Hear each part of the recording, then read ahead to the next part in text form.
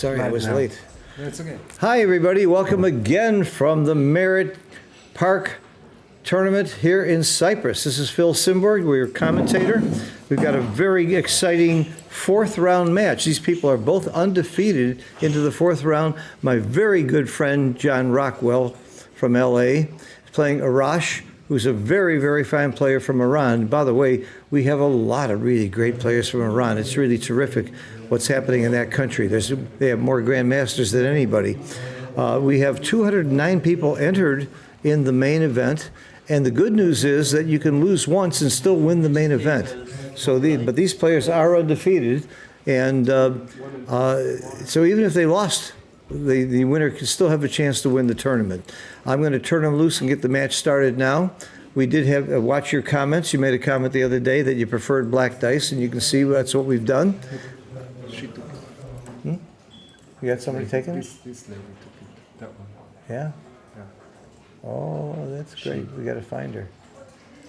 I'll find her. Thank you for finding her. I'm gonna hunt her down. Look, this. We'll hunt her down later. Look. Because this is the thing on the table. She come over. And now she will come. Yeah. Can you take a picture of her face? Amazing, huh? But we don't see her here. Yeah. But we see Great work. I want to get a picture of her face. We're hunting down we caught a thief on video stealing my black dice from last night. It's a lady, and I got a picture of her right now. She stole the dice, and I'm gonna get this lady, and I'm gonna get those dice. Boy, this is fun to catch her. She actually walked by and stole the dice. I'm gonna get her. I'm here. Yeah. Okay, so I'm gonna get this match started. Let's go. This one. Oh, that's a better picture. Thank you. Okay. Thank you. Casino. You don't steal anything in a casino. That's great. We're in a casino. We got cameras everywhere. All right, we're going to start this match.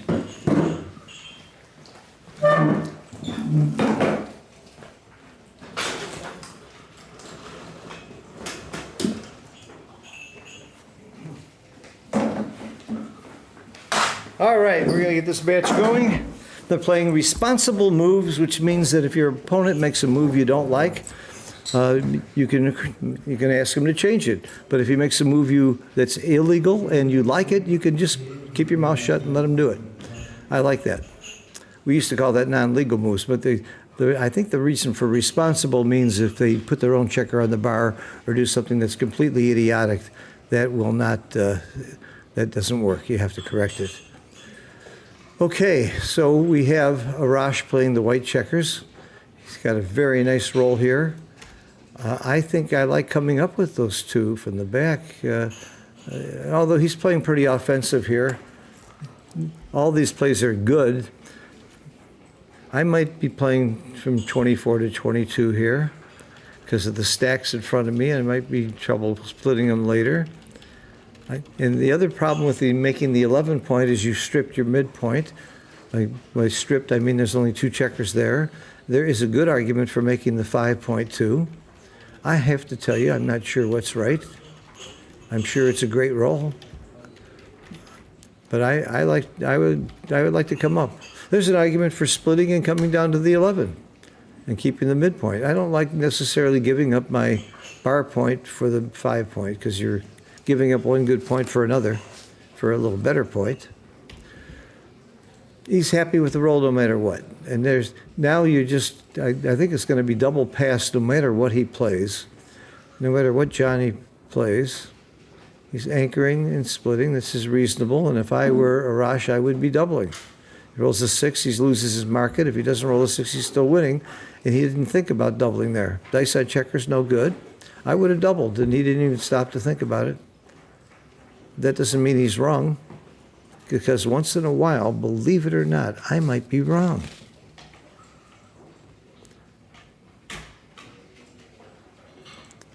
Six, 5 does very little, if nothing. I guess I'm making the bar and slotting. You could make the 2 point, but it's putting your checkers very deep. Johnny Rockwell is a very good player. He's been playing for centuries, not just years, but for centuries. He lived in the Playboy Mansion and coached Hugh Hefner. and had a lot of fun living there. Dated some of the most beautiful women in the world, including Linda Evans at one point. I don't know if I'm supposed to be telling all this information, but he's one of my heroes, and he's a great guy. He got a role playing Superboy when he was young in Hollywood, and just a nice, good guy. He's a dapper dresser. Dapper is the word that I think of when I see Johnny Rockwell. A great role. Make the point and come up with two. Solves two big problems. That was an incredible role. You got to come up. Johnny has never won a big tournament. He's played in many. He and his partner Justin Bohr got to the semis in Monte Carlo, or was it Dubai? I think it was Monte Carlo. It was Monte Carlo. Semis and doubles. He and Justin hang out quite a bit. His buddy from LA, who now lives in Germany. And he desperately needed to hit there, and he missed. Again, this is a game that I thought Arash should have doubled a while back. Arash lives in Tehran, Iran.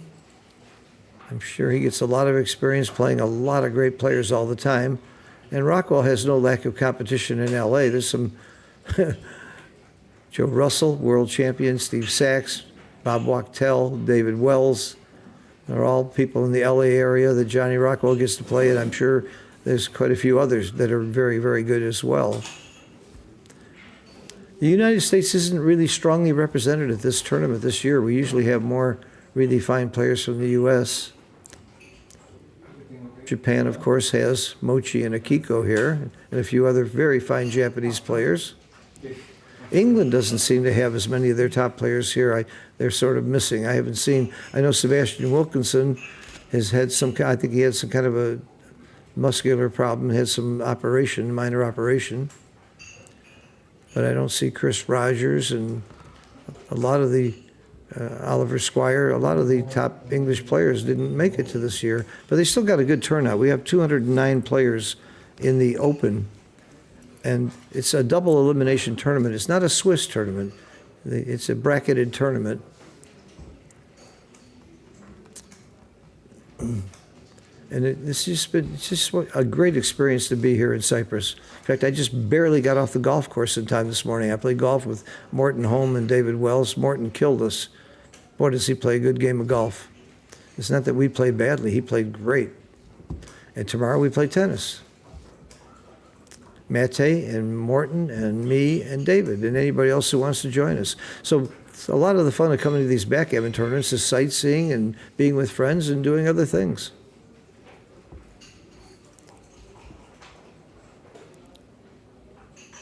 Yeah, no double now. He's just not up enough in the race. It's almost always a take when you're holding your opponent's 5 point at normal scores.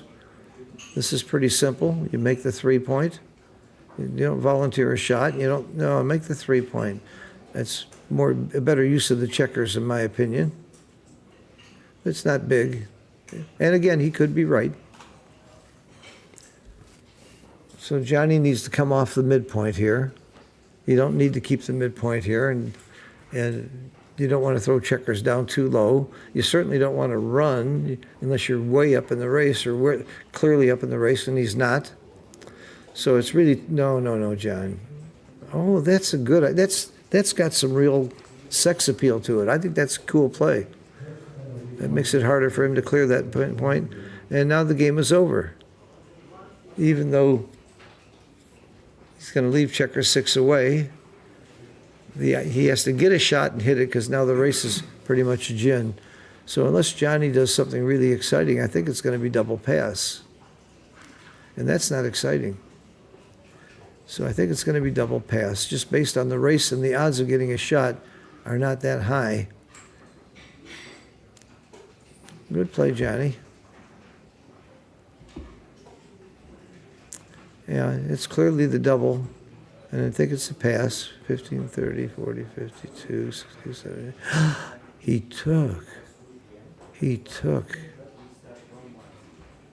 Okay, there's enough shot vig here where it could be a take. It's not that easy to bring home a checker that's a point that's made that's 6 away. So maybe, but even if he gets the shot, he has to hit it, and he might never get that shot. Just go to the ace. Nothing fancy here. Yeah, you could go to the 4.2. That's okay. That's a little, either one. Either one. See, Johnny could roll double 5 now and still be losing the race. Now his timing gets you. I really would question that take. I'm not sure he had to take it all there. Any comments? Anybody running this is watching? Put it in and I'll take a look. Yeah.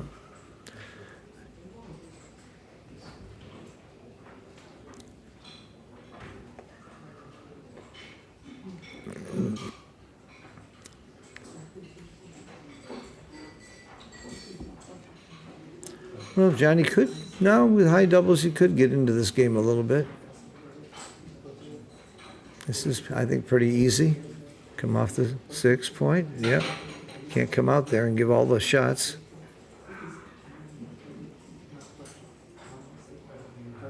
I wish they'd use a baffle box. I don't think you're going to volunteer the shot, so you just clear the point. Now Johnny has to run with a 6 something, unless it's a double 6 or. Oh, Johnny. Oh, Johnny, oh, Johnny, oh. So you run it, and the race isn't that terrible. He has to run with 1. Legally, he can't stay back. So if you're going to run with 1, you may as well run with 2. I think it's right to just run.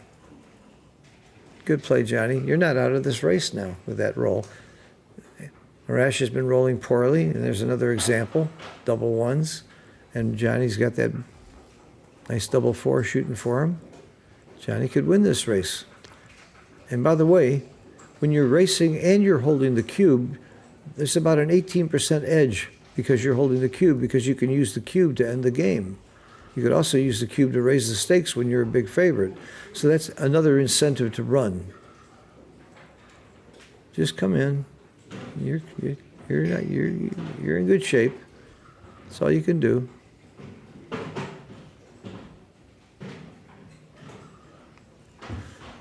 You're happy you took now.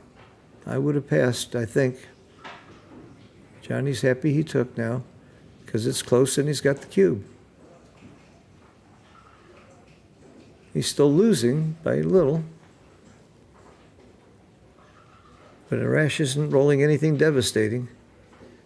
4-1's a very bad roll. He opens the 4 point. Now he's going to miss with 4s. Missing costs a lot. Just don't roll 4s, Johnny, and you're in pretty good shape. He can afford to miss once because he's odd. And his opponent is likely to miss. There's that nasty 4. Just take one off the 6. What else are you going to do? So now he's probably going to need doubles.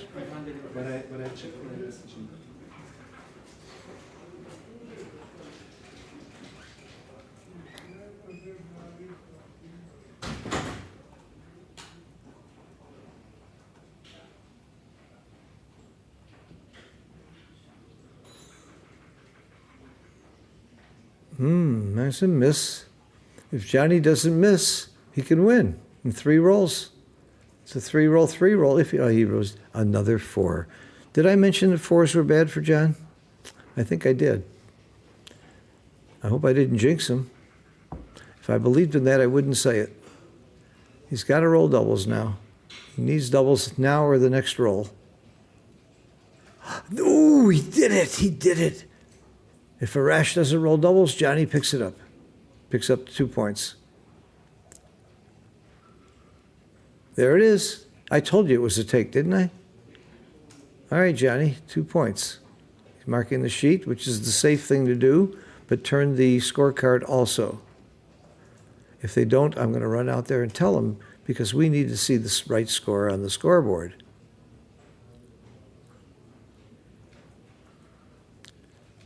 Wow, nice win for Johnny. Big turnaround. Roll that double 4, and then at the end, roll the doubles. All right, I'm going to change the scoreboard. Oh, they're pointing to it. There he goes. They got it. Very nice of Arash to point that out. He's a gentleman. I've played him and seen him at a few tournaments. Nice kid. I say he's a kid. He is a kid. I think he's in his 20s. I'm a little older than that. You can't tell by looking at me, but I'm over 20.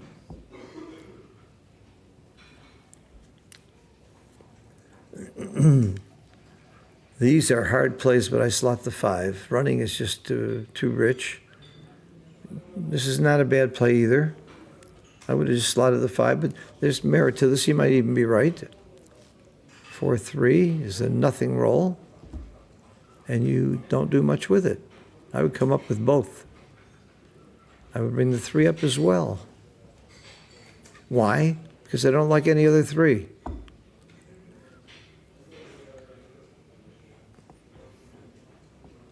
You gave him a 7, and he's going to roll a 7. No, he doesn't. Oh, Johnny, this is not great. Hit 2. Double tiger. Attaboy, that's my play. You got guts, Johnny. I play gin rummy with John, too. He's a nice, very fine gin rummy player. He plays hearts. He's a man for all seasons and all games, just like me. Johnny goes to Monte Carlo every year and a lot of other major tournaments. He's just a world traveler, super guy. He might be the only person here older than me. I know there's a couple. I'm 80. There's a few people over 80. We had an over 80 tournament once in the New York Metro Open, and I beat my buddy Blake Fleetwood and won it. I think it was an over 75 tournament at the time.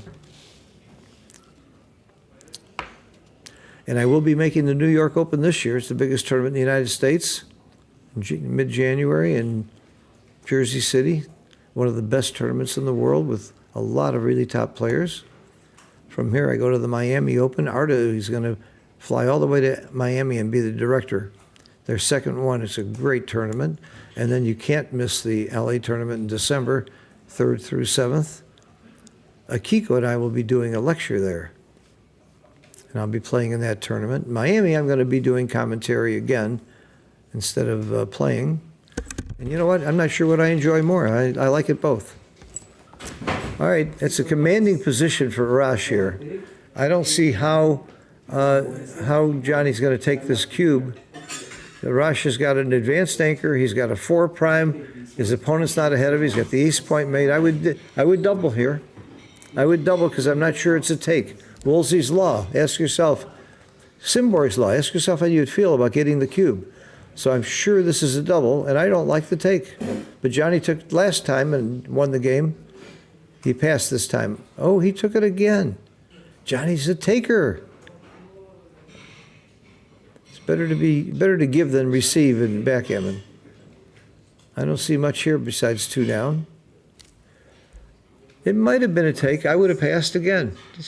I like this. I like that because that blot on the other side of the board screams at you to do something big. I like the first play better. Why give him the 1s on top of everything else?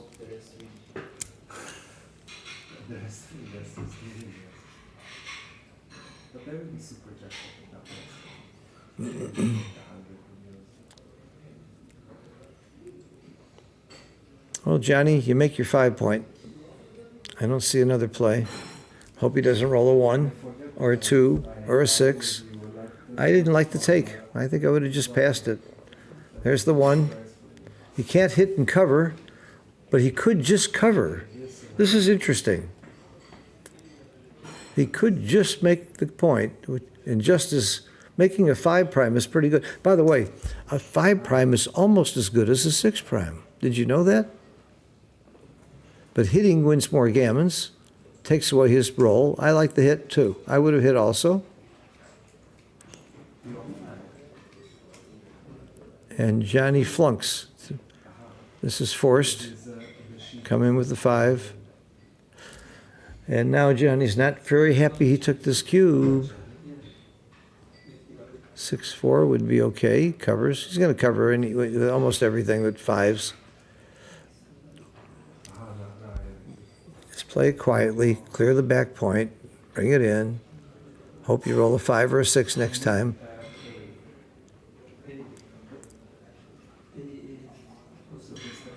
Not a good roll for Johnny. There's no good roll here for Johnny. He's got to break the 7 point. And he does. Now it's that much easier for Arash to get out and hold his prime. He wouldn't mind a 4-2. Ooh.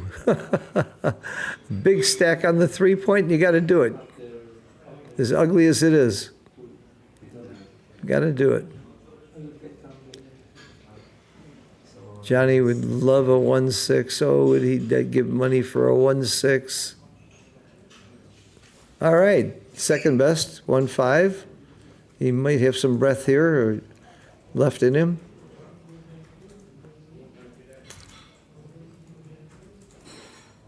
Johnny wants a 6. Yeah. There's no reason to pick and pass, I don't think. Bring it in. He could go to the 2 point because it's fewer shots. Right now he can get hit with, yeah, it's fewer shots. Now he only gets hit with 2s and a 4-4.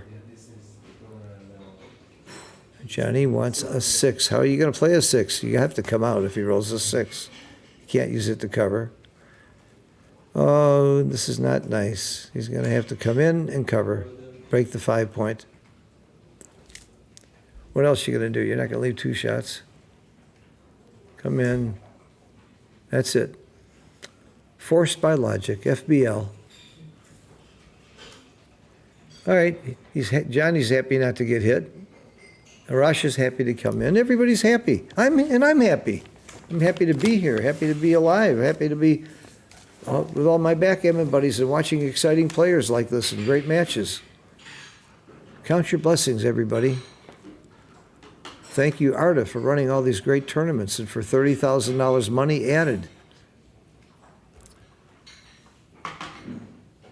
Mochi's going to do a lecture on Saturday. I'm not going to miss that. I make his lecture every year at this tournament. It's really fun. He has a quiz and a lecture combination. Keep it going. Just keep it going. There he goes. Forced. Arash would love a 1 or a 7. There's the 1. That's big. You can't cover, but that's okay with a 5 prime. You just keep coming out. All right. I don't know. Johnny would rather have a 3 than a 2, I think. He wants to get off the gammon now. At some point, you say to yourself, I've lost the game. I want to get off the gammon.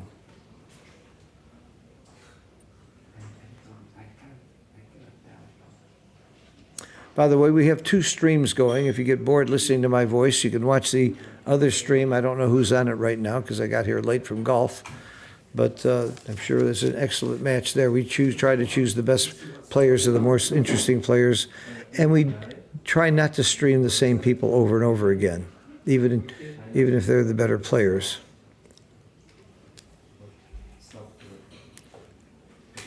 Mate Farr, who is in charge of the streaming and technology, does a great job with that.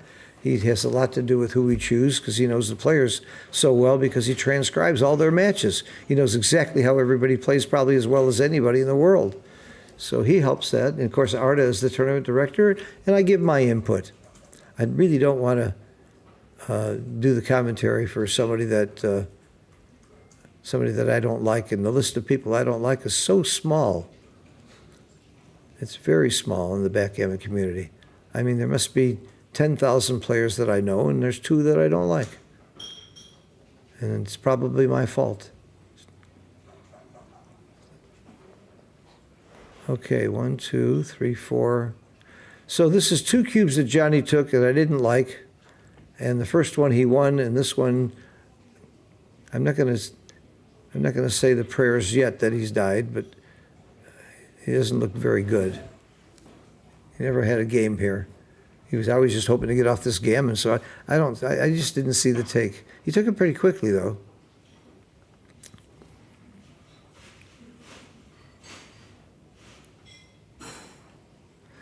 He's going to have to get a shot, hit it, and then get super, super lucky. Now, if he just runs, he can probably get off this gammon by running. It's close, though. He's got a lot of crossover. Oh, here's a big roll right here. A huge roll. If he can come up with a 1, and he doesn't, but he has a high number which can help. Just run with both. He does. That might help him get off the gammon that he rolled 11 pips. But of course, hitting would have been big. Now he's really gammon for sure after that double. Say goodnight, Gracie. He's going to lose 4 points. Johnny. He took 2 tough cubes. Got to give him credit for that. He might have been right to take. Just because I didn't like it doesn't mean it was wrong. They didn't hire me because I'm right all the time, by the way, in case you didn't know. There is nothing he can move that's going to get him off with double 6s. So it's going to be a gammon. Don't waste your clock. So he rolls double 6s, he's still gammon, so what difference does it make?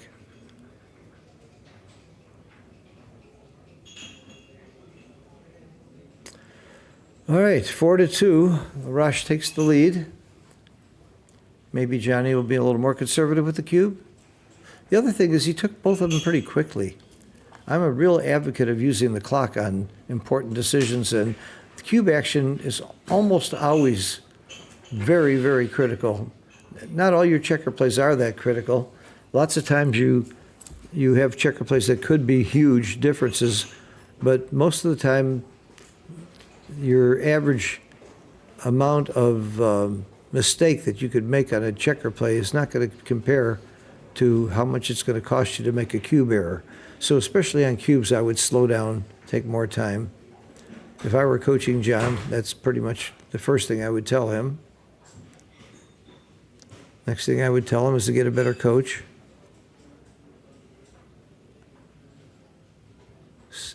I would come up, sure, coming down, you're splitting into a direct shot. That's a good roll. Hits and makes a point. I always say, look for the word and. That means you've done 2 good things. So anytime you can say and, it's probably the right thing to do. Come in and hit. Hit and make a point. Hit and escape. Pick and pass. And is a great word. Almost as good as my favorite 2 words in a chouette. Me too. Get in a chouette, watch what the best player does, and say, me too.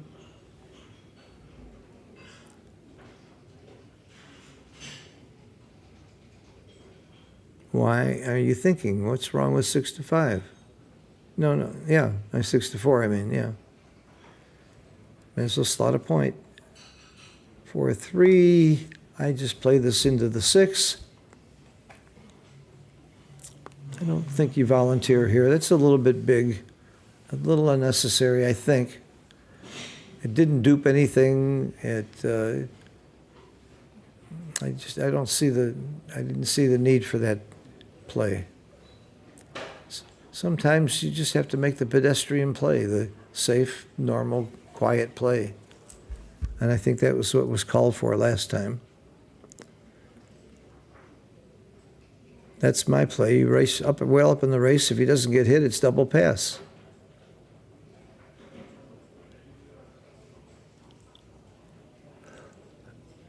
But he does get hit. He must hit. You can't let him make the point, even though you got a blot in your board. But I did like Arash's play quite a bit.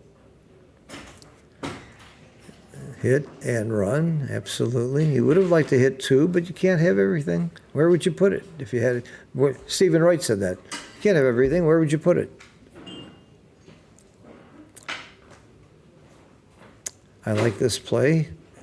You love making your 5-point, but he needed to play more defensively there because Arash is in a mode to attack. So I really like making the anchor. And I really like making the 5, and you can give up the midpoint. You can give up the 18-point comfortably. No, that's the wrong idea, John. When you're holding the 18-point, you don't need the 13-point also. Now what happens if he starts rolling some aces? 5, 1, 4, 1, 3. All these numbers become awkward because he kept that midpoint. Here we go. Well, this isn't terrible, but again, Remember, if you have the 18 point, you really don't need to also hold the 13 point. This is a, go to the ace. Yeah, it's a terrible roll. Nothing he can do. All right, Johnny got away with it. He should have broken that midpoint because you're going to see you're going to break it eventually anyway. He likes that play where he leaves that blot to go fishing. That's the second time he's done that. It must have worked for him once. If it works for you once, you keep loving the play, maybe. And if I'm not saying it's wrong. It might have been a good play. I wouldn't have done it, by the way, because he has the 18 point. He's got outfield pressure anyway. And his opponent's not going to hit him unless he can hit and cover, or unless he really needs to. Okay, at a normal score, this could be a double. The fact that you're winning 4-2 might change that a little bit. But the race isn't gin. It's a little timing problem for John.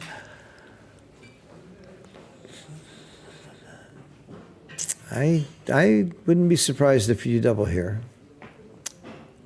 20, 40, 63, 13, 74, 84, 94, 104, 5, 6, 7, and 3. 110 for white. 50, 86, 96, 106, 116, 117. So he's only up 7 pips and he's got to bring it home. That's not enough pips to be up, if I counted right. If he's only up 7 pips, this can't be a double. You need to be up about 15%. It sure looks like he'd be up more than 7 pips. I probably counted wrong. 76, 9. 112 for white. 50. 86, 96, 106, 108, 118, 119. I still get 7 pips. Can't be a double. Up 7 pips and possibility of leaving a shot and getting hit. Especially now at the score of 4-2. Being able to count fast is a very important thing. Look how much time he took on the clock. The other thing that's important about counting fast is if you have fast counting methods and you're good at it, you're going to be more accurate too. It's not just a matter of being fast. You're going to get the right number more often.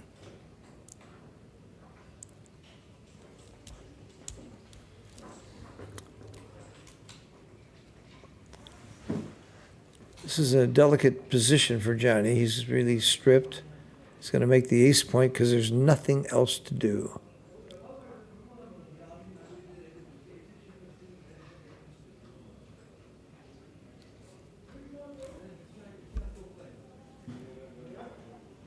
You keep a running count. Once you say you're up 7, you roll a 6, you know you're up 13, your opponent rolls a 5, you know you're up 8. Keep a running count so you don't have to keep counting.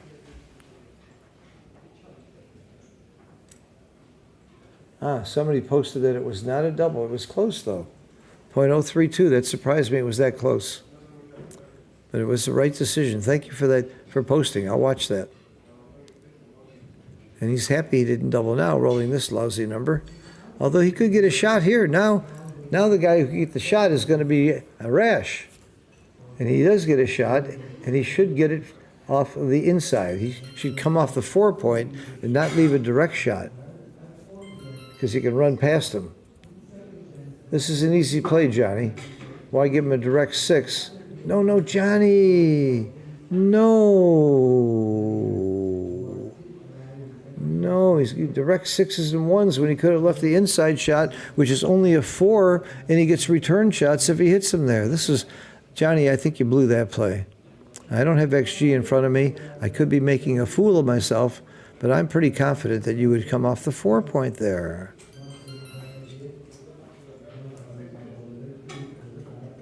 This might have been a double with that play. You hit, and the 3, I think you hit, you make the 3 point from the 6.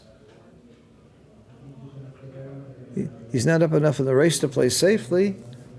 And you hit, you have pretty good odds, and if you get hit back, your opponent's 6 point is open. I'm hitting, and he's not.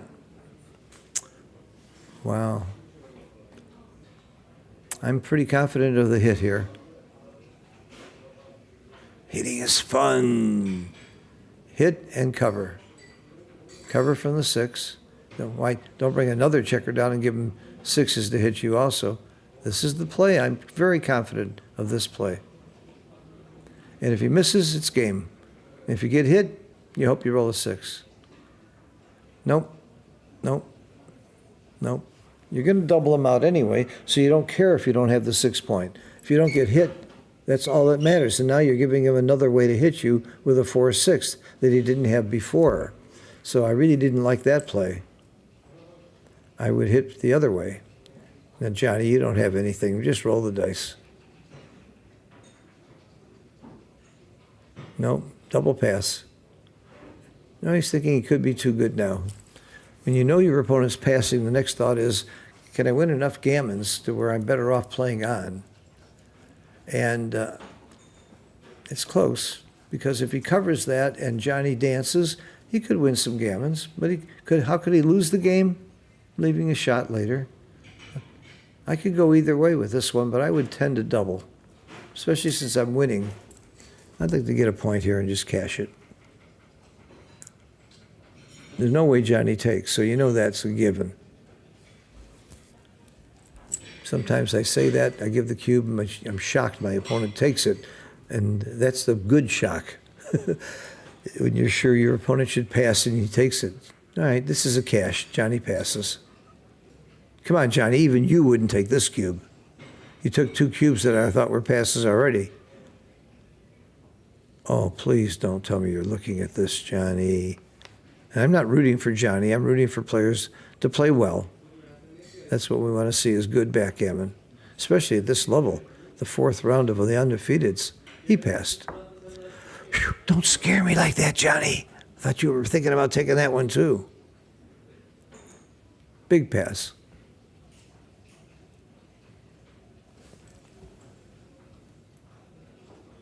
Let me see. Phil, spot on. Yeah, somebody said I was right. A big blunder running from the 18. Well, thank you. And by the way, when I blow it, let me know that too. I'm happy to learn. We're here to learn and to enjoy the matches. You do both.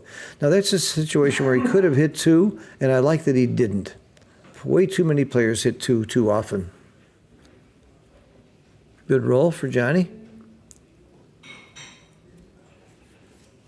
Now you might hit. Now I do hit. You could come up from the back, too. I like getting rid of stacks. I like hitting. And hitting is fun. Dean Munch taught me that. If anybody been around a while, Dean, great money player from Chicago, made a living playing backgammon. I like the hit. Now you just come out. It's thematic to always go to the 18. You always do this every time except when it's wrong.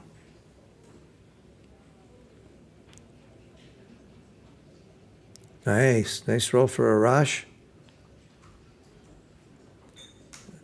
You have to come in with the 1 and you have to hit. Why? Because any of the 3 is uglier. The best play is only best because it's better than the alternatives.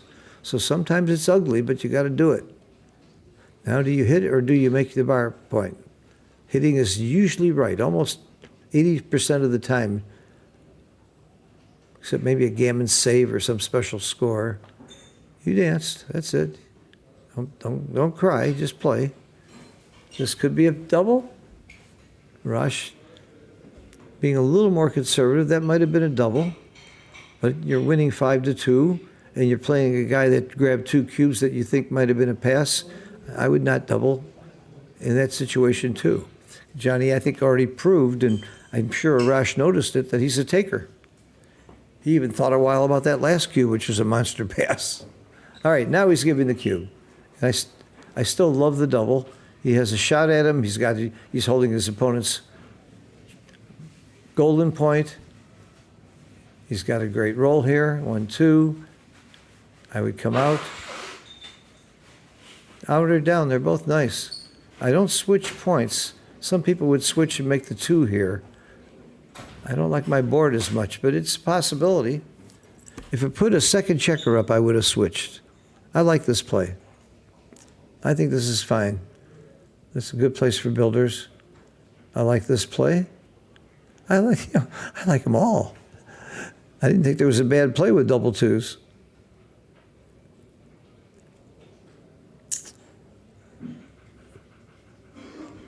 Make the bar. It cleans up your board, makes a good point. The bar is not as valuable when your opponent has a high anchor, but it's still not a bad point to have, and you clean up your plots.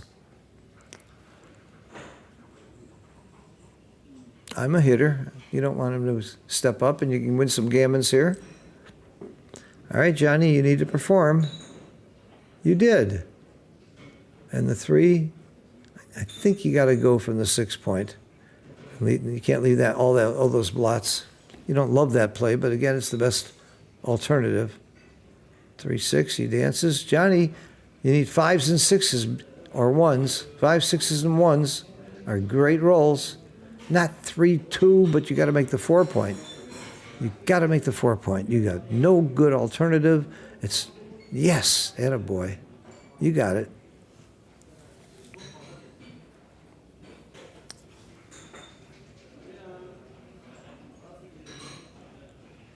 He's happy to come in, and then you come in again. You don't want to leave a double shot by going to your bar point. Coming out leaves more shots.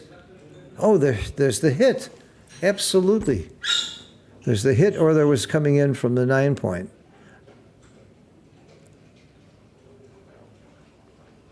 I like this. I think your structure's too good to give it up, the 8 point. I'll bet you that's close. Hitting wouldn't have been terrible, but I like this play. Now, Johnny, hit and make the bar. What a nice roll. And continue. Continue. Attaboy. Nice play, nice roll. Arash dances. Johnny, you need 6s and 5s. You didn't get it last time. Oh. 1, 2. Keep them going. You don't want to create a new blot, or it's make the 2 point. I would keep them going. I would keep them going myself. That's a good play. If he dances, then you got big market losers. If you roll a 5, you got to think about the cube. How often will he dance? 9 rolls out of 36. 3 times 3 is 9. That's how I came up with that number so quickly. If you had 4 points made, there would be 16 numbers that don't come in. If you had 5 points made, 5 times 5 is 25. Knowing these shortcuts is going to make you a much better player. It also makes you sound better when you do commentary. I agree with no double there, because if he doesn't roll a 5, he could have problems. The wrong 5, by the way.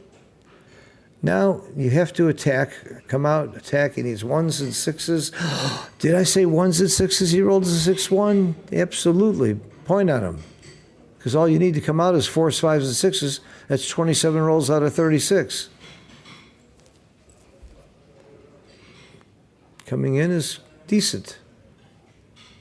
And you go to the 3 point. You don't want to leave another shot. Johnny's still not out of this game. He's holding the cube, too.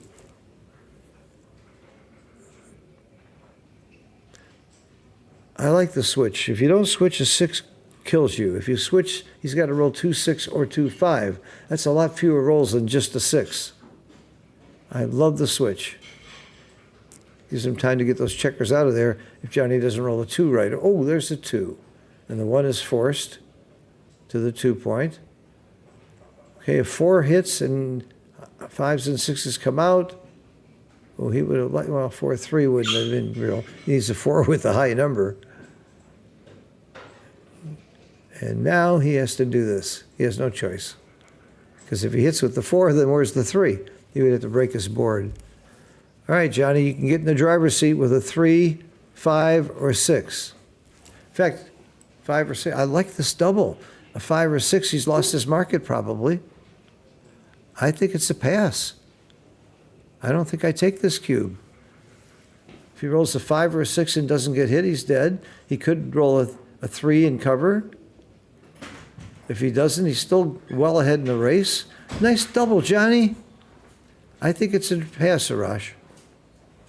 And that's my barometer. I use Woolsey's law. I ask myself, if I were my opponent, would I take or pass? And if I'm not sure, I give the cube. And if I'm sure I pass, I give the cube. And if I'm sure I take, then I use John O'Hagan's law. John O'Hagan's law of market losers. Well, more than 25% of the time he dropped next time, then I'm doubling. So I think he's already lost his market. I think this is a pass.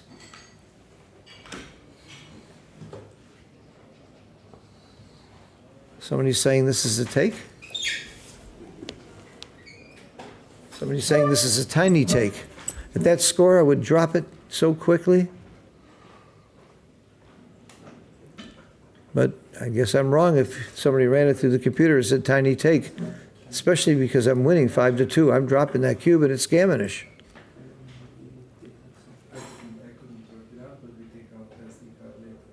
Arash rolled a great roll. This gives him a play to the game. Now Johnny has to be a little bit more careful, and he can't give the shot, so he has to break his bar point. And he does. Okay, a 7 is a deal killer.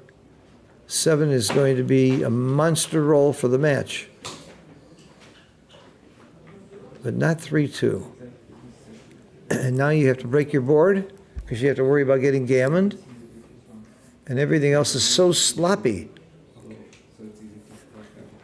How do you break the board, though? That's reasonable. So you may as well make the 2 point. I probably would break the 6 myself. I would just come off the 6. That's usually the right play. And I would just go all the way to the ace and hope I could remake the 6 later if I need to. So that was a tiny take. That surprised me. I admit that I was wrong.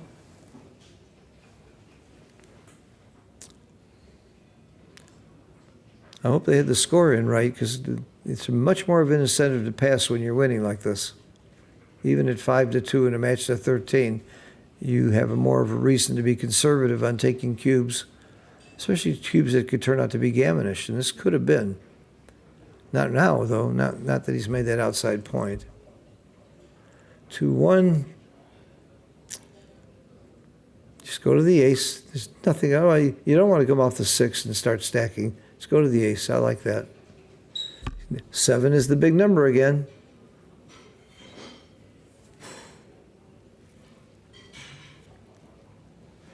Do you come out with 2 or do you leave the shot? I guess you leave the shot because it's an indirect. I guess I come off the 14 point. Yeah, there's an argument for this. The argument is based on the race, and the race is close. This is more shots, more shot vig. I might have raced there. That was not an easy play for me.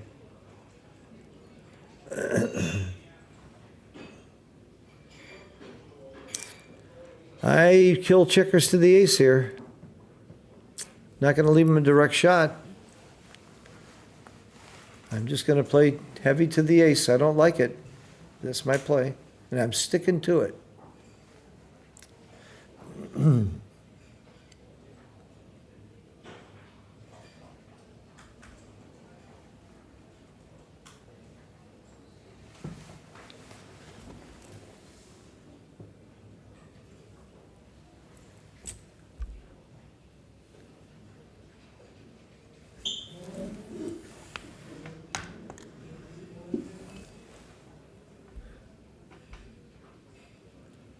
A 9 is not the same as a 7. You know, this is my play, and go to the ace. I want to maximize contact because that's how you're going to win the game. And this maximizes contact, and it's not that dangerous to leave the blot on your opponent's 20 point. I like this play a lot.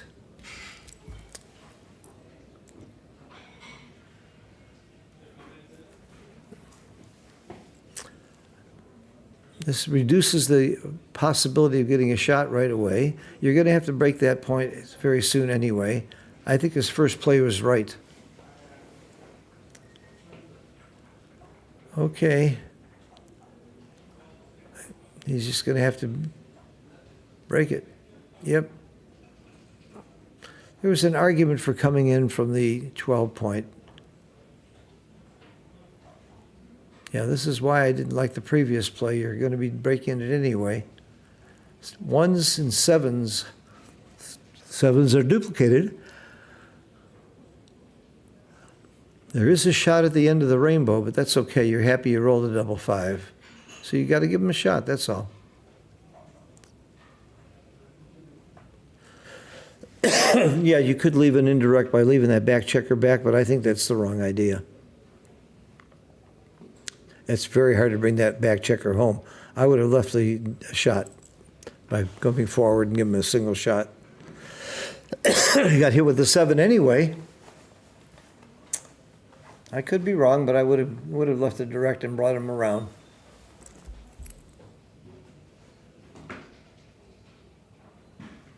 I'm reading the chat too late. Okay, thank you.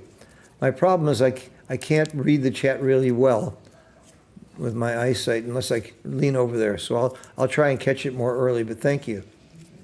So it was a pass. I was right. Thank you. I thought it was a pass, and it was. Big pass.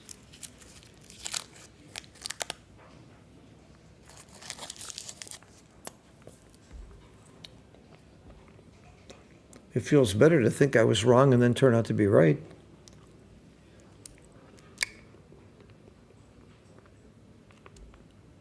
No, I didn't like Johnny's play when the doubles. The opponent has a 4-point board. You waste pips. You're leaving a 7 shot anyway. I would have put him in range. Take my medicine.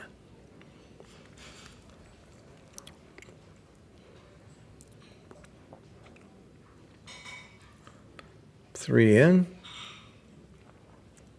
Yep. And if he doesn't come in, you got to think about the redouble. He didn't. You got to think about it. I don't think you do at this score, though. I would not redouble yet. I'd wait one more roll. Although it could be a redouble. You know what? I think it's redouble. I think Johnny has to take at this score. He can roll a 6 in the next couple rolls. He's in the game. You're favored to roll a 6 in 2 rolls. I don't know. I'm not sure if it's a take or drop. So, yeah, now I'm convinced it's a double. Because I'm not sure if it's a take or pass.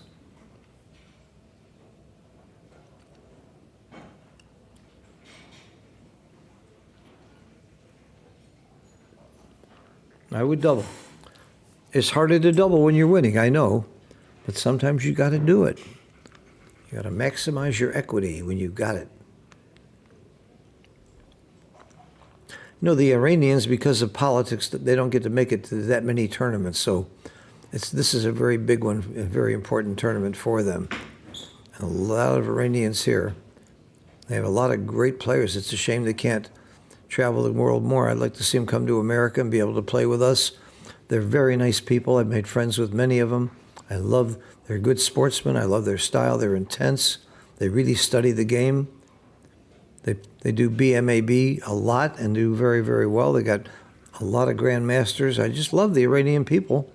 And I happen to be a Jewish person from the United States. So I've got 2 reasons to be enemies with Iran, and I don't feel that way at all towards any of those people or the people from Russia or anywhere. That's what backgammon does. It brings us all together. We stay out of the politics.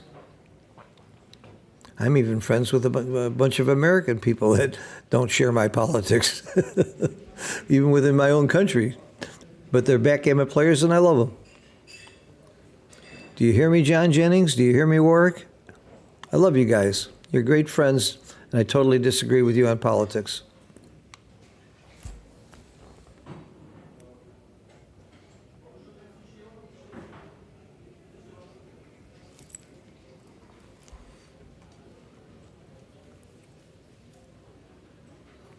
Oh, my goodness. Oh, my goodness. Double six from the bar. Johnny, Johnny, Johnny, you're going to be back in this game. He hasn't won yet. In fact, he's not even winning, but he sure has a shot now. Oh, that's the game. That's the ball game.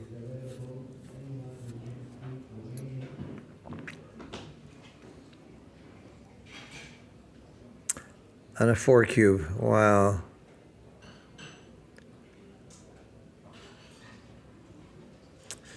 They're not sure where the cube was, where the checkers were. We might have to roll this back, Mate, to see where the original position was. Mate?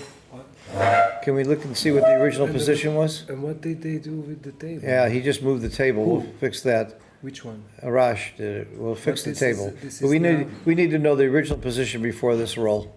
Okay. Can you roll it back? I'm going to fix the table and tell them we're doing it.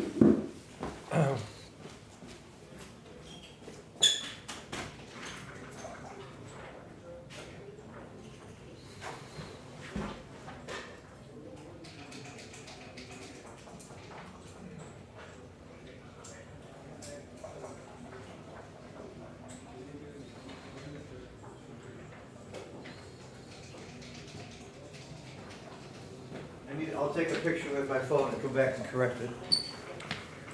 Before his double six, white's bearing off. Yeah, before this, what was the position? Okay, when he moves his hand, I'm taking a picture. That's it. Okay.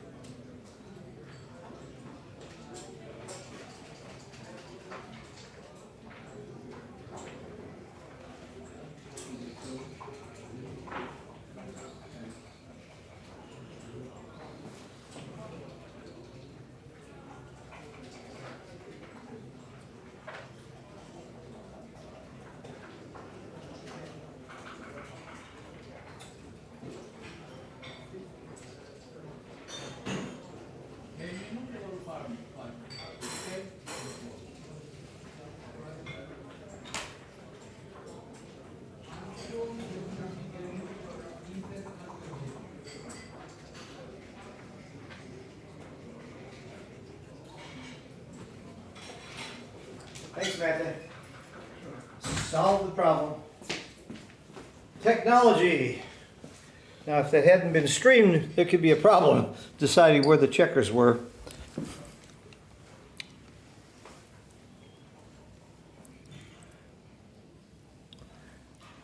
You can't see who she is, but there's a picture of the lady who took my dice. No. Yeah?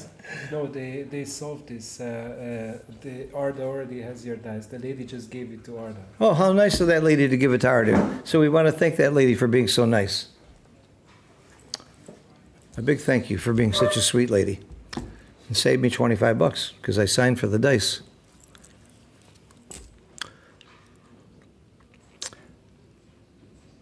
So after the double six, we didn't see a recube. 1, 2, 3, 4 rolls. 1, 2, 3, 4 rolls. 4 roll is about 24.7% if it's pure. Johnny needs to perform here. The score might stop him. Oh, that's not performing.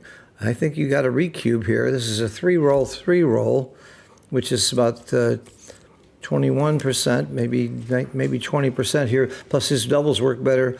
I think Johnny's got probably close to maybe 17% winning chances here. So what's his take point on a 4 cube? If he passes, it's 2 away, 11 away. His take point's going to be very low. If he takes the cube on 8 and gives it back at 16 immediately, so what's his equity? This is what we need to know. We need to know what is his match equity if he drops the cube and he's losing 2 away, 11 away. It probably is not a recube. I agree with this roll. But now, after this roll, it's going to be very, very tough for Johnny to win if he doesn't roll doubles. 6-4, okay. So this is a two-roll position. That's 14%. He might have, 14% is probably still a take. Because he'll have less than 14% winning chances at 2 away, 11 away. So he takes, recubes, rolls doubles, and wins the match. So is 14% the right number? Am I right about 14%? I think so. I think that's the odds of white not rolling doubles and black rolling doubles. I'd have to work it out with a pencil, but I think 14% is the number I remember. 13.8 or 13.9, something like that. And I don't think it's a redouble. I think you just roll, because I think he's going to take and recube, and he has better equity. Yeah. Any roll doubles. Okay. That solved that problem. 9-2. I agree with the cube action. He might still be right to give the cube. Somebody said, great work on the commentary, Phil. Thank you. How nice to be complimented. I'm doing the best I can, and I listen to praise and criticism. So if you have a suggestion or something you think I shouldn't be doing or should do more of, I'm always very sensitive, trying to be better. I can't please everybody, but I really am trying. Okay, they're going to take a break. They should. I would take a break if I was Johnny. And I need a break, too. I'll be back shortly.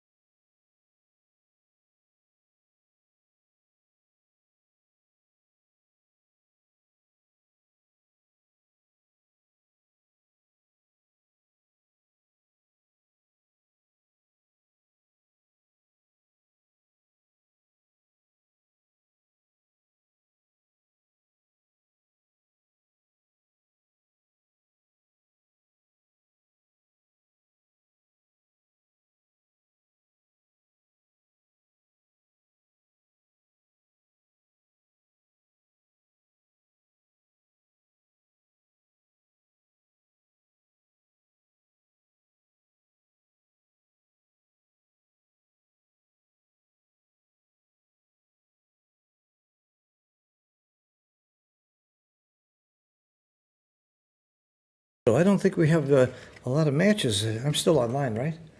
Good. Let's schedule today. A lot of action going on. Today is Wednesday, isn't it? Thursday. Today's Thursday. That's right. I played golf today. Wednesday was tennis.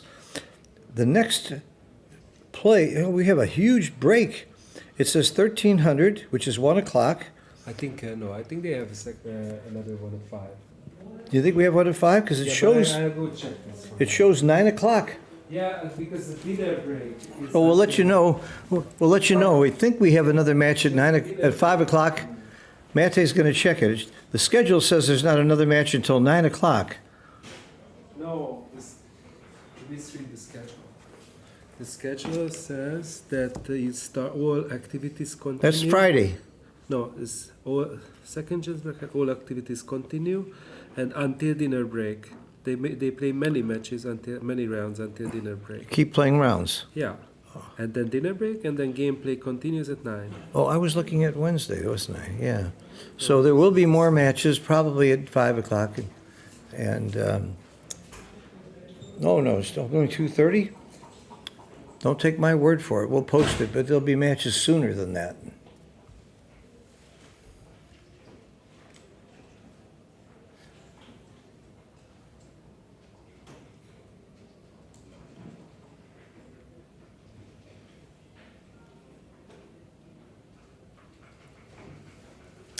Okay.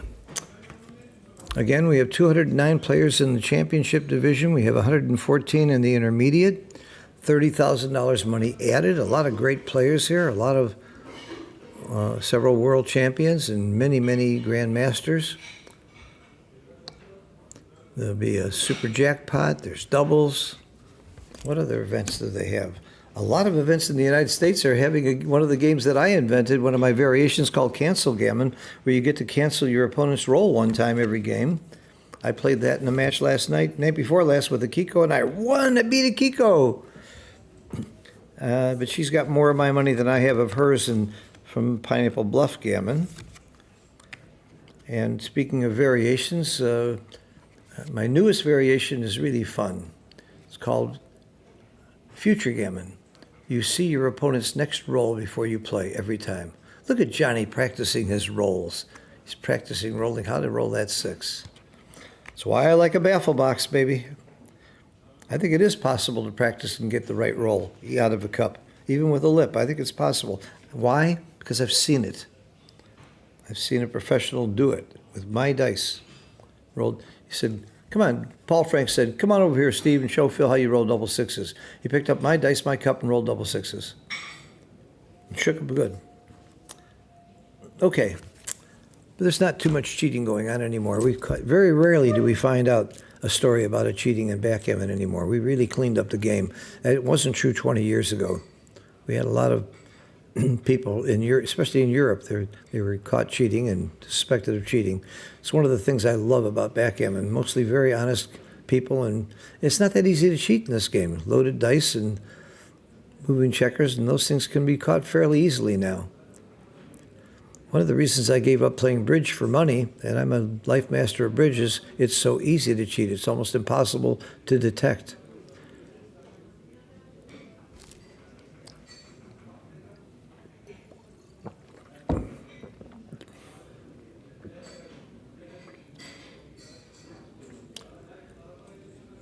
So it's 4 away, 11 away. Johnny really needs to play what I call gammon go. Try and win more gammons, be very aggressive.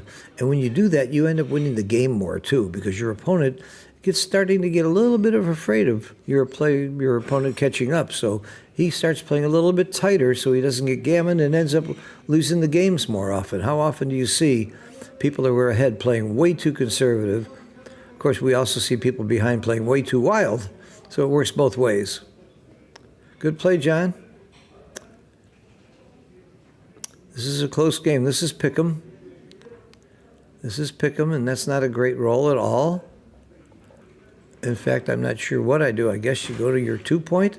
Arash, what are you going to do? You just drop a checker down to the 2-point? That would be me. You could bring the, yeah. keep it going. Oh, this is very big play. Very creative play. Very wrong play. That's my play right there.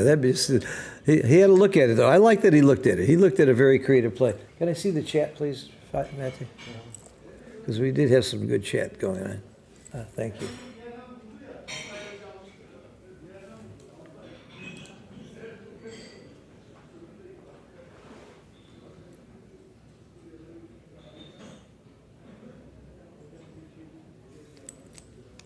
All right.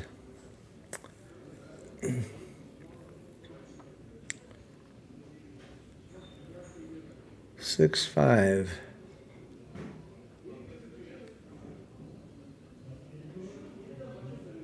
I like it. It's only a one shot. You make a point. It's productive. Johnny's got 2 blots in his inner board. You're not that afraid of getting hit with a 1. But he does hit him and cover, especially since you're behind. It's a more gammonish play. Clearly right, Johnny, and a good roll. Arash would love it too.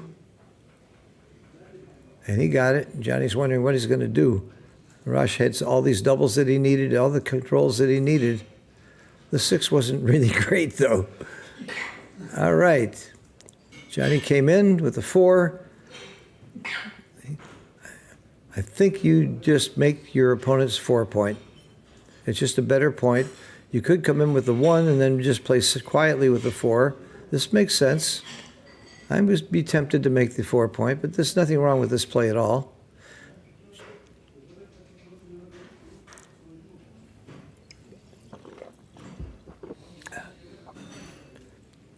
We are now in the ugly roll department. Both players are rolling awkward, ugly rolls.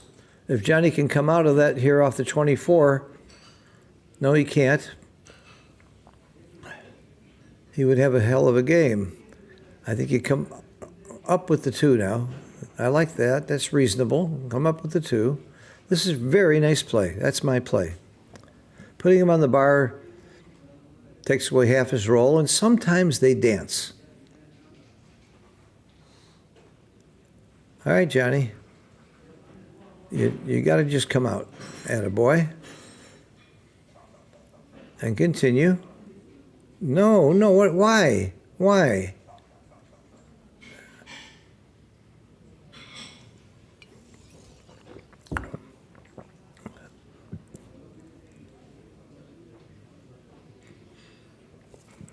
Nice play. Why? Because he's winning the race. Just come in quietly. I wouldn't stack both of them on the 8. I would come in. Nice play, John. That's my play.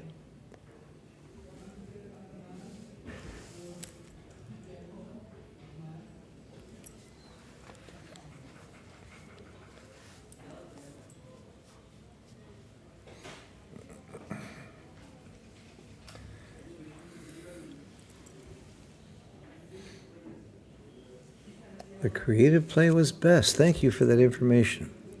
That was so creative. Very, very aggressive double. Probably wasn't a double, but at this score, I can understand it completely. Because if you roll a 4, you're thrilled, and if you roll double 4s, you're doubly thrilled. You got 1 more, John. That's only 3. That's 4. Somebody's knocking at the door.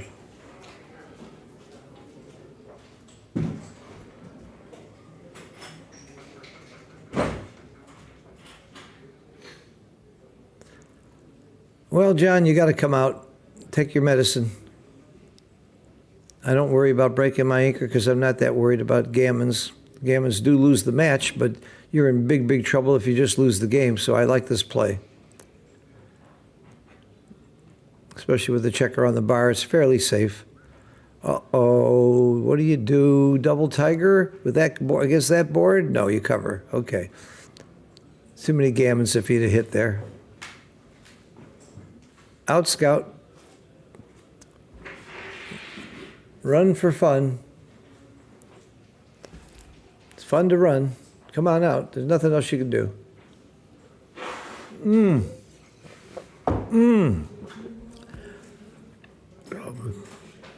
Wow, is that a big play?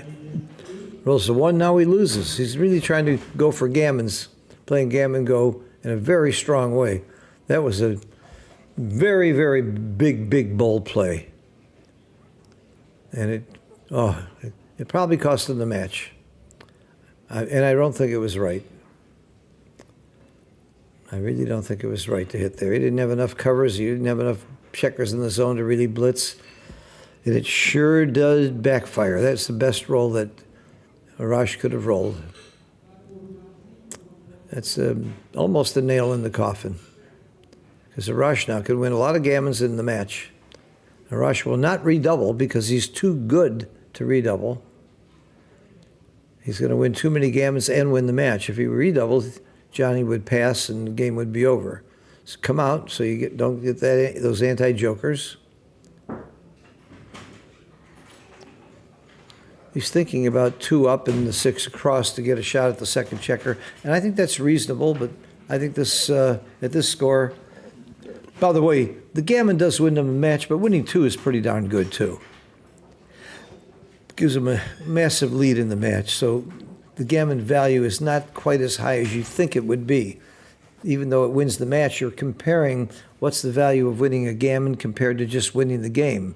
And winning the game is pretty big here. Cocked. That hit off the ace, I had to be wrong. But I got to respect him for going for it.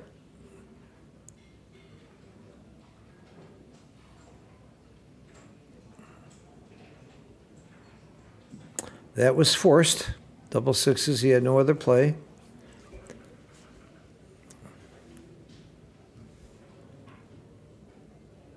Oh, Johnny, you just saved the gammon. Oh, yeah, come on out. You can't stay there.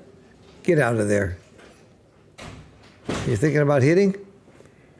He's thinking about hitting. Well, it's worth thinking about, but you just, oh, he's got to, if he hits, he's decided he's going to gamble. He's going to gamble big time because of the score. You know what? If he gets away with it, it would be really exciting. That makes it fun. This is fun. This is an exciting match. Oh, he comes in and hits. Oh, poor Johnny. You got to give Johnny for playing with heart. Oh, he got it. He got it. The 2 is not that important. That's pretty good too, though. It blocks. Yeah, stops the 3-5. Oh, my goodness. Johnny, you're playing big and it's maybe working. Now he needs to get a 6, get out of there. Oh, cock dice. Cock dice. We got some really exciting stuff happening here. Johnny, if you can get a 6 or a 5-3. 5-3. Johnny, make the 3-point. I'm saying it quiet to make sure he doesn't hear me. Great roll. Oh, my God. Johnny could get a gammon. Just a minute ago, I was talking about Arash being too good to double because he was going to win a gammon and win the match. And now Johnny's in control. Johnny, you are supposed to slot your bar point. It's a given. At this point, you slot that bar point. Yes, Johnny. Don't be afraid of a 1-6. No. You don't want to attack inside. You want to make the outside point. I think this is the wrong idea. It's not a bad play, but I think it's the wrong idea. I think it's the wrong play.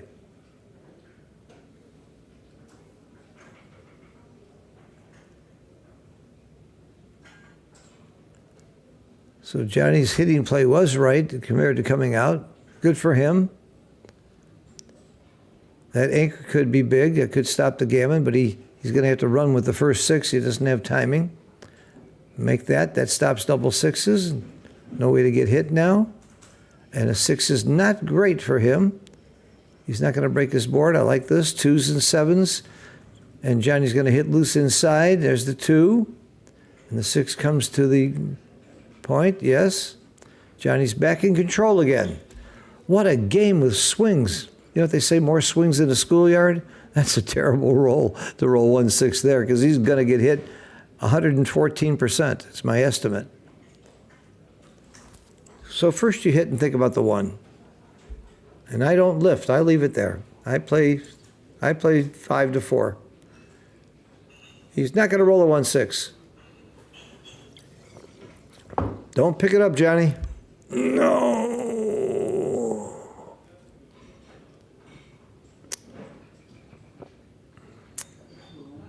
You would love to have made that point or have the 6 to hit him off the ace.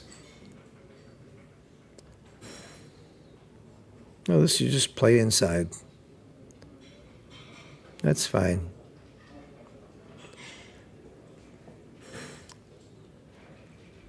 Arash keeps rolling ones. He's going to do it again. I knew it. I just had a feeling. Now Johnny's got to be a little worried again. 4-3, bring in the back checker, or you leave the double sixes. He's going to bring in the front one, giving him only double sixes.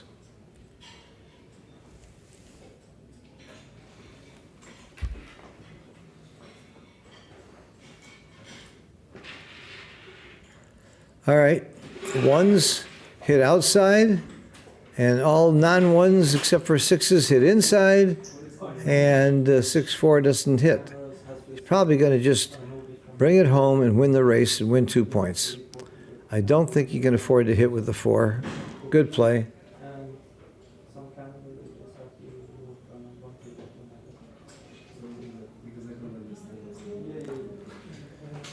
All right. Nothing wrong with winning a point. 2 points, rather. Stay in the game. Both players had really serious gammon chances in this game. Both players. Very exciting. A lot of fun plays.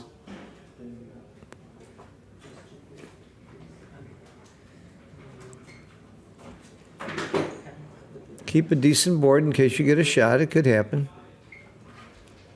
Could happen. Did I say it could happen? It happened. You hit him. Hit him and get rid of him.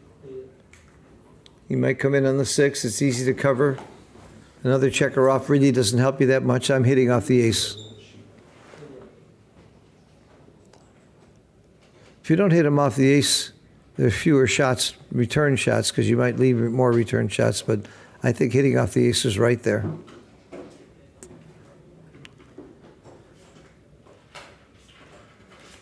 He rolls a 6, the game is over, and you won for sure. Can you keep a camera for you guys?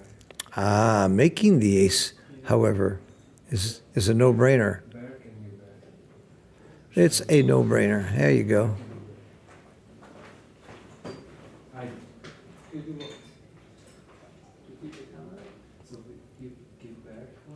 Nice roll. That's the roll he wanted. Something with a 1. Game over. It's going to be 9-4. Don't rule Johnny out. He's won from worse positions, I'm sure, and of his experience.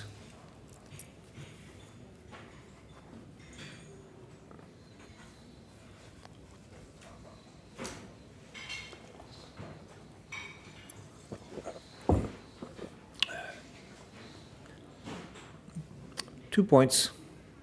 Bingo.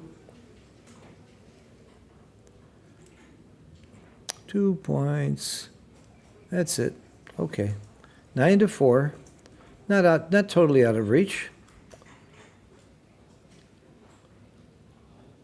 Johnny probably wins. I don't know the match equity. Let's see. 9 away, 4 away. He's probably got 30%, something like that. It's far from a miracle for him to win now.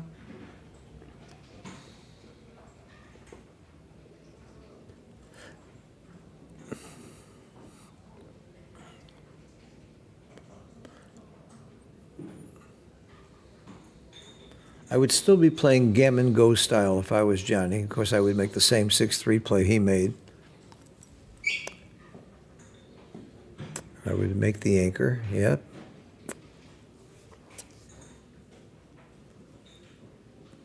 Good roll for Arash.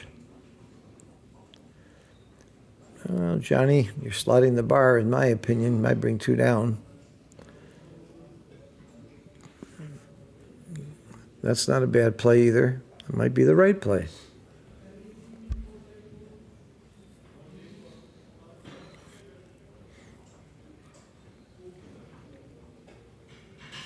This is what I call shooting a blank. Oh, he plays aggressively. He likes these slotty plays, and they're great plays. Except when your opponent hits and covers with a 4-2. Clearly right. Clearly right, and come out to the 18. It's always right, except when it's wrong. Out to the 18. Why are you leaving it? You wouldn't leave a double shot and get another checker back now. Anchor, slot. Yep.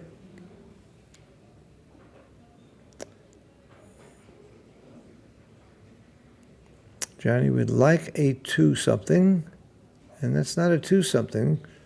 Make the point. It's a close game now. 6 is safety. This is a very close game. Let's pick 'em. Bring one down all the way. No. Why? I would just bring one off the 13. That point isn't that valuable right now. You're not likely to give a shot, and you're leaving a shot. I didn't like that, Johnny. Nope, I would have come off the 13 all the way in. But Johnny's playing very, very aggressively because of the score. That's my play. Make the point. All right, Johnny, make your point play off by rolling a 5. He doesn't.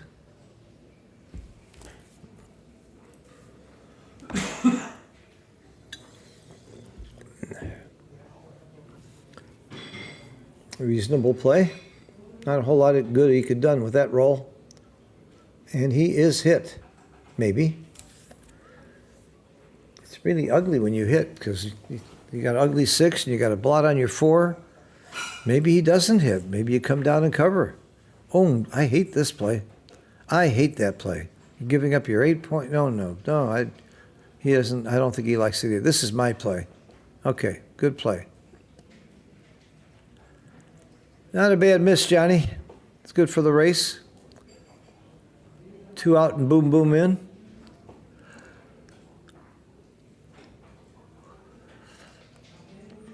I would not leave the shot. I would have come in and gone to the 2. I will say this. I'm seeing John make some very bold plays. Maybe some of them were overplays where they were too bold. Maybe they weren't. But he is playing with gusto and guts. And by the way, so is Arash. I guarantee the luck factor's in Arash's corner because of all those doubles he rolled in a couple of games. And most of the really close games went to Arash with some great rolls. So I would give the luck factor to Arash. Extreme Gammon measures the luck factor. What it does is it says, okay, right now your equity is 50-50. You just rolled a number that raised you by 6%. You gain 6% luck. And it goes back and forth, that kind of thing. Or if the average roll would make you a 55% winner, but you rolled something that made you a 52% winner, you lost 3% on the luck factor. That's basically how it works. I explained it a little bit differently, but that's the concept.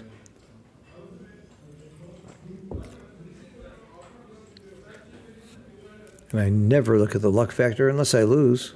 I want to find out how unlucky I was so I can use it as an excuse. That's the good use of the luck factor. So you can say, I lost, but the guy rolled a 7 luck. You can justify your loss. Okay, this is forced. And a 4 is huge here. Huge roll. No, you can't double. No, just roll. A 4, you got it. Oh, a cover and hit. We talk about luck factor. That is a joker. Game over. Johnny, oops, comes in. Might not be game over. Yeah, I still think it's a double. But this score gets tough. If he doubles, Johnny takes and recubes immediately if he takes. But is it a take? I don't think it's a take. That's why I would double. It's very hard to double when you're winning this much. But I still think you have to double when you have a double. You have to play by the book. Otherwise, you're giving away equity by definition. So he's 4 away, 9 away, and I'm not sure I would take it, so I absolutely double.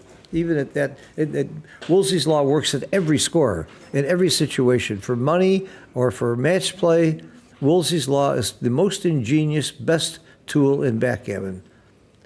If you're not sure your opponent will take or pass, give the cube. If you're sure he'll pass, give the cube.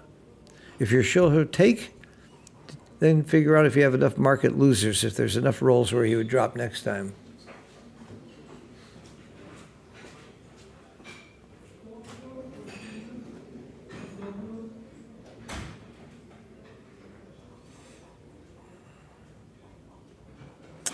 Four played correctly. I would not have played it that way, so I'm learning. Thank you. I'm so glad you're running it out, running some of these. I assume you're telling me what XG says, not what you just said, but I would have played 4-4 the other way. He did not double, and I understand why at these scores, because I think Johnny would take it, and Johnny's already proven to be a bold taker. He would take it, recube, and you wouldn't be happy. You could lose the whole match. No, not lose the whole match. Recube gets you to 12. That's another reason it might have been a double, because the recube does not make a double match point. It's not fun if you lose an 8 cube. Now it's getting much closer, much harder to take. Yes, good double. And Johnny, you know he was taking last time. He's already got the cube turned to 4. He's already got it ready to recube at 4. He shouldn't be holding the cube there. It should be on the table. I don't know if you block double sixes. I guess you do. Gammons would cost you the match. Johnny's going to redouble immediately. It's tempting to just come in to the 6 point, take your chances. And it's also tempted to make the 13 point and block double sixes. I know what I do. I come into the 13. I'm sorry. I come into this to the 6 point.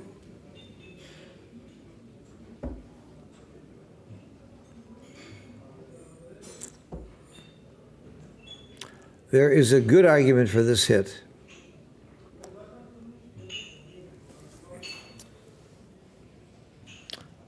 There is certainly a good argument for the hit. At DMP, I'm hitting. This is my play. The hit could be right. But this is my play. Isn't that an 8 cube? No, that's 4. Did I get the... Oh, that was the initial cube, 2, 4? Yeah. I'm thinking it was recubed. Yeah, what was I saying? Then clearly it was a cube. If the recube only comes back at 4.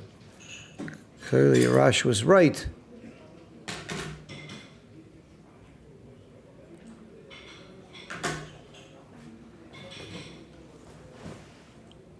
So I can come in and bring a checker to the 5 point and block double sixes, but I don't like putting checkers together in the outfield. So the right play might be to go to the 2 point. Play 14 to 2. Containment games are tough. These plays are tough, and XG doesn't always get these right. Sometimes you have to roll them out, but XG is still pretty darn good. When I say XG, I'm talking about Extreme Gammon, the best software. Recently purchased by a new group that's going to improve it, and I'm happy to say my team is working closely with them, offering ideas and suggestions and methods to make Extreme Gammon even better in the future.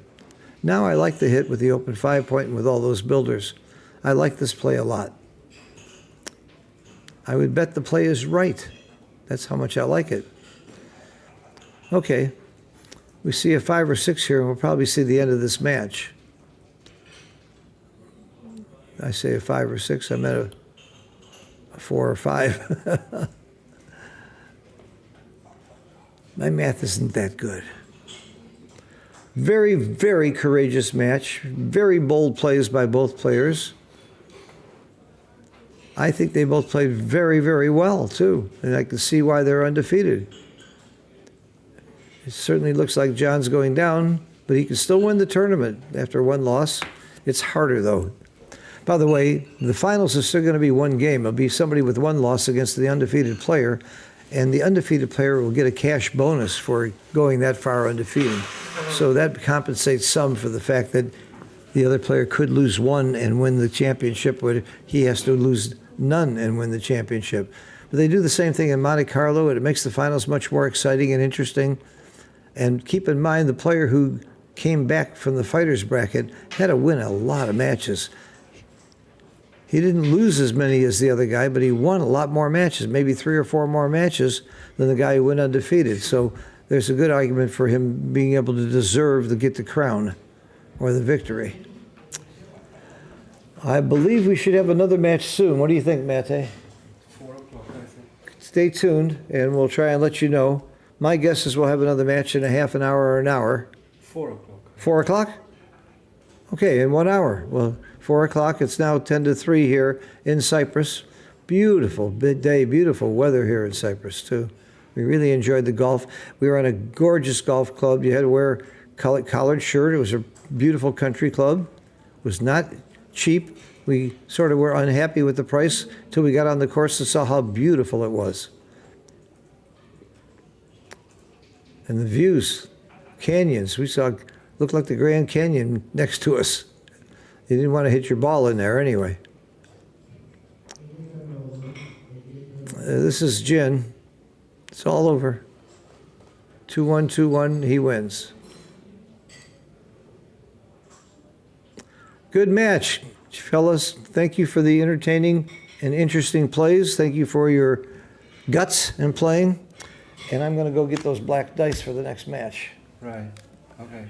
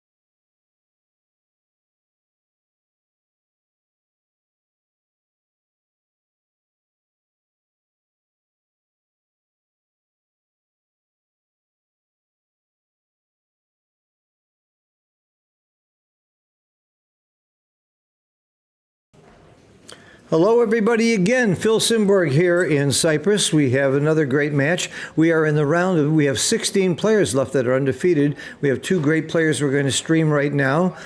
Simon Pankvelashvili from Georgia. Obviously, it's a Georgian name.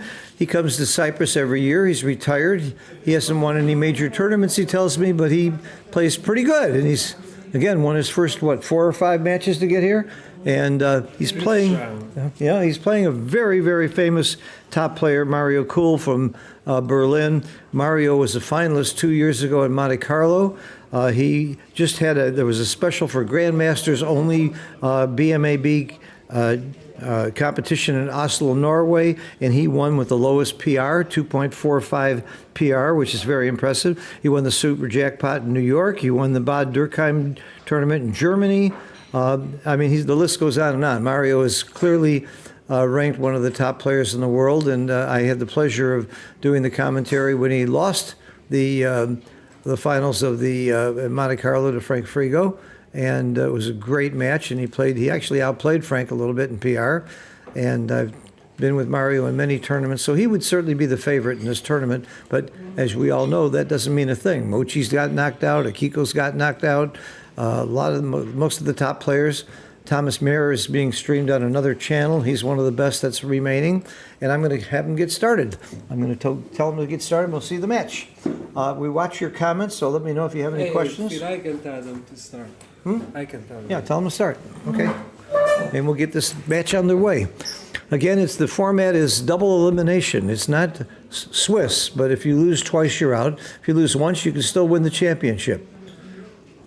The finals is going to be a single match between the undefeated player and the one who comes in the fighter's bracket and works his way back. Some people think it's unfair to have one match for that, but to make it more fair, the undefeated player gets some extra money, gets a bonus. Okay. Now, Mario consistently plays 3 PR and under. Simon, I don't know, but we'll see how he plays. Seems like a very nice gentleman. He's an older gentleman, and he's retired. He's got a family.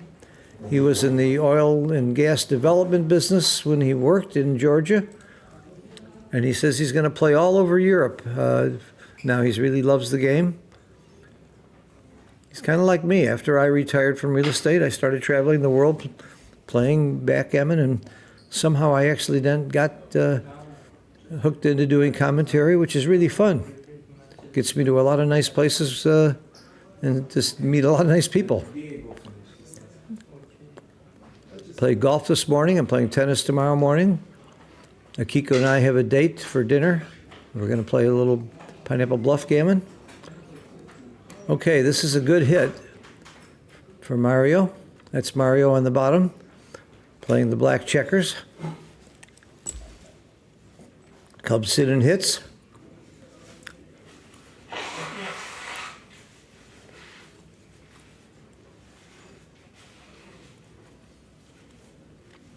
Speaking of coming in and hitting, redundant.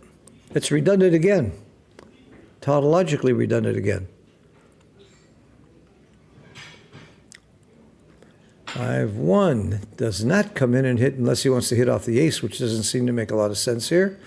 See, I would make the 20 point. I don't like this. He's committing himself to the back game. A 1-4 back game is not great. And hitting off the ace, I don't think is great. I would have just made the 20 point, but his play might be right. I do not have an XG feed, and I am not always right. I know that many of you believe that's not true, but it is true. I occasionally make a mistake. But I did not like that play. I think it's too early to commit to a 1-5 back game. Is not a thrilling back game either. Not horrible. The only really horrible back game, in my opinion, is the 1-5 back game.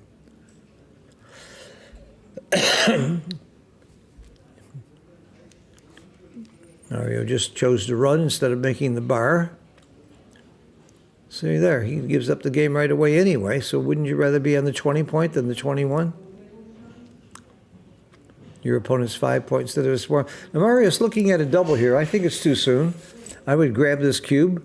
I think there's a lot of bad rolls with 6s in them for Mario, and some bad 5s, like 5-4. 5-2 isn't pretty. It doesn't leave a shot, but it's really an ugly roll. I really thought that was way early for a double. Actually, way too soon. But Mario was winning the race and liked his position. This play looks clear to me. One thing that Mario liked is that Simon has a blot on the ace point, which is an ugly place to be. So did I say that he might be leaving shots? How do you not leave a shot here? You can't even leave it indirect. You're going to have to leave a direct shot somewhere. If you hit off the ace, that's often the case, but the problem is you have no good 4. So I think you just go to the 2-point and give him a 1 shot, which is what Mario agreed. So I must have been right that way. If I agree with Mario, it's right. You must hit in the early game. You can't just let him get away with making points. And now he is punished for having that blot on the ace point. But now he doesn't have it anymore. I've come out to the 18. I don't like the hit here. The hitting with the 2 and breaking your bar point is just a little too rich. I just come in and just play out to the 18 point. In fact, to me, that seems kind of forced. There is a possibility of coming in on the 2 and coming out with the 5, but which would not be a bad play. Yep, that's a little bit more contact, which you want when you're losing the race. And White is clearly losing this race. But double 4s, wow, I think you're definitely hitting 2 and making the 2-point. And then look for the last one. It's probably down. Now, where's the last one? That's the joker. A joker is defined by anything I really would hate if I was the other guy. The last one, you come down, you come out. I don't think it matters too much because it's going to be double pass unless Simon really knows how to perform on this roll. He's got to do something spectacular like double 5s. I think it's going to be double pass now. And certainly he is doubling, and I think it's a pass. I've mentioned this before. I like Woolsey's law. You ask if you were him, would you take or pass? And if you're not sure, you just double. And if you're sure you would pass, you would just double unless you think you're too good. And if you're sure it's a take, you see if you have market losers. See if there's too many rolls where he would pass next time. Every good player I know uses Woolsey's law. I learned it from a guy named Kit Woolsey in private lessons I was taking from him back in the 1980s.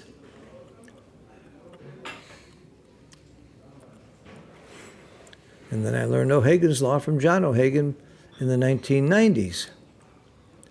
And then I stopped learning anything. Then I started forgetting everything. 6-2, not pretty. In fact, it's worse than not pretty. That's thematic to go out to the 18. Yes, you get hit a lot, but if you hit it back, you gain a lot. And occasionally you don't get hit. Once in a while you don't get hit, and you make that point or run. But it's not that bad a place to get hit because you hit him back almost half the time. And you put him back with a third checker, he loses 18 pips and you lose only 7. And look, sometimes you don't get hit. He can hit him. He can make the 20 or he can make his 4-point. I'm making the 20-point. Yes, Simon. I think that's a lovely play. Why? Because I agree with it.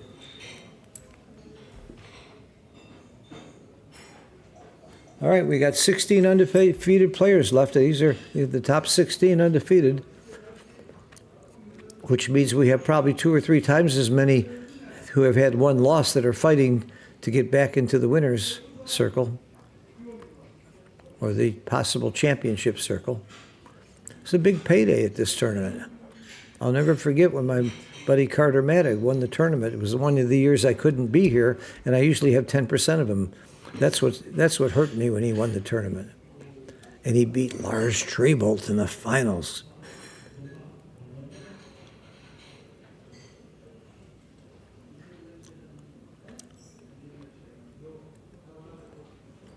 Travi, that was quite a win. Carter, if you're watching, congratulations again for being an international champion. You're my champion. I miss you. I wish you were here, my buddy. You're the one that forced me into all this travel. Cost me a marriage and a job. And I've never had more fun in my life. Thanks, Carter. Okay. That's the Super Joker roll. You got to love Mario's spot. He's up in the race. He's got great position. He has threats. It's called Pratt, position, race, and threats. When you have all that, you double. And your opponent could take this check because he's got the anchor and he's not going to get gammoned too much, and he might get a shot and hit it. There's very little race vig here, so it might have been a take. I would have passed because there's 2 landing places. If he only had the 8-point or the 7-point, I would have taken for sure. But with the 7 and 8-point, it's not that easy to leave a shot. And if it's not that easy to get a shot and you're way down in the race, maybe you don't take. Now, I'm not saying he's wrong that take that cue, but I'm saying I wouldn't have.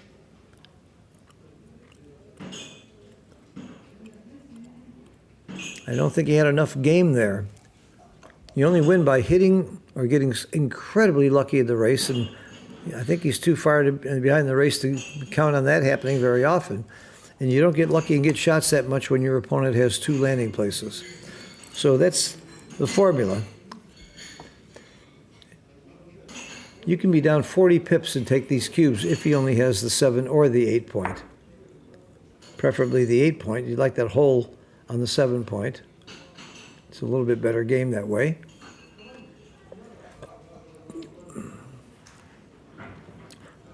You're going to go to the ace, I would assume.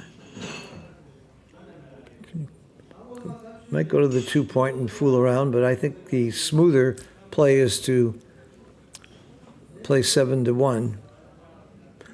He's thinking about volunteering because it's only a 1 and 1's dupe. That's my play. I'm very proud anytime I make the same play what Mario plays. He's proven himself to be a grandmaster. And one of the best grandmasters. Competing with nothing but other grandmasters, he had the lowest PR of 2.45 in Oslo. So that's a hell of a player.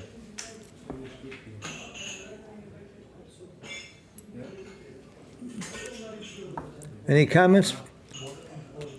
By the way, hit the like button. That always helps backgammon, get more fans, more traffic.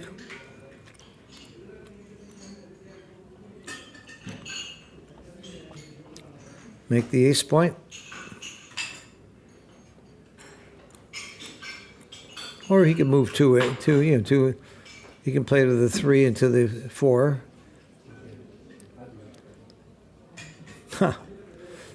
Come on, Mario. You make me look funny when you make plays like that.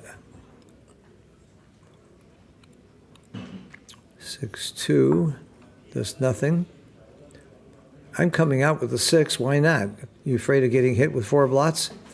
Instead of going so deep, why not come out with a 6? It's a great time to do it when your opponent has 4 blots. Now he's only going to have 2 blots, maybe. Yep, now he's only got 2 blots. I would have come out last time, and you know you're not going to get hit even if you get hit. Now you just run from the back. Don't crash. There you go. All the way. That stops you from having to crash a lot of the time. 5-3. So now we're starting to see why maybe Simon had a take here. This is not something that's just super easy for Mario to bring home without leaving a shot.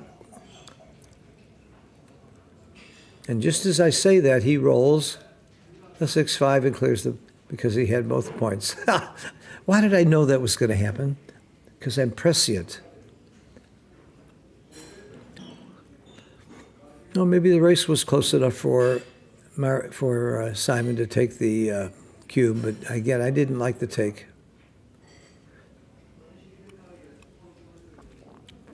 Both in. You can't take them off until you get them in.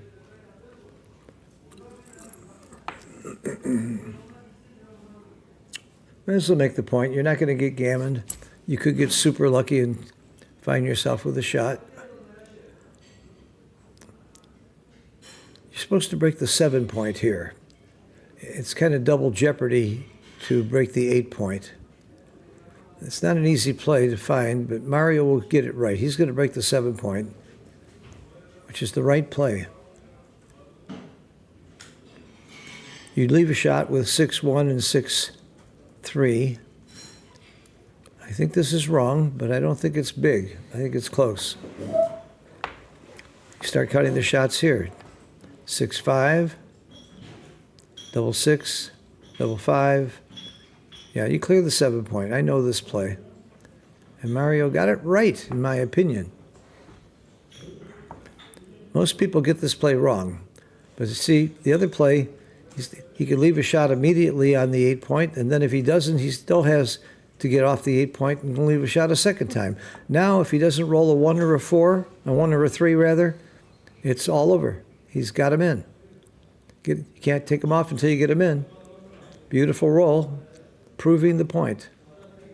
See, if he made the other play, he'd still have a point to clear outside because he would add 3 checkers on the 7-point. Simple math. Oh, switch. And off the top so that 6-5 doesn't leave a shot. You're probably not going to get a gammon, so why have a number that's going to hurt you like that?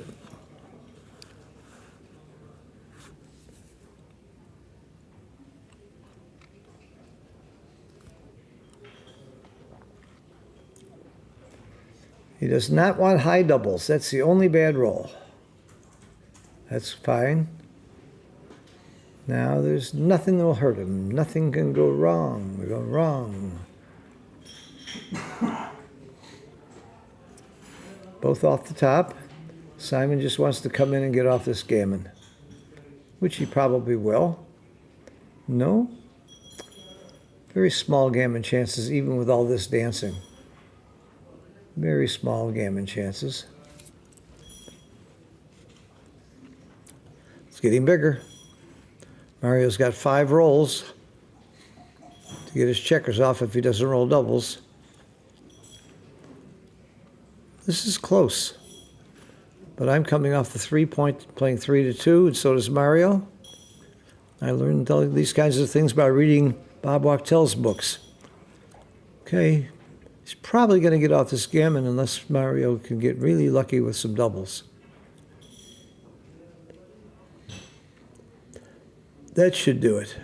That should pretty much get him off the gammon. Yeah, 5 checkers left. He's got 2 rolls. You can kiss those gammons goodbye. But Mario's happy to get 2 points. Doesn't matter what you do, everything comes off. As long as you fill the ace point. Okay, they both recognize that. They're as smart as I am. What do you know about that? They must be really smart because they know the same things I know.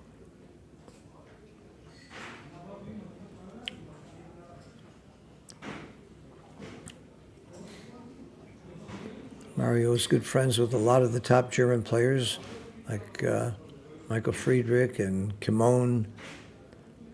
He lives in Berlin, where we also have Tobias. And up there in northern Germany, we've got the player that I think is unquestionably right now probably the best German player, Dirk Schiemann, who is not at this tournament, although Leverman is back playing, and he was the -- 1 giant with Schiemann right behind him when Leverman was playing back him, and I'm happy to see him back. We were happy to see Schiemann come back a few years ago.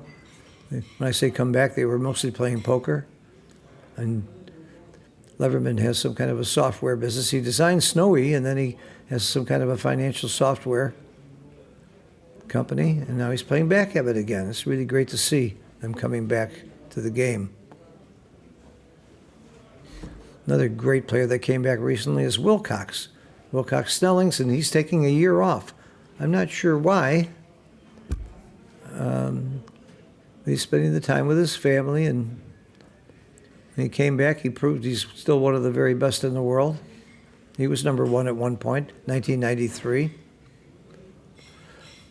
Okay, prime versus primes are almost always takes. So whoever doubles this thing, the other player is going to have a take. Unless there's too many market losers, and I just don't see. It's just too close. This could go either way. And I also think that this is some of the hardest checker plays you'll ever see.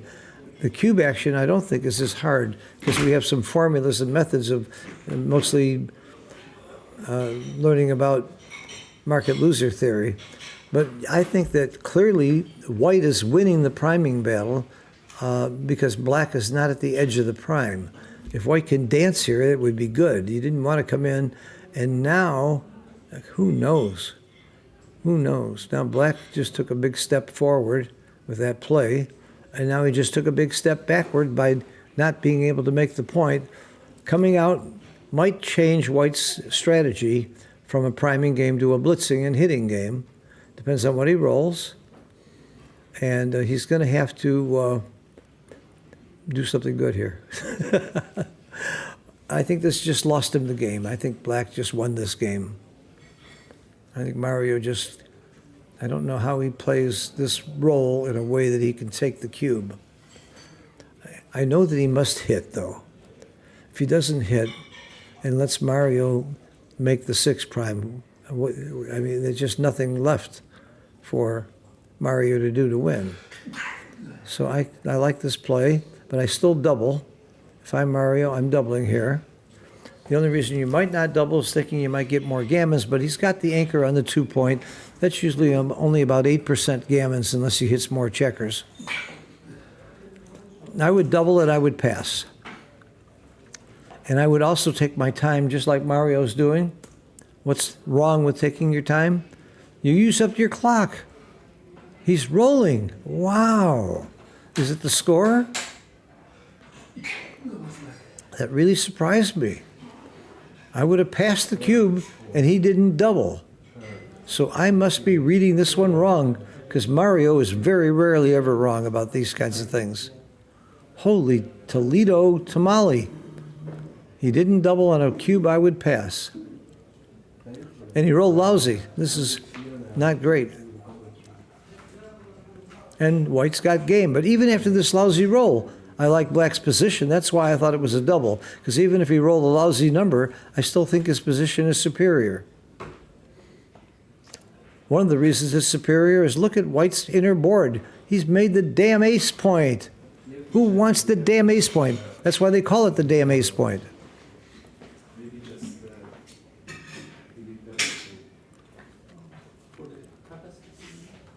Come in. I think you come in with the 7. Yep. Mario needs a 2 or 3 to start performing here. And he got a beautiful roll. Beautiful roll. That's a game ender roll if I ever saw one. Of course, I said this before. Now he's too good to double. He figures if he can pick up that other checker with an ace, he might win too many gammons. And if he misses it, he still can always double him out next time. He's asking himself, do I want the 6 prime? Okay. In case he comes in, I'd like to make my 6 prime. And there it is if he wants it. Nope, he didn't cover. Okay. No big deal with 2 checkers on the bar not to cover that point. But that point's not too critical because he's going to have to break it very, very soon. This is not a pretty roll. I think it's time to forget priming and just bring your checkers in and win a race. And if things start to look a little awkward, then you double them out.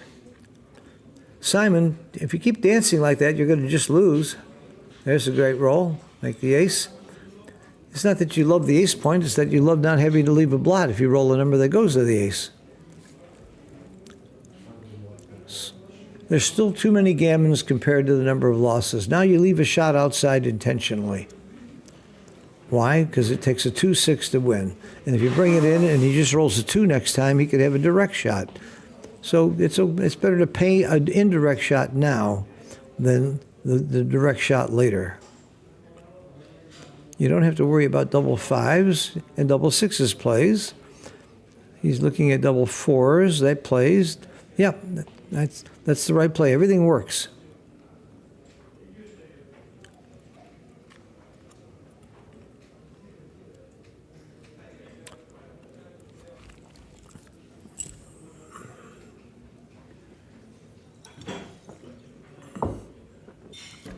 Simon is happy to come in there. He might be able to scramble off this gammon by coming in so quickly.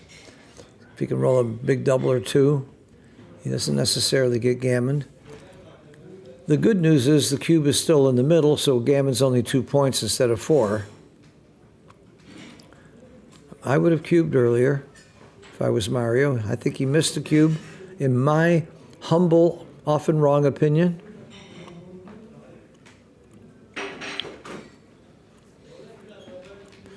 Nothing leaves a shot, so why not try it? And it gets a checker off. I like that play. I mean, you could go to the ace, but why? Tell me why. Give me a reason. When in doubt, take him out. You're in the game till the end, Mr. Wachtel says. Okay, there's a reason for that, and I don't know it. That's out of my pay scale. But I promise you this, I'm going to look at it later and have somebody explain it to me. My roommate is David Wells. He's my go-to guy for stuff like that when we're traveling together. He's one of the best players in the world. He was my doubles partner in the Pasha tournaments here. We averaged somewhere under 3 PR. And he's a fine teacher, too, part of the Backgammon Learning Center. Put in a little plug for our teaching group.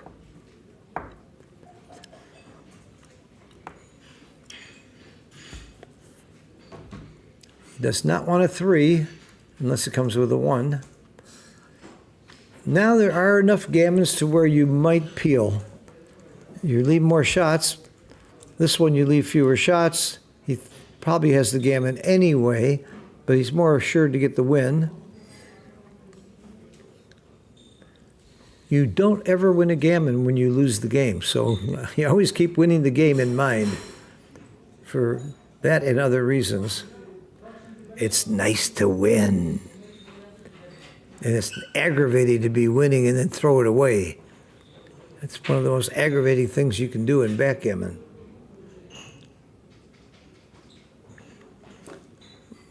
Take him off. Take him out.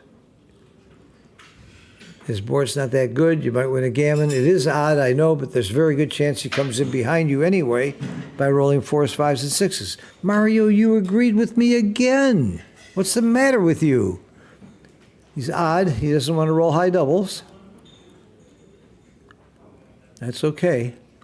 He's still favored to come in over and past him so he can... Oh, those are good dances for Simon because he was going to get gammoned anyway. He needs a 1. Oh, that's even better. This could be a backgammon. There's a lot of rolls here that backgammon him. He has to roll higher than 6. He's out. Whew. That was a breath holder. Backgammon. Well, again, the cube's at 1. That was the good news. 5-0. Mario's, as predicted, doing a number on him.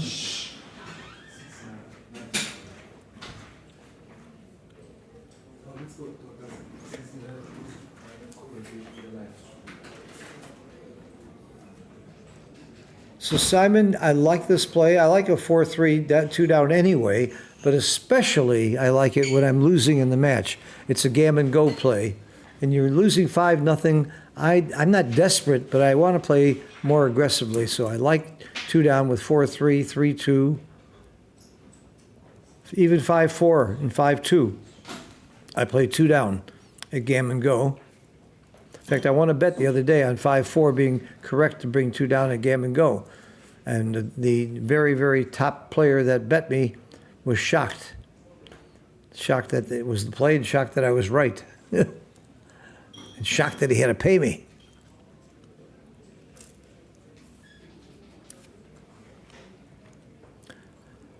All of his 6s were bad, so you might as well hit and put 2 up. I like that play. Plus, again, you're playing a gammon go score. Oh, no, this has got to be too early. Mario, I know it's gammonish, but Mario, you're going to take this cube. That's a little early. There's no way in hell that your opponent's going to drop this cube, and how many rolls do you have that are going to make him drop next roll? So that's why I don't think it's a double. But I do recognize his guts, or whatever it takes to fight like that. I do his resolution to fight, to battle. I like it. Spirit. I like the spirit. When I met him, he seemed like a very nice man. I have no clue here. Every 6 is terrible. You know, at least he makes a point. Yeah, at least you make a point. You don't love making the 2 point, but a point's a point. This is an ugly, ugly game. I remember rooting for the White Sox when I lived in Chicago, and they called them winning ugly because they were winning with silly plays and funny hits and crazy stuff, and that's what's happening in this game. I'm not sure who's winning. I'm making the 4 point. You could hit and make the golden point, your opponent's 20 point. This is an interesting play.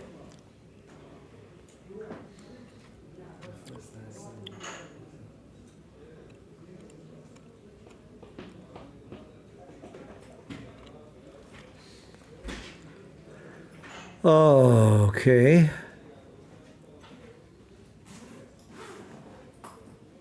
I think at this score, you don't recube. Your opponent has an anchor.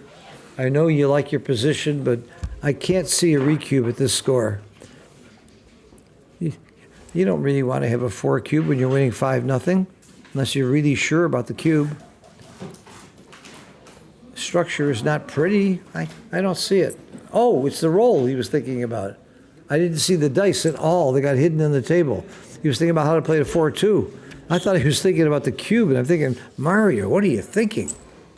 I did not see the dice at all. I missed the roll. Whew.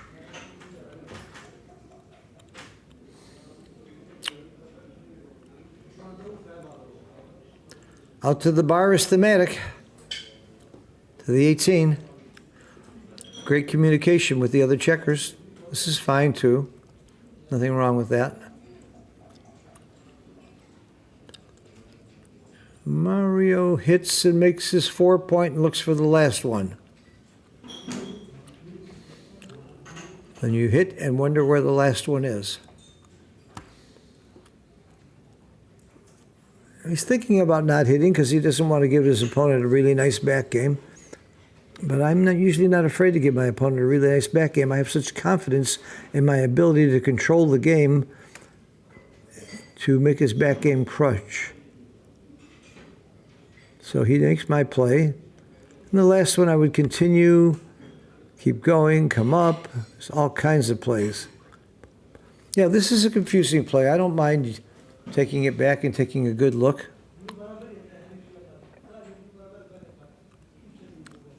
I have no clue where the last one is. 8-6, 20, 22-20, 15-13. They're all nice. Okay. That's probably right. I'm in on the 5. You can't hit anywhere. You haven't got anything to do except come around the corner. And you do. That's coming around the corner.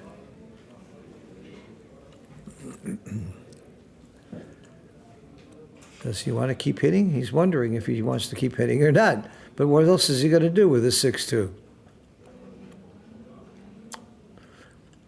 Yogi Berra said it. When you come to a fork in the road, take it. He's got a fork in the road, take it. What else can you do besides hit?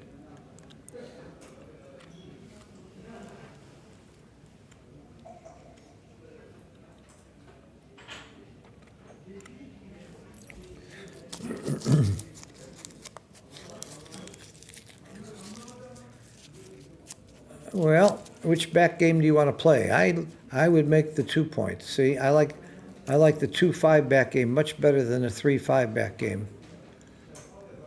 And so does XG. You win more with that game. 3-5 is not really a back game. It's a double holding game. And it's not a real strong game.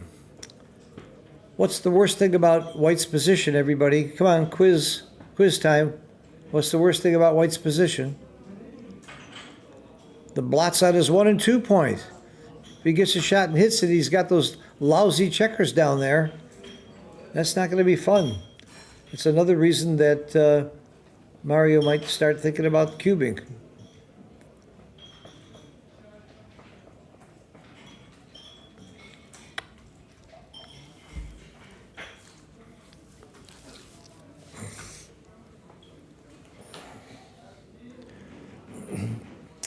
Playing quietly. That's what a quiet play looks like.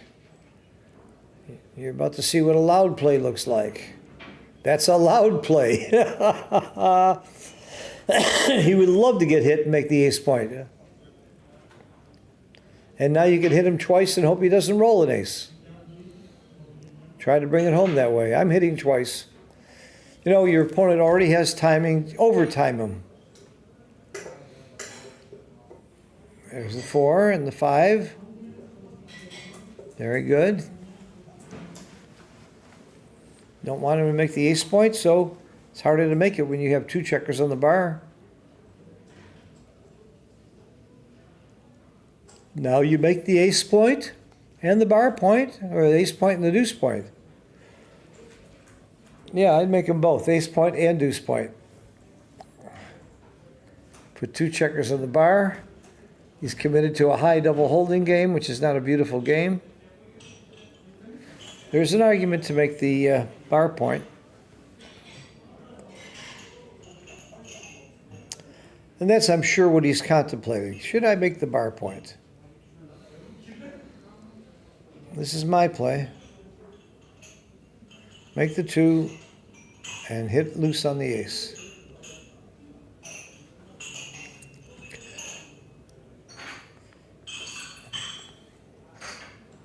Nice structure. So Mario's thinking about recirculating his checkers on the 1 and the 2 instead of making them down low. That certainly has merit.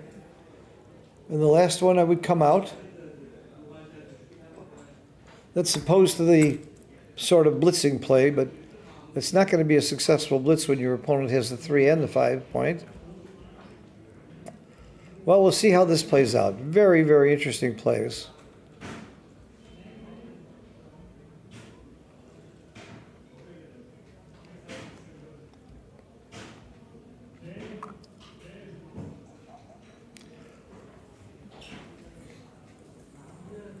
So Mario, you can't put a second checker up. You don't want to break your 7 and 8 points to start making those low points. That's why I probably would not have made the bar, would have gone after those low points earlier. So a little bit of hindsighting here makes my plays look better. Hindsight always works, though.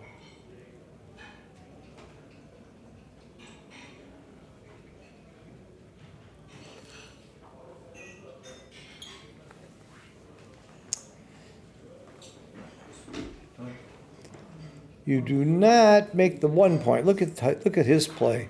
How many people in the world would have made that play? Very creative, very fast. He understands this game. This is a Pasco gammon game. That's a game I invented years ago, named it after Jim Pasco. It's a big back game, and you learn how to defend back games, or how to play back games by playing that game. It's really fun, really good variation. And Mario is showing us that he understands these games. He's not trying to make the 1 and 2 point. He's trying to get hit and recirculate and destroy Simon's timing.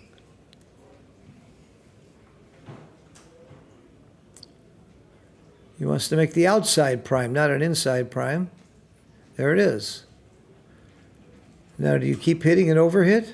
I think you do, because you got nothing else to do that's very productive. If you could slot his 9 point, he'd do it in a second, but he can't slot it with a 6 or... Wait! Oh, he played the 4, yeah. Okay, yeah.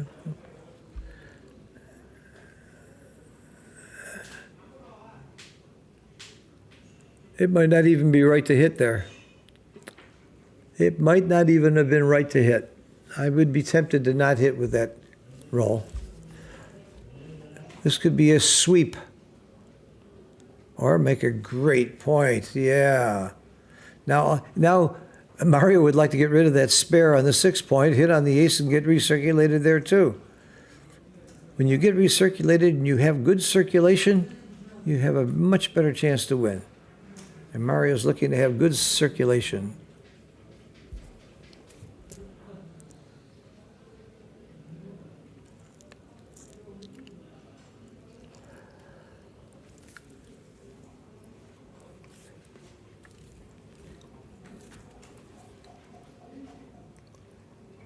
This is the most interesting game we've had today, and one of the most interesting games we've had since we started streaming a couple days ago. Or was that yesterday? That was yesterday we started streaming. Feels like a couple days ago.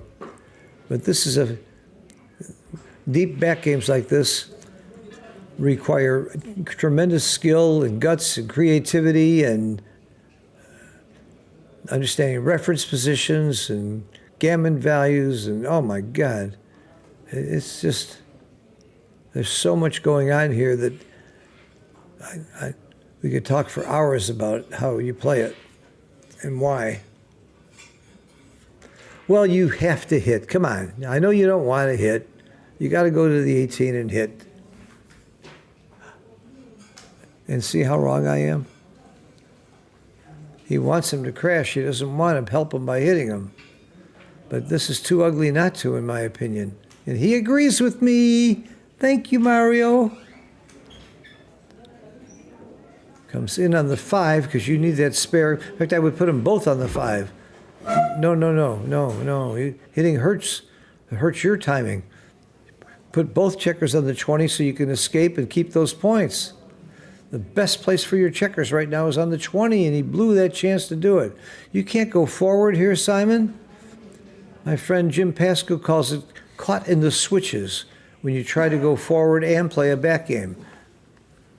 He should have committed to the back game because that's the clear game he would be. He's going to run out of time, and it's not going to be pretty. I think Mario may already be too good to double right now, if XG understands the position. This is called overhitting now. He still wants to see, some of Simon's checkers on the 1, 2, and 3 points, and he's going to get there the way it's going. See why we needed more checkers on the 5 point? Yeah, I told you so.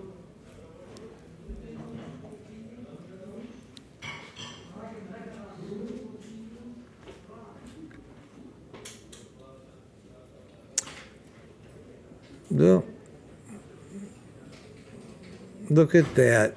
Look at that. He avoided hitting all those checkers and played all to the 6 point. And Simon's got reasonable timing. He might keep hitting them. Might hit 2 here.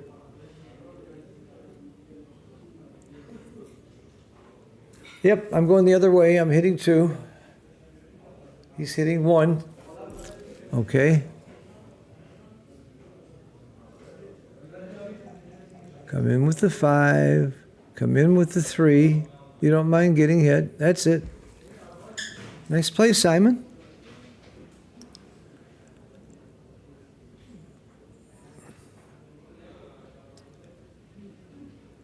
He found a way to tiptoe through the tulips, I call that. He tiptoed through the tulips. You ain't going to tiptoe through this one, Mario. How are you going to get by this one without hitting? Oh, I see. I knew my question could be answered.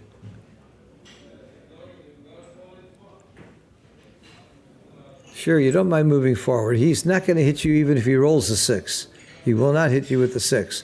He'll hit you with the 1 maybe, but now he lost his landing spot and he lost his ability to stop the prime from being extended by moving from there. So actually, that's not bad for Simon to get hit there, for Mario. For Simon to get hit there. That's right, Simon's got the white checkers.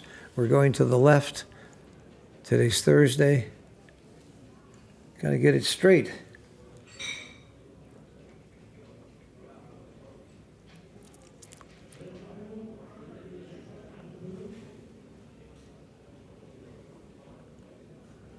Hit the like button, subscribe to our channel, and you'll find out every time that we start screaming, you'll get a little email or a notice.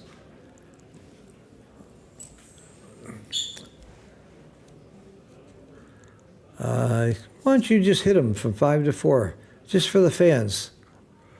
I played a game in Monte Carlo 6 years ago against Chantel, who is the Turkish world champion. I hit all 15 of his checkers, and he won the game and the match. And it was in the money round in Monte Carlo. Hit all 15 checkers, and we might see that here. This looks like Hachipura, variation where one checker blocks you.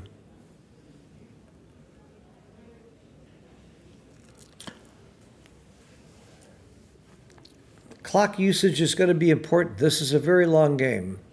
And if you put this position into XG, XG will penalize you for half of your plays because XG doesn't understand half the plays. And because they're very difficult plays, there's many ways to go.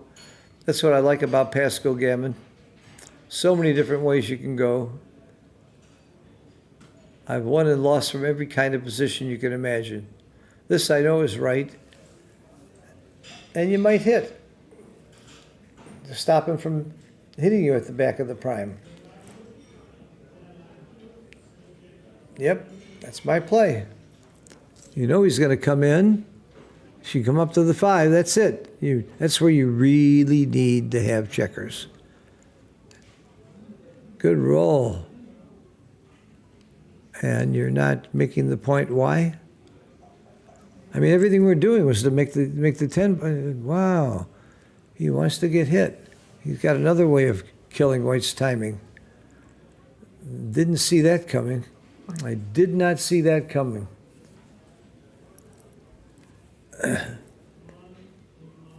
Mario's just a very cool, creative player. We're getting a real lesson here. Is it a lesson that I'll remember, that I'll understand, that I'll use? That's all questionable, but it's a lesson. Wow, what a game. How many moves are we talking about this game? 200? Look at that. Not hitting at all. Turning the other cheek. So now White is in territory where, you know, you roll a double 4 and your whole board goes to hell. Double 3. All kinds of rolls that are bad.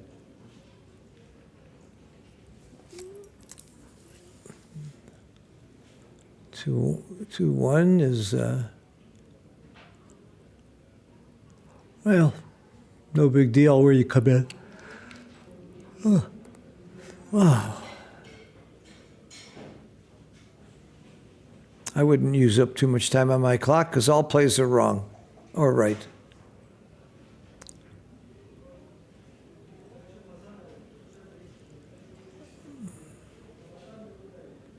Yes, he's accomplished his goal. He wishes he doesn't have that spare checker on the 6 point. Hit. Come up.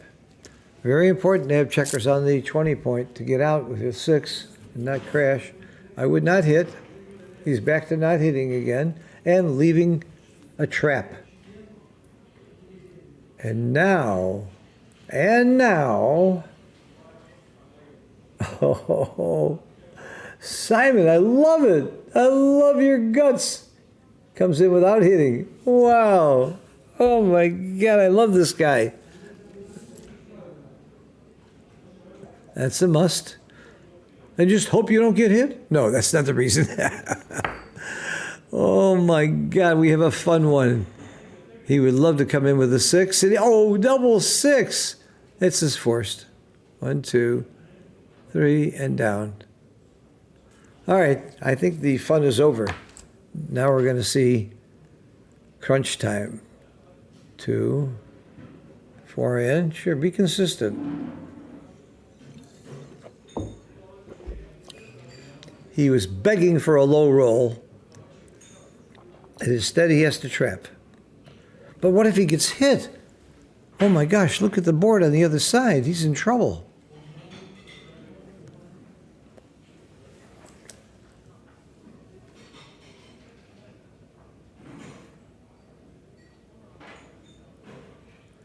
This is a little smoother and a little bit more timing. I like this. But I don't think it's going to be big either way. So what? He gets hit, he picks up a checker or two, he gets hit again, he picks up a checker or two, he moves in, he gammons them, game's over.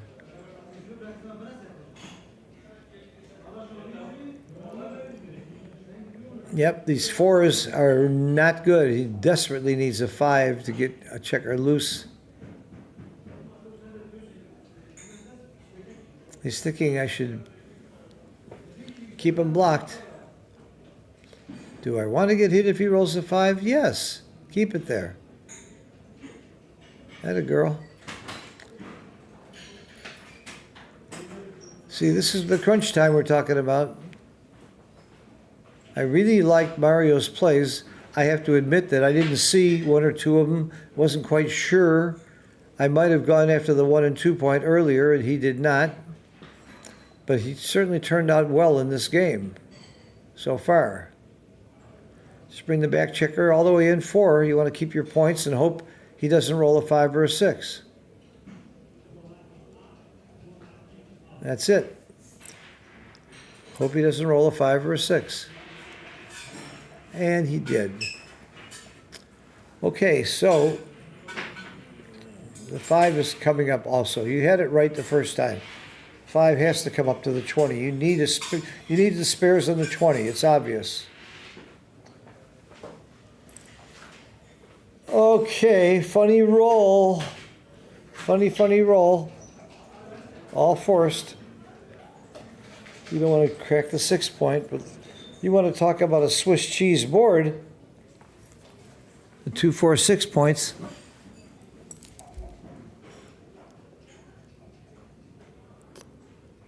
And you'll notice that Simon has not thrown a checker away yet. He's got every checker still in play. All right. The 3's forced, the 4 is forced, and the 3 is forced. That's it. You must move that 4 and this 3. Leaving a 6 and a 4 that Simon's not sure he wants to hit. So he doesn't have to worry about it. I would come out and get out of there. Or a round isn't bad right now. He doesn't care if he gets hit. And he's not going to get hit. Just a 5. You know what to do. That's it. Oh, come on. Oh, I see. I see. How bad would it be to get hit right now? It's always bad if your name is Carter.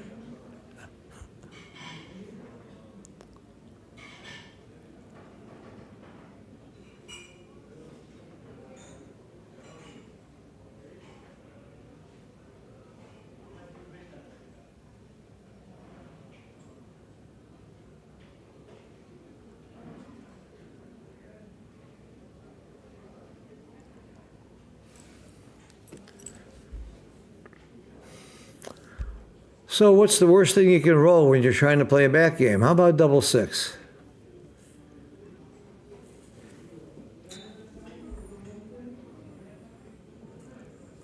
And then double 4. 1, 2, 3 doesn't cover anything, but gets you in position. Yeah. He actually has a game. The timing worked out okay. There's no 6. The 2's pretty obvious. Now he can make some points. He's got a 1-3 time back game. Oh no, Simon, I feel for you. This is a destroyer. This is what often happens to these back games. Eventually you roll 1 or 2 of the wrong doubles and boom. He lost his 1-3 but beautiful back game. And he doesn't get pointed on. He gets a shot. He gets a shot. I'm hitting. I'm playing both checkers off the 4.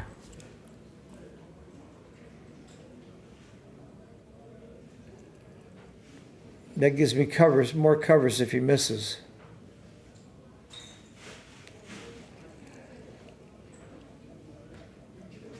And he's thinking, if I don't get hit, this is going to be better in the long run.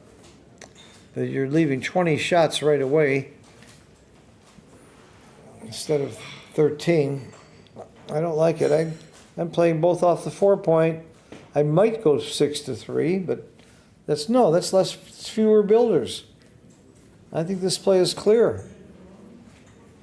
I think it's clear, and Mario's making a much bigger play. A much bigger play. Leaving a double shot intentionally. Wow. Wow. Why? Five comes across. If he doesn't cover, he's going to be doubled out. If he doesn't cover, doesn't roll a five, he rolled a five. That's very big.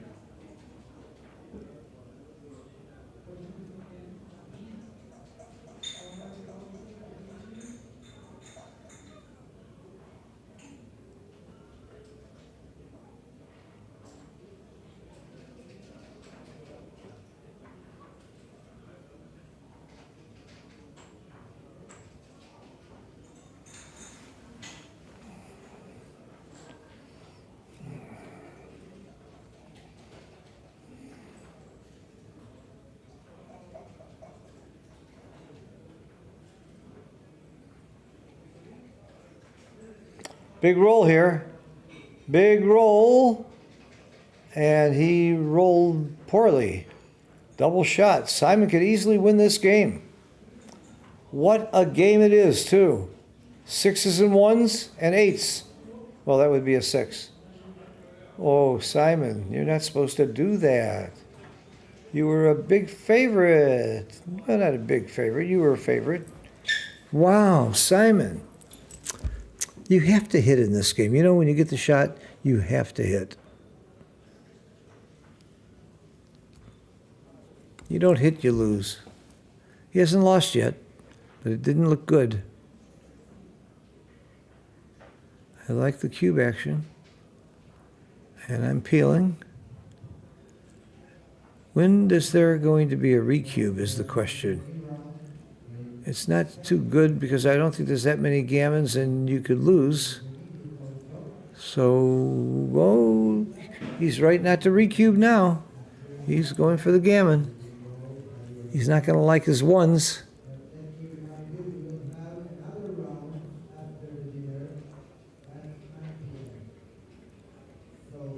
Double six was big, big roll. And he's odd. He needs the two to clean it up, to stop being so odd. And he would play from the four to the two to get it to even. Nope. Oh, that got him even. That's another way to get even. Just being able to play one checker. Being even is important. That means the doubles don't leave a shot. Yeah, I would have gotten out of there. I would have gotten out of there. You could get backgammon with a double here. Wouldn't it be fun to roll a two and stick it in there? Okay, out. Big roll here. Huge roll. Ah, great roll for Mario. Woo. He can't afford to stay. He can't afford to run. The double threes. This could be backgammon territory. 6 points backgammon. Wow. Instead he leaves a shot. Mario, why'd you do that? He doesn't get hit. What's worse than leaving a shot? Missing it. 4 points is very big here. Very, very big. Yes, he got it. 4 points. 9-0. That's not really 9-0. That's really 4 away, 13 away. You have to think everything in backgammon. You have to think the away score. It doesn't matter how many scores, how many points you've made. It matters how many you need. Looks like they're going to take a break. If I was Simon, I would. Yes, they are. I'll put the break sign on, and we'll see you in a minute. I'll take a break, too.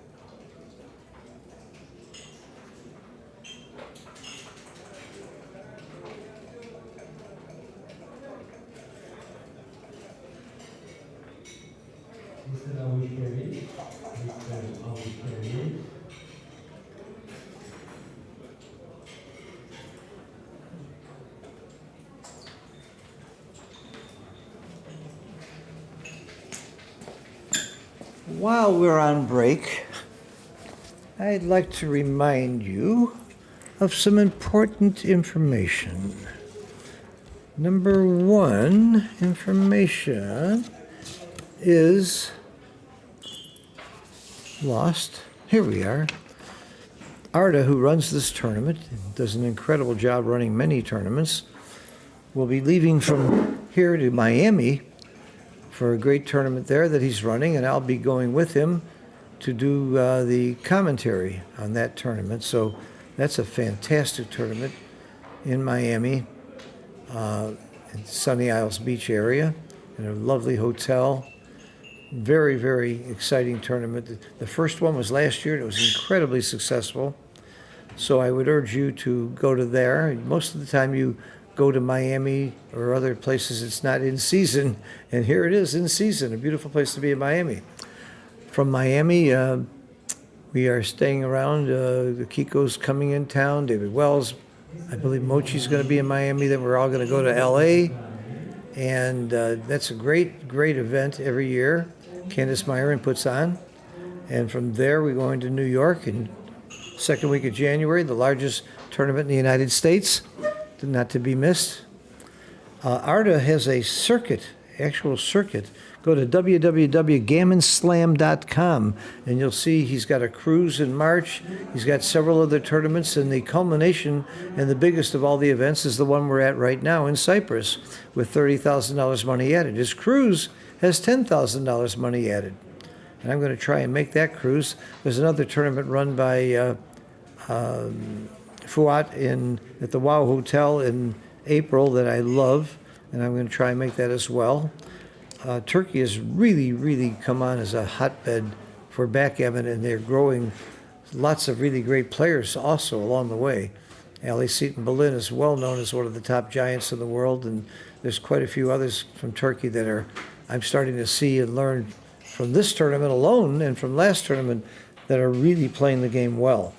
It wasn't very long ago that Turkey didn't know what a doubling cube was, and they were only playing tavla or sheshbesh, the old-fashioned way without the cube, and now they got 1,000 people for a tournament sometimes. So it's really quite a bit of action. If you want to see a complete tournament schedule for the entire world, you can go to www.chicagopoint.com. Chicago Point was the name of the magazine that Bill Davis started and ran for many years. We're sorry to hear that Bill Davis did pass away this past year, but the legacy stays on because the USBGF bought the ABT and Bill Davis's Chicago Point website, and Carol Cole and Ben Friesen keep it up with all the activity and tournament schedule and clubs around the world.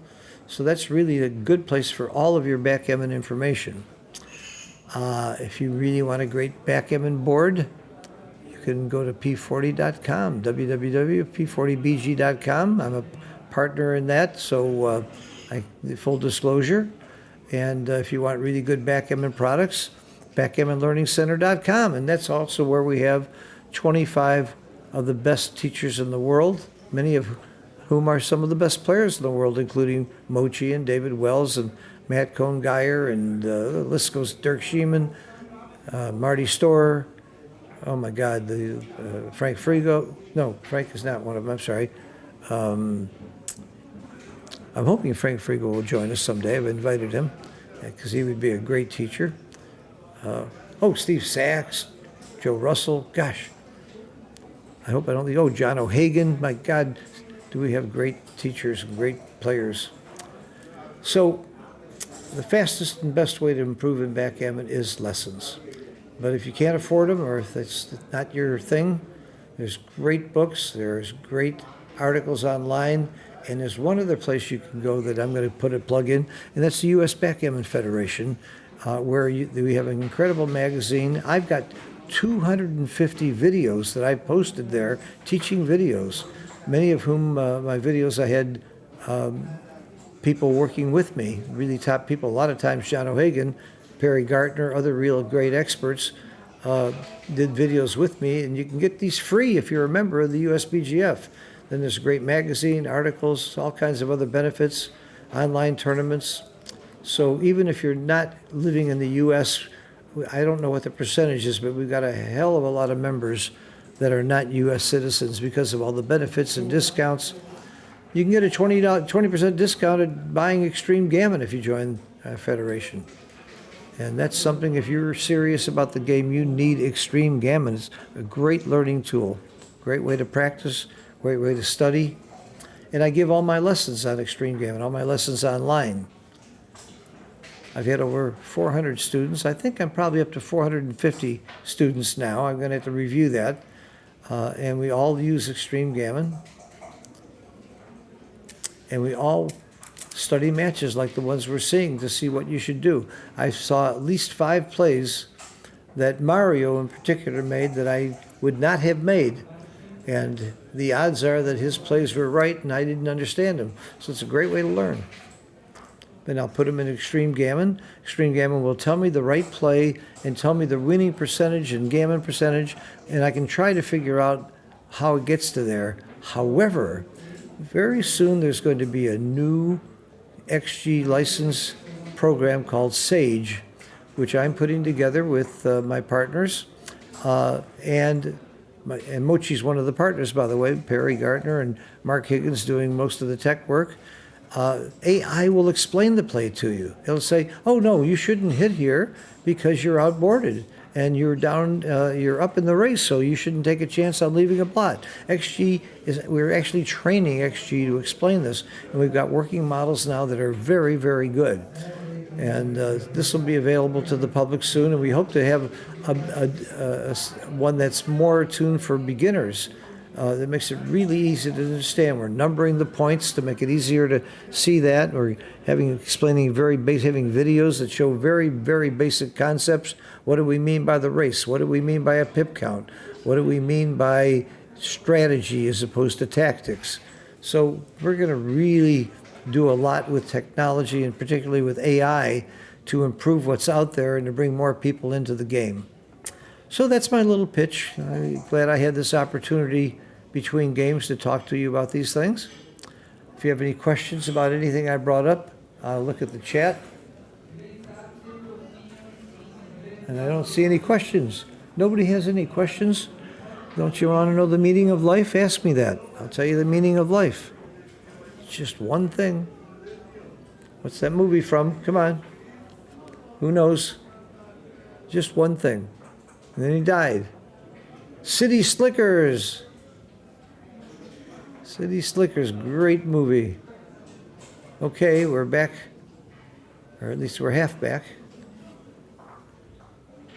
I'm sitting here drinking Cokes and coffee and all free. You have your hotel room, and the meals are unbelievable. The Myhr is just an amazing place.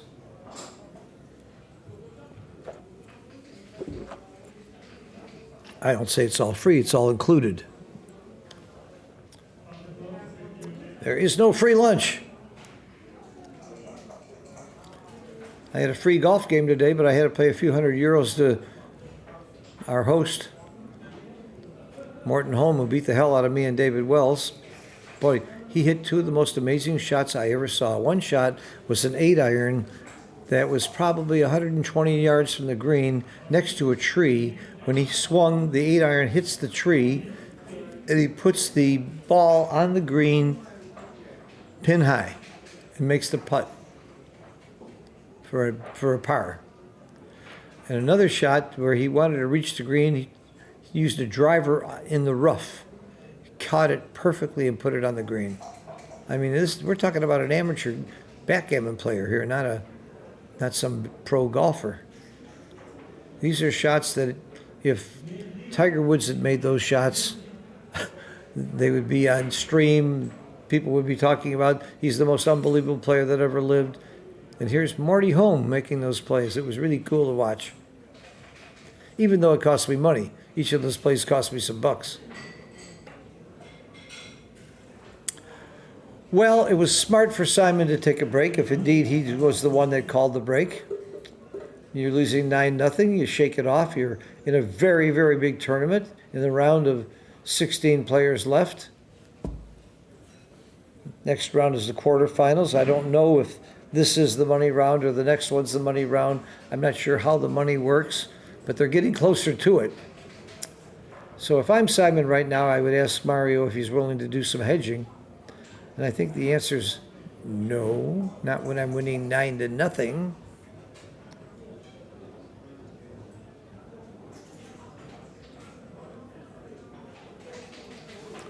I got to the money in the previous tournament here this week in both singles and doubles and hedged, and I was lucky because I lost in the money round in both and made quite a bit of money by hedging, by making deals with the people that beat me.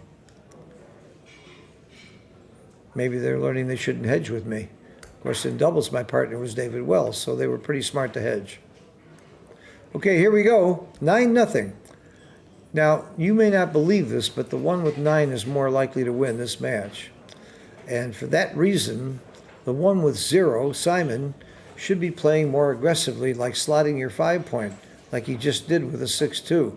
I think that is such, by the way, not only the right play, many people don't know that play.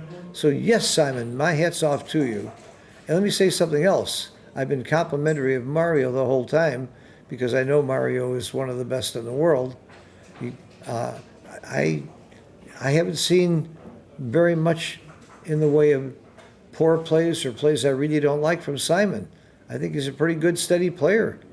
I haven't criticized, I haven't said, oh boy, how could he do that, or why would he do that? I think he's playing very well. And you can play great and play 10 times better than your opponent and easily be down 9-0 if the dice are against you. And that seems to be what's going on here to some extent. Although they had that one incredibly complicated back game. And I want to see that in slow motion with the XG. I think Mario made several plays that were very complex and not easy to understand. I don't think you double at this score. You do lose your market if you hit and don't get hit back or if you point on them, but the score keeps you a little bit more conservative, and now he's very happy he didn't double. I would bring 2 down, hope he doesn't roll a 5, because that's where the checkers want to be. Yes, that's my play.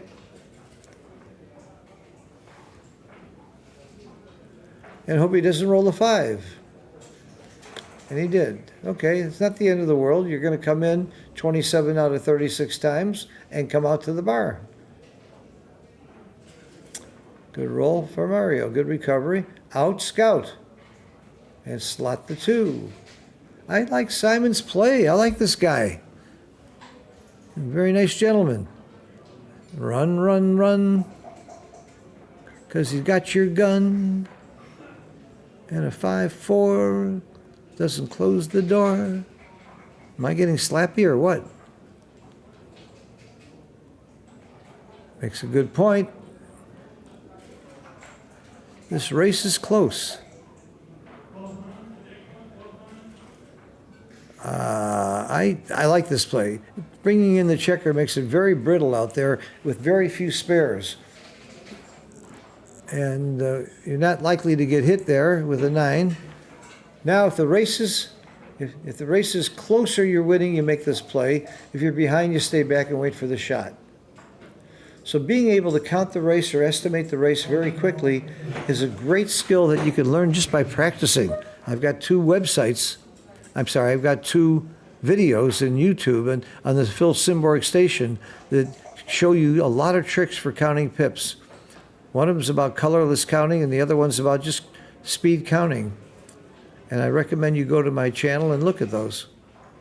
You'll help your game. And then there's a website that tests you all the time. That's a great thing to use as well for pip counting. But this is a skill that everybody good player really needs.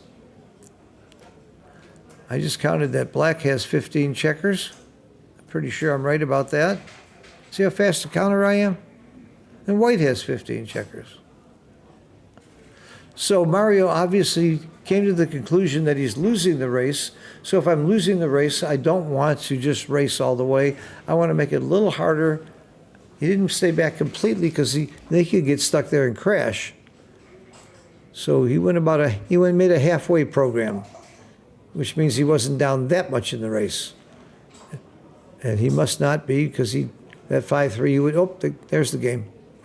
If the race was close before and your opponent rolls 20 pips, you can say, good night, Gracie. It still looks close to me, though. It still looks, no. Why are you throwing checkers on the 3-point? No. Okay, Simon, I take back what I said. I hated that play. It's not going to matter, though, if Mario keeps rolling doubles. It's not going to matter if he rolls doubles. Okay, let's see what the race is. Mario knows because he's keeping a running count. He counted before, and he keeps a count after each roll, so he knows where he's at. He's also going to be more conservative giving the cube when you're winning 9-0. This is not hard. This is not hard. You come to the bar point, and you bring a checker in. That's it. I wouldn't use up too much clock time on that, although they have plenty of time left. I go to the 1 or the 2 point. I don't unstack here. I'm not sure which is right, but I don't think it matters much. What's he doing? What's he pointing out? What's happening?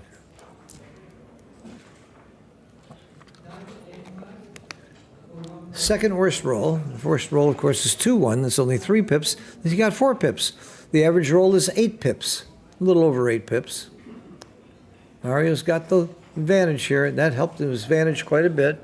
But again, he's going to not be too fast to double at the score. And Simon stays in the game with a nice big roll. 4, and now I come off the 6 point.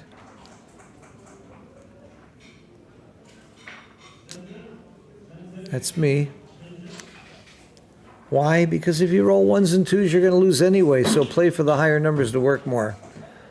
1, 2, 3, 4, 5.5 rolls for white. 1, 2, 3, 4, 5.5 rolls for black. Pip counts are close. Can't be a double because you're not going to lose your market. Almost no matter what you roll, Mario's going to take next roll, so why would you give him the cube now?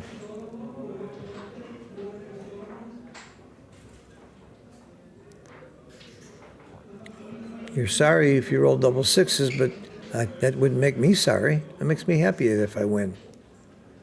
Now it's getting closer. Now Mario rolled pretty lousy, but the pip count's just too close. That's the 3, 2 off.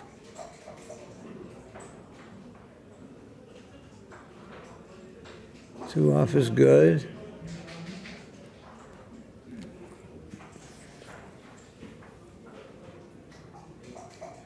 I go 5 to 4, I think. You don't come off the 6 point here. That's a mistake.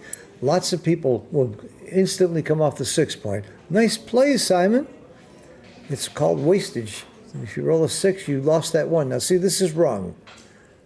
Absolutely wrong. Now you roll a 6, and you lost that 1 pip. And that's a real amateur mistake. I won't call it amateur mistake. It's a mistake that top open players don't make. It's complicated to think that it's wastage to have an open 6 point because you think, well, if I roll a 6, I get to take a checker off anyway. But you lost the use of that 1 pip that would still be sitting someplace else. This is very close action here. This might be a double. 5 checkers to 5 checkers.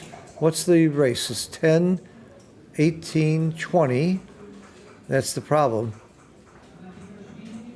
15. And I like this double at this score. I think it's a great double. It almost has to be a take. I tell you why. I don't think it hurts that much for Mario to lose 2 points instead of 1, but winning 2 points instead of losing 1 is huge. So I think it's a take in spite of the number of rolls. I think I said. I'm willing to bet Mario gets it right, and I'm not sure I'm right, but I'm sure I'm taking.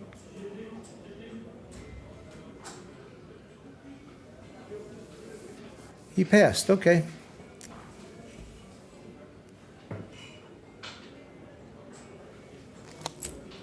He passed. I would have taken it.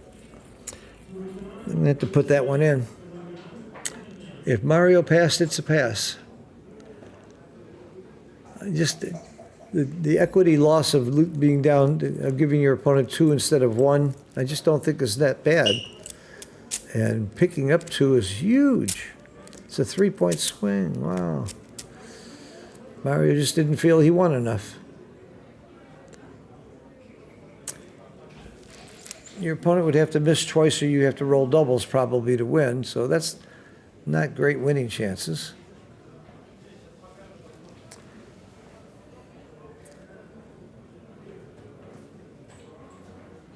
But I love the double, Simon. I thought you doubled at exactly the right moment. The roll before would not have been accurate to double, in my opinion. Mario rolled poorly, that's why you lost your market. And you barely lost it, that's the key. If it was a pass, it wasn't a pass by a lot. It's a little awkward to make the 2 points, so I would make the 5 point. And so does Mario. It's close to a double at this score with all those shots. Just hit him off the 8 from the mid. Oh, 3. Yeah, on the hit. Right. Now, if he doesn't perform, it's going to be double. He performed. If Mario hadn't hit him there, I think Simon would have had a double. I'm liking Simon's play more all the time.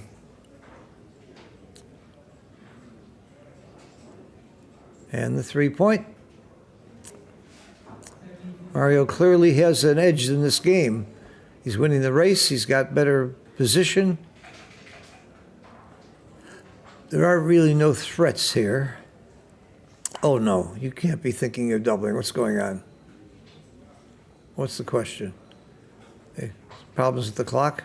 Okay.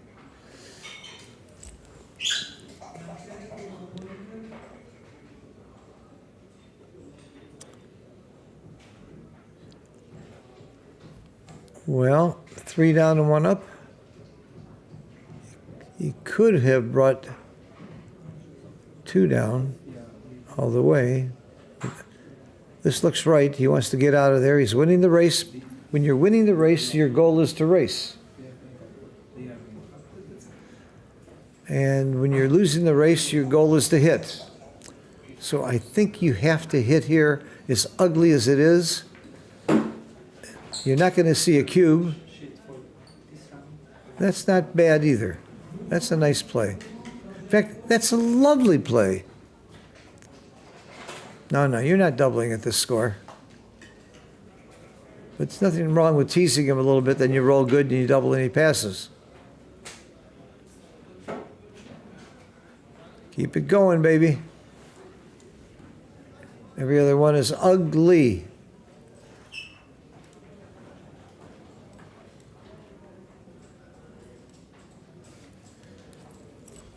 Mario, how do you double when you're winning 9-1? It's really hard to give cubes that can be passed, and you don't love giving a guy chances to get in the game. But at the same time, when you got a commanding situation, you might double.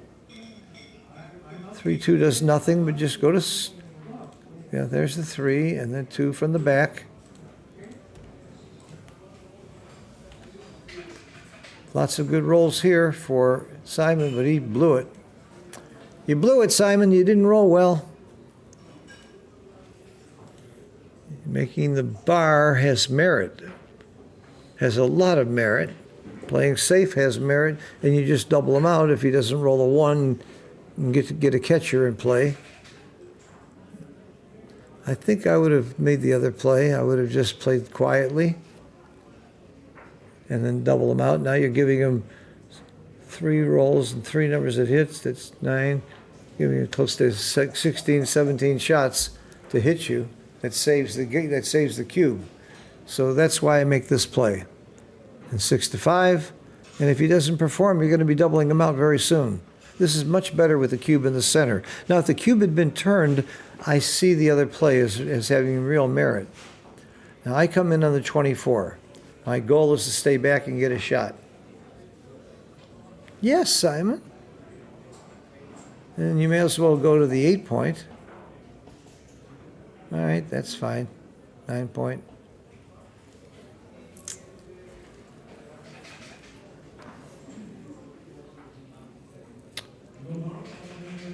It's hard to cube when you're winning 9-1. He wishes he had now. He's going to make the ace point.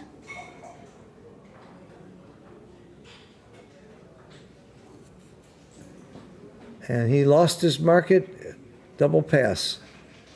Because he thinks he's too good?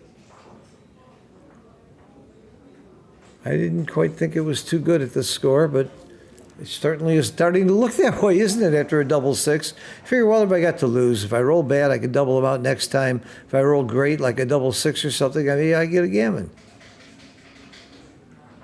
I take 2 off the 5 point.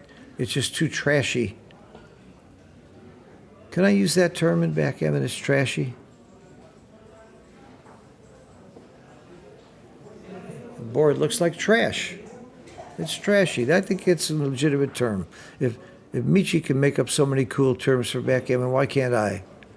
Double tiger and getting off the mountain and yeah, that's fine. That's fine. I just don't like the off the 6. I take 2 off the 5. Okay, he disagrees with me. He's probably right. I'm so tired of saying that. Probably right to say that. All right, you're not going to run off the gammon. Slot the 4. All right, sliding something is good. No 2s. No 2s, Mario. 2s are not healthy. And he didn't roll a 2. He rolled a very good roll to clear. But now he's got an odd number of checkers on the last point, which means that doubles could cause problems on this roll. But only 1 out of 6 rolls are doubles, and not all doubles cause problems. Double 1, double 2, and double 3 are okay. And he didn't get the double. So I created a boogeyman that didn't show up. Let's boogie, baby. He does have a reasonable chance at a gammon here. But not when he rolls 1s. That makes it awkward, and that means he could leave a shot. 6-5, 6-4, 5-4, 4-3. There's quite a few shot numbers here. Let's see. Oh my God, he rolled double 5s. A killer roll. And the crowd goes mild. Why do the best players seem to roll better? You know why? Because they do roll better. And you know why they roll better? Because they play better. And you put your checkers in good spots, you're more likely to have good rolls. You have fewer rolls that are bad. That's the definition of a good player. You play in a way where more rolls help you and fewer rolls kill you. And that's why the luck factor works better for better players. So all these people that say, oh, the dice are rigged, the good players are always getting these good rolls. Well, they're right. The dice are rigged towards the better player. Make the wrong play, you look at dice distribution and extreme gammon, and you'll see a lot more bad rolls next time than if you made the right play. So the luck gets better. It's called luck, but it really isn't. It's odds. And there's a lot of odd people in backgammon. I'm one of them. I'll take that title. Proudly. I'll wear like a badge of honor.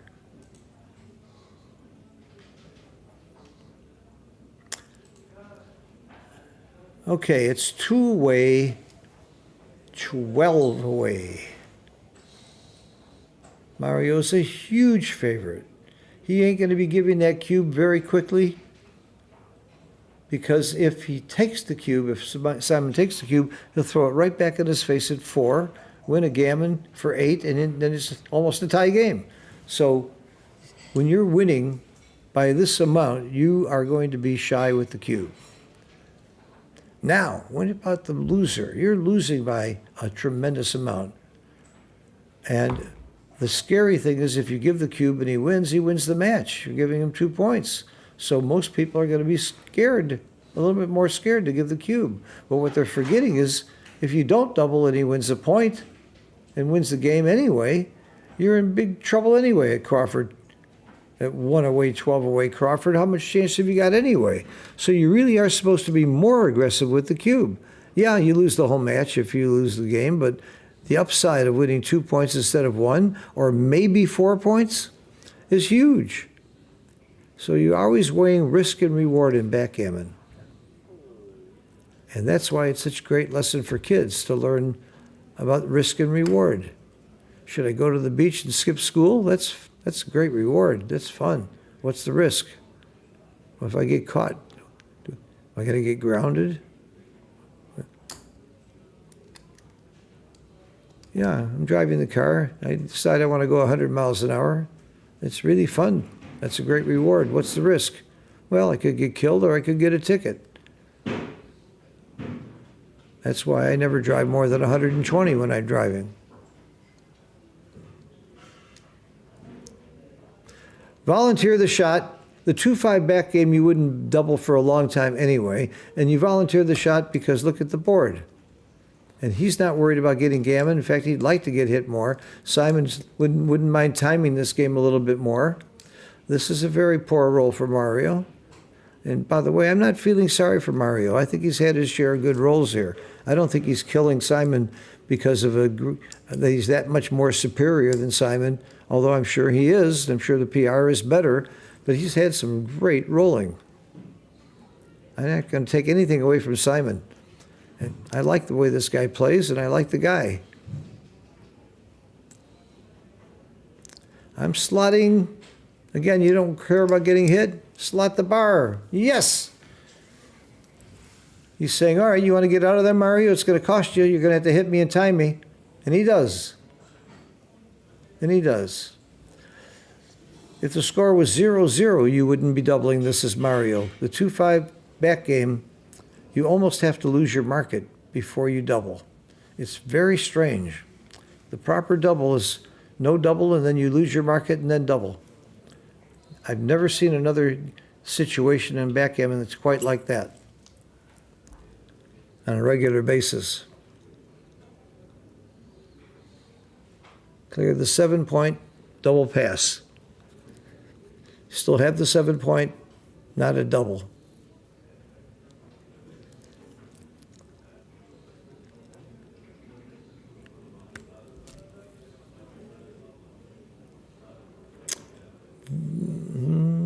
You do not make the ace point. It's sacrosanct.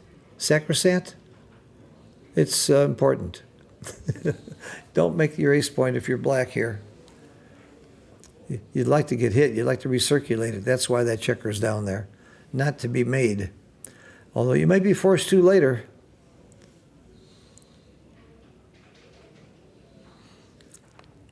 You would love to see a roll at ace. Counter time him.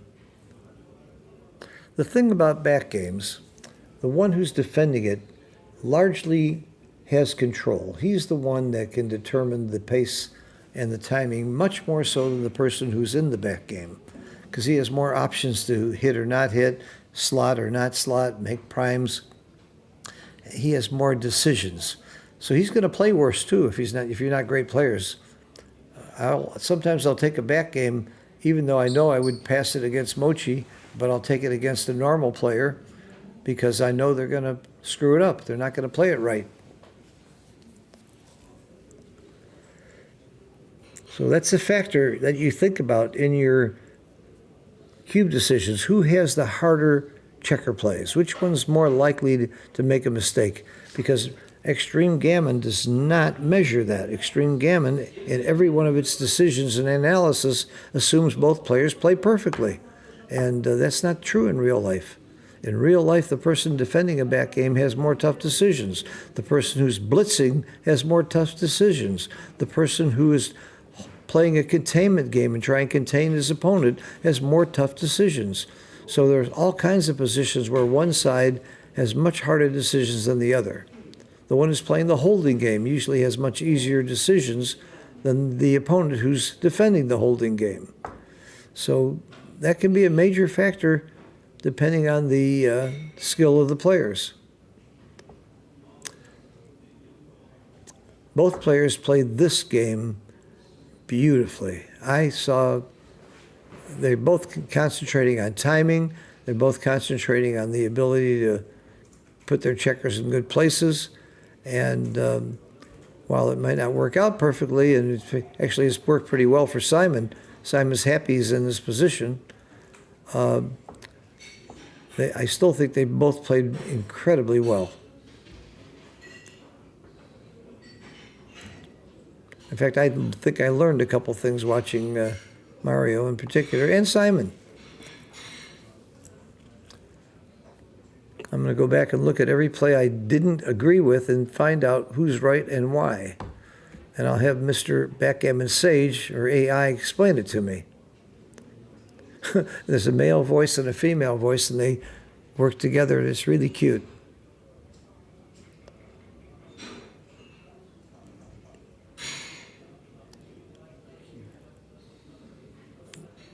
You're not leaving a shot. What are you going to do? Just go to the ace. You're not going to volunteer now. The board's already made on the other side, so that's the only play.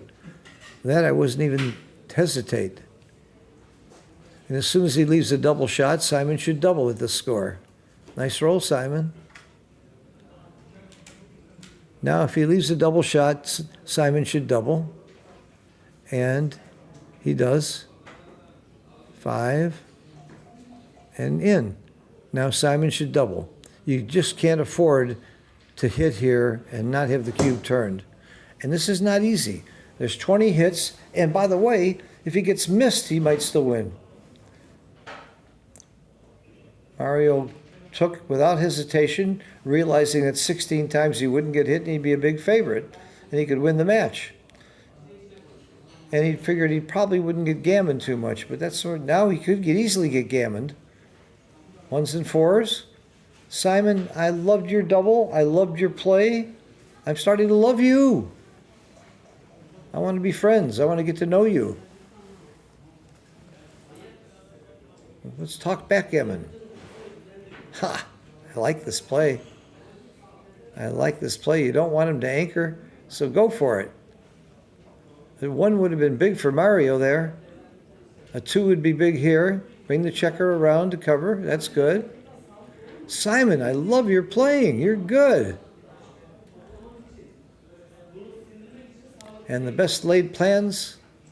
What's the saying? Man plans and God laughs.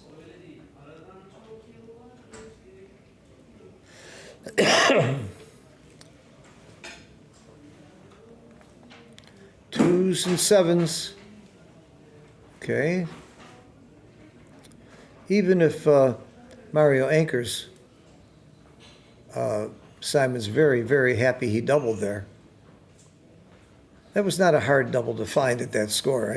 I'm not going to give him too much credit for flipping that cube when you're losing by this score and you have a double shot where you might win a gammon. That was not, it doesn't take a genius to double that, but it was a good double. He was what we call, David Wells tells me, be mindful. Don't automatically roll. Think about what's going on and what you need to be doing. And Simon was mindful there. He knew, just like I did, that if you see that shot, you give that cube at this score. Now, if he gets to a perfect bear off, your gammons are around 40%. However, because of the distribution and the open 2-point, maybe there's 44 or 45% gammons here. Almost half the time, Simon's going to win a gammon, wins 4 points. All of a sudden, he's got 5. That ain't so disastrous.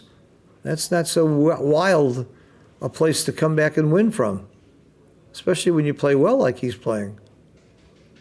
This is the right play. Double sixes plays, everything plays. 6 in and off the 6. Oh, no, he played it. This is fine. He's playing very aggressively for the gammon. That would be too much to take 2 off here. It's just too many numbers that leave shots. That's good. Good play.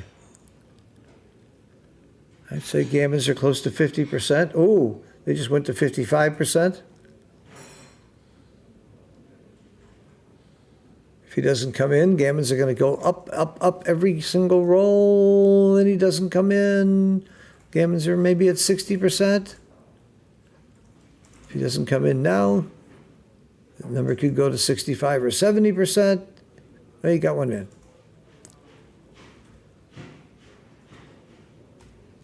He's peeling nicely from the top. Coming in is good. Funny way to move the checkers, but he got him to the right places. Got a good chance for a gammon now. 6-4 is a big roll. A little over 8 is the average.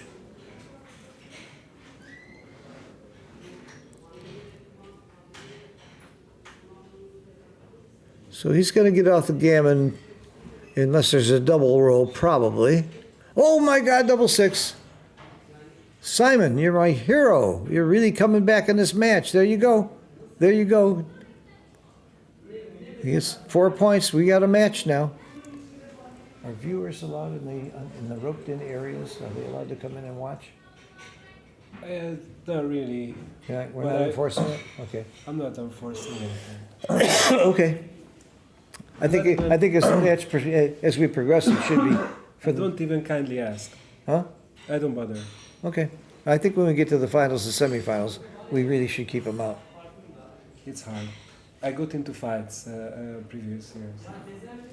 Put up a little sign.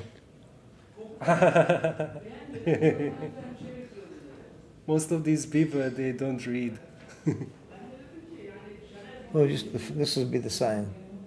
Yeah.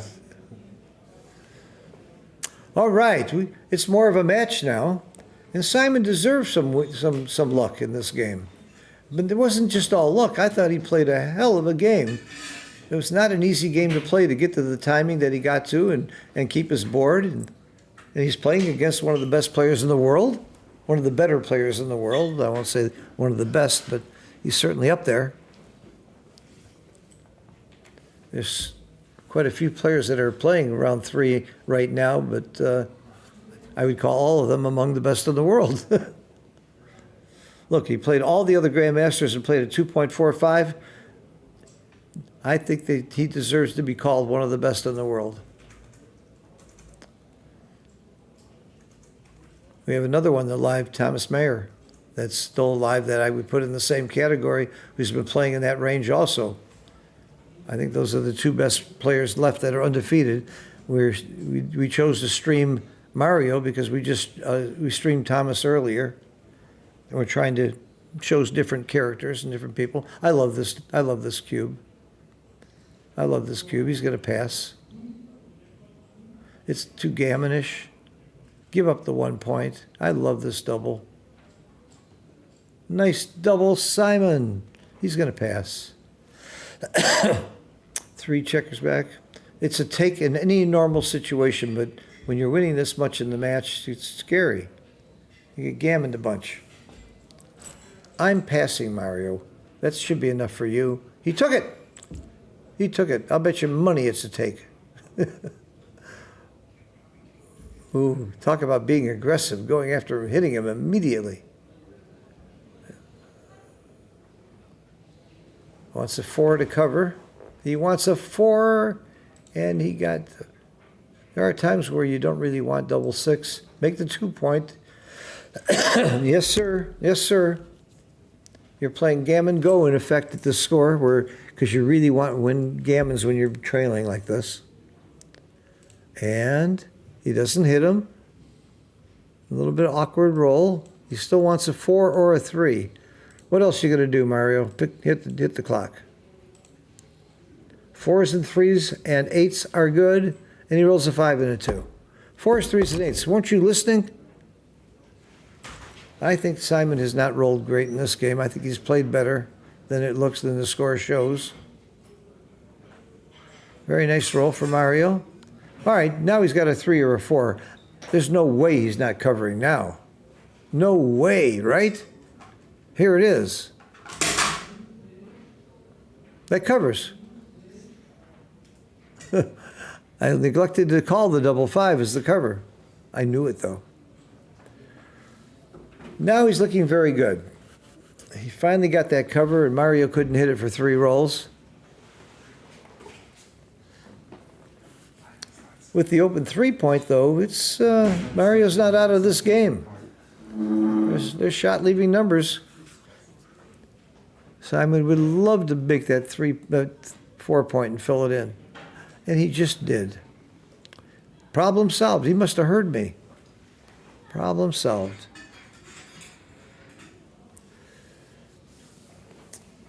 So Mario wins this game maybe 15% of the time. Simon's going to be about an 85% favorite unless he rolls a 3-1. He's volunteering the shot. If he gets hit there, he could have lost. He could get counter-primed, and I'm not sure I would have done that. Gutsy play. Might have been right to break the bar.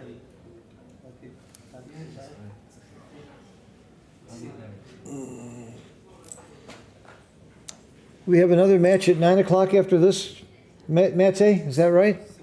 Yes. So after this, we'll have a dinner break until 9 o'clock.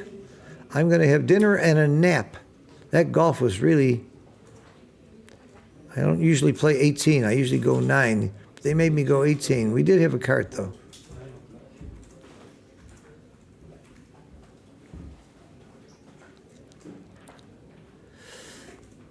Akiko got knocked out. She came to me and asked, when are we going to play? Whenever I have a break, we try to play.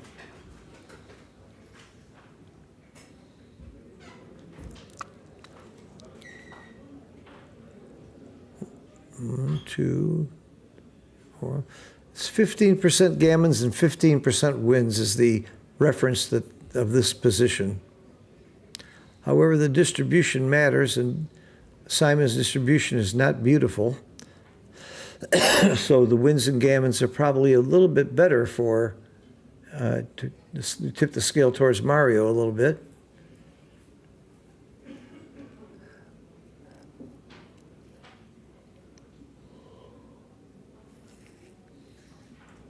That's a nice roll. I'm not sure that's the right play.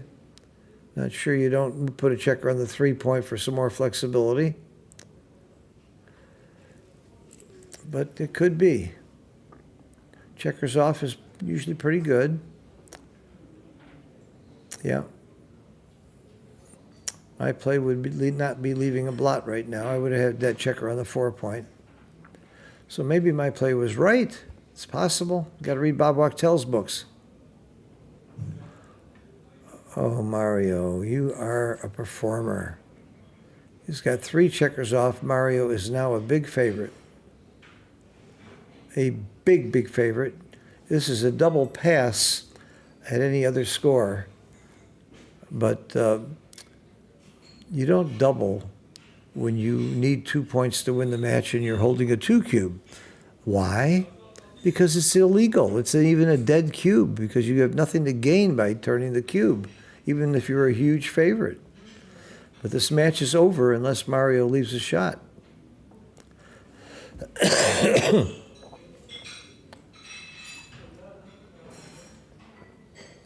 I mean, it is possible for Simon to come in and scamper around and win the game, but it's not going to be very easy. Very unlucky for Simon. Now you take 2 off, and you make the 3-point. And now you start feeling really good about this match. Nothing bad can happen except double 6s. That's the next best thing bad that can happen. Simon is not out of this. One double, he might be back in the game. One big double, he might be back in the game. That's not it. That's one double I talked about. Keep it going. You got nothing inside that's better. Get closer so that the ones don't hurt you. No reason to get fancy here. That's it. No reason not to think about it. Good for you, Simon. Simon, I like your style. I like your style.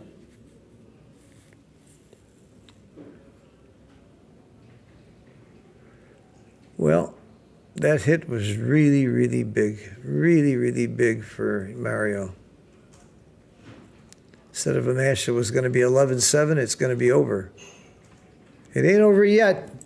Simon can still pull it out with some big doubles. And go to the ace with the last one. Yep, to the ace. What are you looking at? Oh, you got 5 checkers. Maybe it doesn't. Maybe you don't have to go to the ace. Going to make more doubles work by going to the 3. I go to the. I think ace is so typical. Huh. I got to figure that one out. Figure it out, baby. More doubles work. Simon, you must prefer. Oh, double sixes. You keeps you in the game. Just when you think the match is over. One more double. That double 6 got him in there. This is exciting. He might stay in this match. Okay. He needs a double next time. Or the match is over.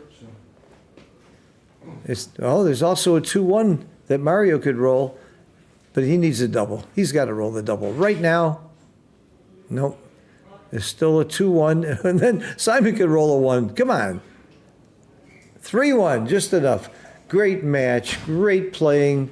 That one game with the back game that where he ended up getting a double shot, I loved Simon's play.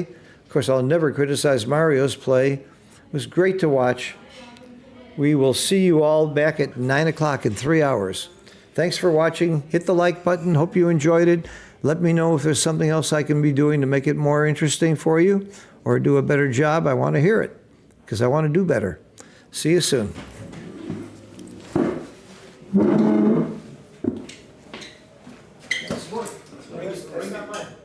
Ringing all the time. It's ringing. I didn't even know it was mine. I didn't know I left it out there. I'm sorry. Nice win. Nice win.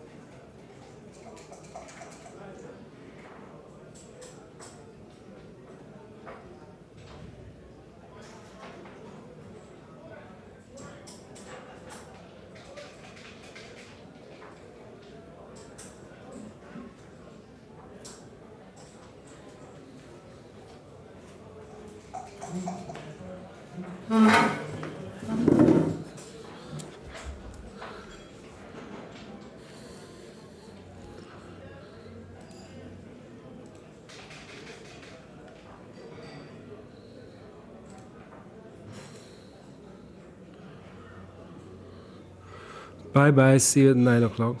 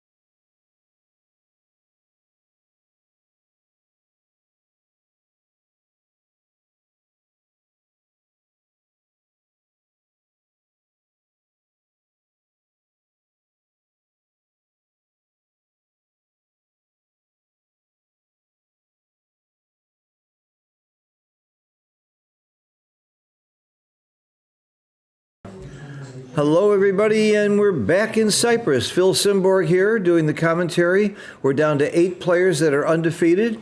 Our next match will be tomorrow at 1 p.m. Cyprus time. It is now just a little after 9. I'm very excited to do this match. We have number 1, Thomas Myhr, who everybody knows is one of the best players in the world.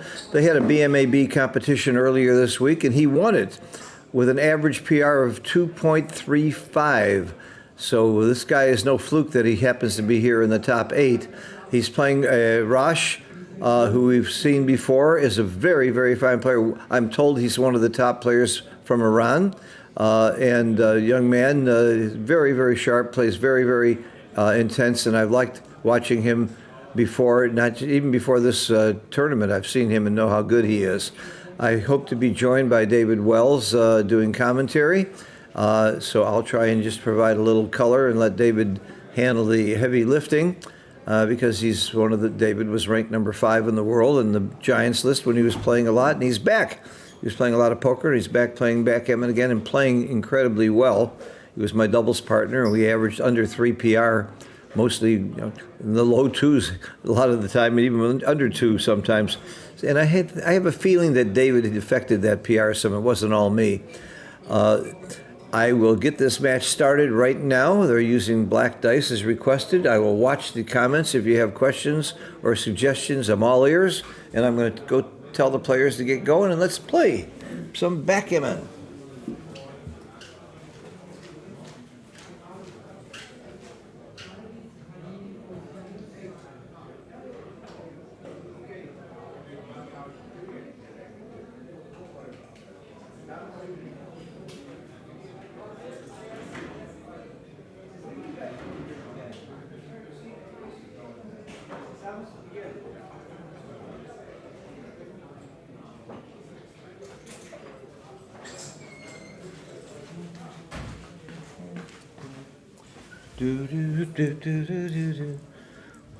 All right. The format for the tournament, if you didn't know, is a double elimination. It's not Swiss. It's bracketed, and it's the luck of the draw who plays who. And if you win if you lose one match and then you win the fighters bracket, you will play the undefeated player a single match in the finals. And the winner of that will be the champion. Now, the undefeated player will get extra money. That's the compensation that he will receive for going undefeated. And I like the format. Some people don't. I like the format because the player who loses one match had to win a few more matches to get to the finals. So that's one reason why I think it's fair. And it's also just much more exciting to have a single match to determine who's the champion. Monte Carlo went to that change recently. Monte Carlo used to be the fighter coming back had to win twice, and it happened every now and then. But the first match, you just didn't know if it was really going to be the finals or not. And then the second match is almost anticlimactical sometimes. So I was doing the commentary when Jorgen Granstedt lost his first match, then won every other match, got to the finals against Joe Russell, won twice and won his 3rd world championship. So it happens. It's exciting, but that's our format. We have 209 players in the what we call the Masters. That's the championship division here, and 114 in the intermediate. We'll have doubles starting tomorrow. I think we're going to pretty much stay with streaming of the main event here. Again, we're down to 8 players. On stream 2, there's another very fine match. I'm not sure exactly who they picked for stream 2, but I think you'll see Dagfinn Snarheim, or he's got Dagfinn and Thomas are 2 of the best that are left. Oh yeah, Mario Kühl is also left in the final 8. I think those are the 3 top picks in my opinion, and Arash right here is right up there with them. He's just not as well known because you don't see the Iranian players around the world as much. They don't get to travel as much to as many tournaments. Okay, we see Arash thinking about the cube. He's got a shot at an outside checker, a 4. I think this is close. I think it's close. I would have been tempted to cube. I think you have to hit. off the ace and make the ace. He's found it. I think that's clear. And he may be too good to double if, I like making the ace when you're blitzing like this. He's thinking maybe it's overkill, maybe he's overshooting his market. I don't know.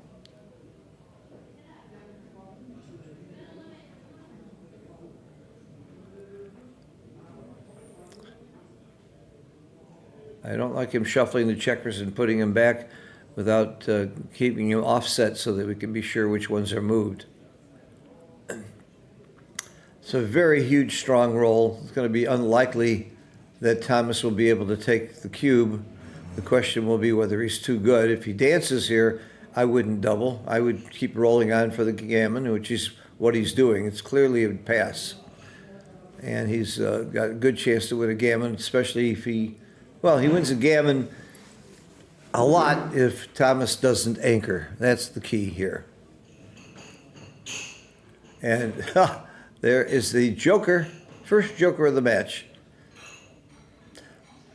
He's leaving a double shot in order to make a great point inside, and now he's got to take probably. This may be what we call weavering somebody, when you could have doubled them out, but they were all good enough to where you can double them in. Named after Tom Weaver, not Paul Weaver, Tom Weaver out of Texas. I met him years ago. I think he lived in South America a bunch and came up with this strategy, which is, here it happened accidentally, but some players in a money game particularly do that on purpose. They think, why should I double them out? Maybe I'll wait and he'll get a little better and take, and I can gammon him. So the question is this a take and is this a double? And both questions are hard for me. I think the take is questionable, so I think the double is right. Woolsey's law. I'm not sure it's a take, so I would double. And he agrees with me. And we have a take. He was definitely weavered. Double five is a huge roll because he makes the 3-point. Another inside point is big, and I think he comes in. That's it. Thomas took because he's had that anchor, and he's got decent structure on the other side of the board. And with that anchor, that reduces the gammon risk quite a bit. So if you're not going to get gammon too much, losing 2 points instead of 1 point at the beginning of a 13-point match is only about a 7% equity loss. This is forced. But now Thomas has got some play. If he hits them, he will. It's risky to hit. Lots of gammons, but you pick and pass, you come down and hit. This is not an easy play for me. I don't know this play. That's very risky, but he says, winning is worth a lot, so I'm going to go for the win. That was a very, very big play, and he got punished for it. Now he's going to get gammoned a lot. He may regret that play later on when he watches this video and puts it in XG. And I'm not saying he'll regret it because it was wrong, because I don't know if it was wrong. I just know it was big. In fact, it was huge. You're in the final 8, you make a play like that, it is really, really a scary thing to do. Because there's a lot of shots that hit you, and when you get hit, you do get gammoned a bunch. Now, here's David. I warned you that he was coming.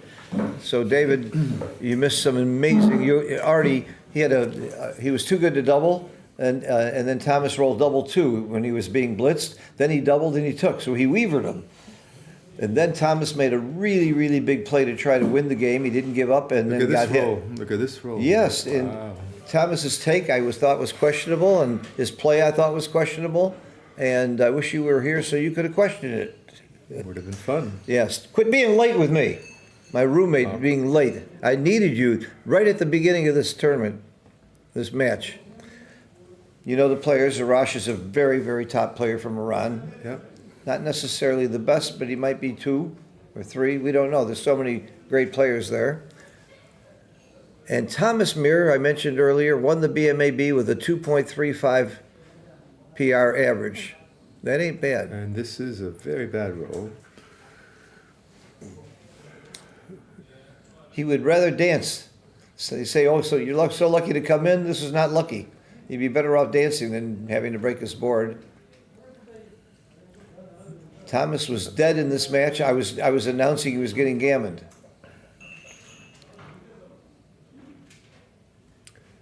I'm not sure why.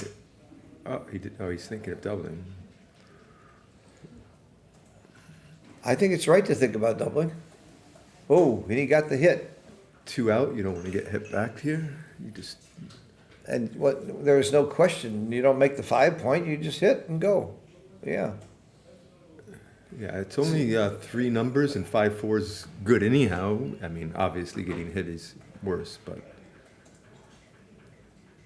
3 numbers seems to argue for the hit. What are we missing? This looks so obvious. Well, 5 points nice, but this looks stronger. Yeah, I agree. This looks clear. It's so clear. He's only he's getting the cue back most of the time here. This is It could be too good. Why would you get the cue back? not too good with an open 5 point. You've only got a 3 point board. He's got a 4 point board. I don't think. But he's got a 4 point crash board. Still, you don't have enough builders. You're a big dog to make the 5 point. You get hit by. I don't think this could be too good.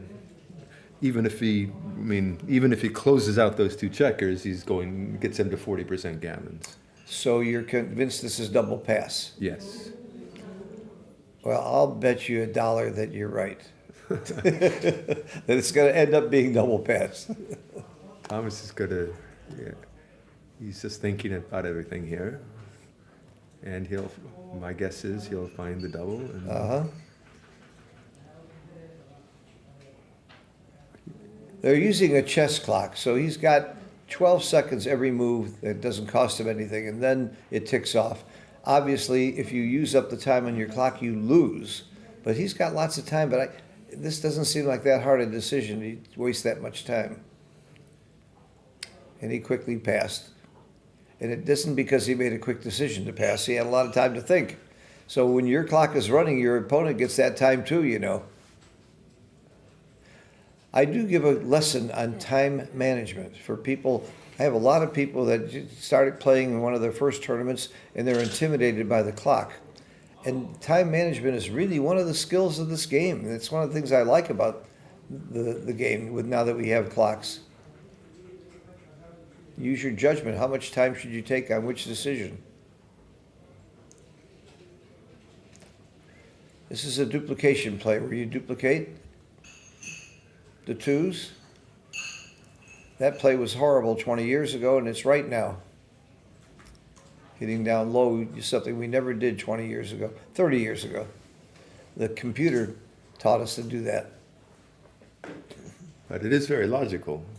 You're keeping the guy from making a point. You're not duplicating the 2s. And the alternative is ugly. Yeah. It gives them everything. Every play is also always about the alternative. I think I make the 3 point. Yeah, I agree. He doesn't. He makes the 1 point. Well, this does unstack the 6 point. This is very reasonable play. Could be right. I'm guessing the equity would run quite close with both plays. Mm-hmm. That's another play that would be laughed at 30 years ago. Anytime you make the ace point 30 years ago, they laughed. And Jim Pasco did it all the time and walked away with a bunch of money. He was ahead of his time.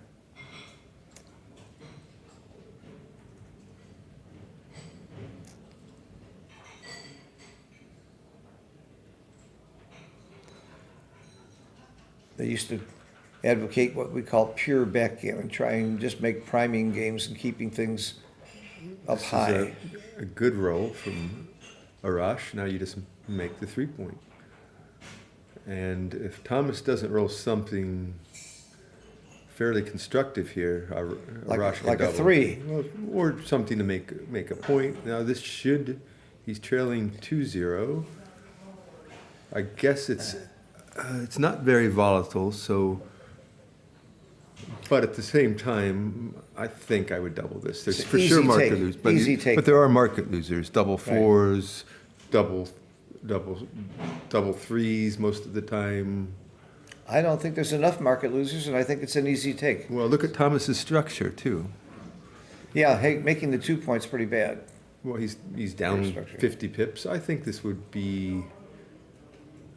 is probably a double, but I think there's enough here to take it. I think I would double this though. There's market losers for sure. Well, the players agreed with you, both of them. Good call, David. Dice on checkers are no good. Sometime a position may not seem that volatile, but you're just winning so much that you just can turn it. And here he's just winning so much. It's not a bargain to take this cue. I think it's a very thin take. Uh-huh. I mean, if Arash.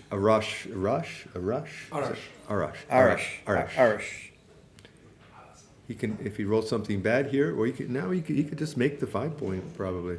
With those two blots Well, on the other It side. doesn't play that well otherwise. What's he gonna do? Slot the deuce? Yep. He agrees.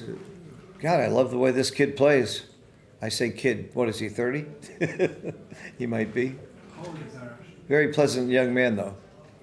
How old is he? He was born 1988. Can you check the comments, anything, Arash was born in 1988. 88, which is what? How old is that? 37. 37, okay. Most people are kids to Phil at this point. Well, you're a kid to me, yeah, you're a kid. I've got underwear older than that.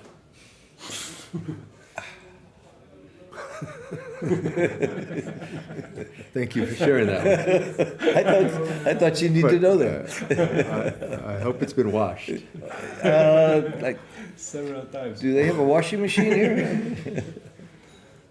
All right, good roll. They do one underwear here for 100 Turkish lira. Yeah, right. Yeah, he can just kill a checker here. I don't know if I would have done that, but it's reasonable. It It leaves, does, leaves some ugly doubles, well, fives become a problem pretty quickly, but 5s and 6s. And sixes are good right now. 1-6 specifically. And That's just fine. go to the deuce. Why not?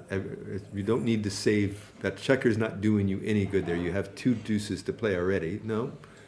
Why not go to the deuce? That flexibility was a bit deceptive. wow, I would have played off the 6. I see your logic, though.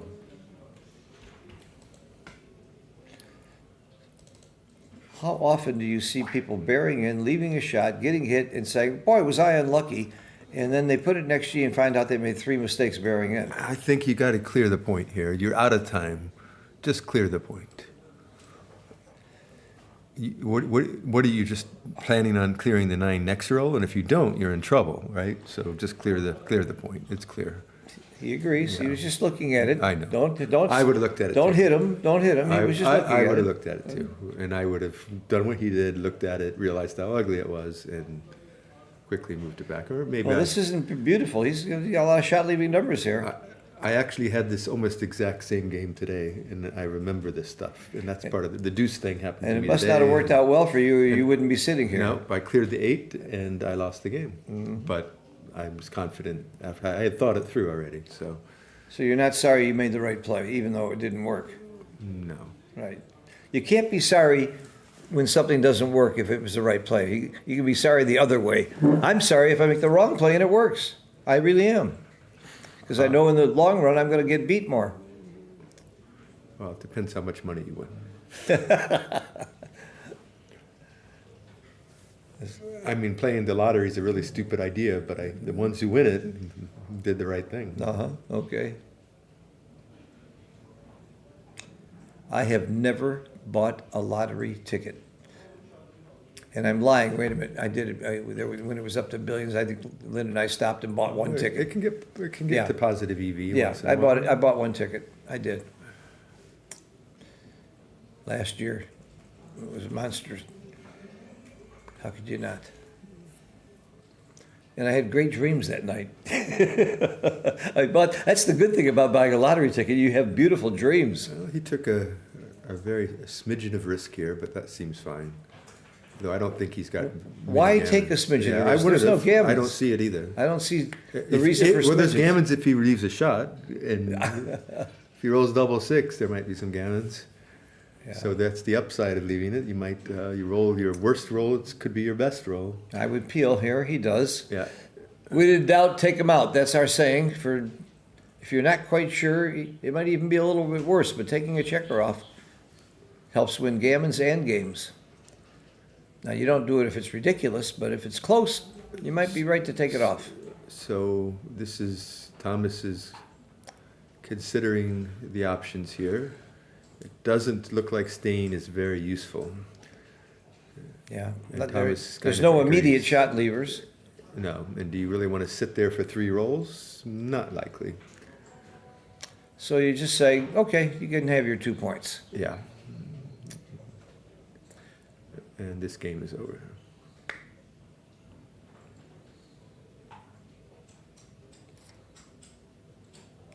I might mention, when I mentioned the BMAB, number 2, closely behind Thomas, was our friend from Russia, Sergei Rokin. I say my friend, he knocked me out of the money round in Monte Carlo 10 years ago. And I haven't forgiven him. I think. Mate, is there a beer around here? I don't know. I can get it. I should have brought it from the mini bar. This beer's in the mini bar. Anything, any comments? I can't read it. Someone should count the number of times they reroll after dice on checkers if it rolls off the beer side. Agree with David. Clear. I like dice on checkers. You have flat checkers here.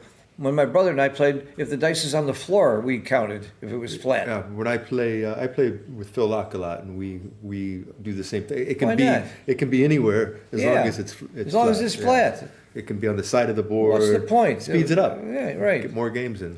The other thing I don't like is when somebody rolls cocked dice or dice on checkers, he gets to start the clock over. That means he gets a new 12 seconds to think about whatever's on the board. Why should he be rewarded for rolling stupid? And that can be gamed, right? Yes. That's the problem with that. You can throw the check. You're thinking about what to do. You can throw the dice across the room, and get a lot of time on the dice on the clock. I don't think people do that, but the first time somebody did that, Of course, somebody's done that. Come Yeah, on. you're right, of Enough course. people, That's given right. enough, given opportunity, it happens. if they did it to me more than I once, think it's very rare. Yeah. But I'm gonna guess. Here's what I hate. When I bring a baffle box, and I love my baffle box, and I love other baffle boxes that other people make too. The guy refuses to use a baffle box, and then he doesn't shake and roll legally. After the first time, I get so, it just bothers me. It throws me off. It makes me angry. And if I'm in a tournament, I call the tournament director. Yeah, I like baffle boxes too, and they don't get cocked nearly as often with a baffle box. That's right. And they never go off the table unless you miss the baffle box. That happens. And I've seen you miss the baffle box because you throw them in there too hard. Okay, double pass. There's nothing here. Position raise threats, just pass. It looks like 50 numbers to hit. It looks close though. Wow. Yeah, I thought it looked close. Wow. Well, he's not. Because now he's rolled a 4. Well, and he doesn't have a lot of checkers in the zone, so you can kind of still split. He's only got 8 checkers over there. He had 10 checkers in the zone. You're right. But I before count- them, you're right. There were. I count the zone very quickly because I count the checkers that Yeah. aren't in the zone. Oh, That's how you know what's in the zone much faster. Look at this though. Thomas is already. Counter, I thought it yeah. looked like a very thin take. I Just bet enough you game. anything that it was a take because Thomas took it. Yeah. This guy doesn't make many mistakes. I would have passed it. That's 2 cubes that were very, very tough that Thomas has taken so far. This looks like this is going to win the most games, so this looks like the right play. But we'll lose a few gammons. But this game is, great shot.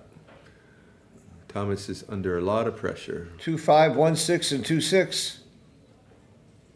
2-4 doesn't quite cut it. No. And Uh, now a 6 is tough. So he's coming in because he doesn't want lots of blots because he can get attacked. Uh-huh. He did that very quickly, He too. did. He love a 6. Oh, Wow. that's shooting a blank. This was the worst. This might be the absolute worst roll, I think. Don't you hit here? This was the absolute worst. Was there anything worse? I can't come up with a worse number. No, I can't either. Do you? You kind of have to hit, don't you? You play 8 to 1? You're playing 7 to 4, and then you think about the 3, because you can come down and do bases. This is my play. Seems the only way to turn this game. Yeah, I think that's my play too. Any other play looks horrible. This is the alternative that I was talking. No, the other would be you come in with the. Well, this is fine, either one, but he's duping good ones for Thomas, which is this is a reasonable alternative. This gets gammoned less if it goes wrong. The other play could get you gammoned. Oh, he's giving away 5-2, 5-6, 6-2, and 6-6 as well, plus little combinations. 6-4. Well, now he wish he hit. I would have liked to take a little more time on that one, but this play was reasonable for sure. 2s are duped. You always look for duplication in these kinds of situations. Yeah, the 6-4 was pretty forced. There weren't many reasonable. And now he just comes out. Wait, maybe not. He can hit, but no. You just. I'm hitting. I think you just come out. Wow. You're hitting. You're too disconnected. Wow. You're just leaving 2 men stranded. You could get trapped back there. Thomas would have been happy to make the ace point, but now he's just got to make the. With 2s being duped, I think he just make the 3 point. 6-2 is duped. Double 2s. Well, double 2s, he's dead. It looks like he's trying to find an alternative to making the 3 point. Yeah, and 3 point seems it's just such a strong asset. He's And quite it scary. dupes 2s again. 2s Yeah. hit in both places. Yeah, but they do a lot more damage on the outside, sadly, because you don't get a shot back. But either way, I don't see how this could not be right. It's just so strong to make that 3 point. You have a threatening position. This is great on 9 numbers and pretty bad on everything else. More than 9. Some come-in numbers that aren't too good. Like what? I mean, like 2, 3 or something. 2, 4. It's still not 3, too bad. 4. Leaves Thomas in a lot of Alright. pressure. All those coming in. So this was your play, it sounds like. Yeah, it's just it's such a strong structure. He just has to fade. All right, now this looks like a switch. Lack of choice, good option. It's a bad roll, very bad roll. But he can maybe pick up that blot or escape. So switch, and then the question down? is, well, then you can't attack with the deuce. Well, But 1 down for sure. 1 down for sure. So it could be 13-5, and it could be 2 down. It's clearly 13-9, right? Well, what else is? 39 is forced if you switch.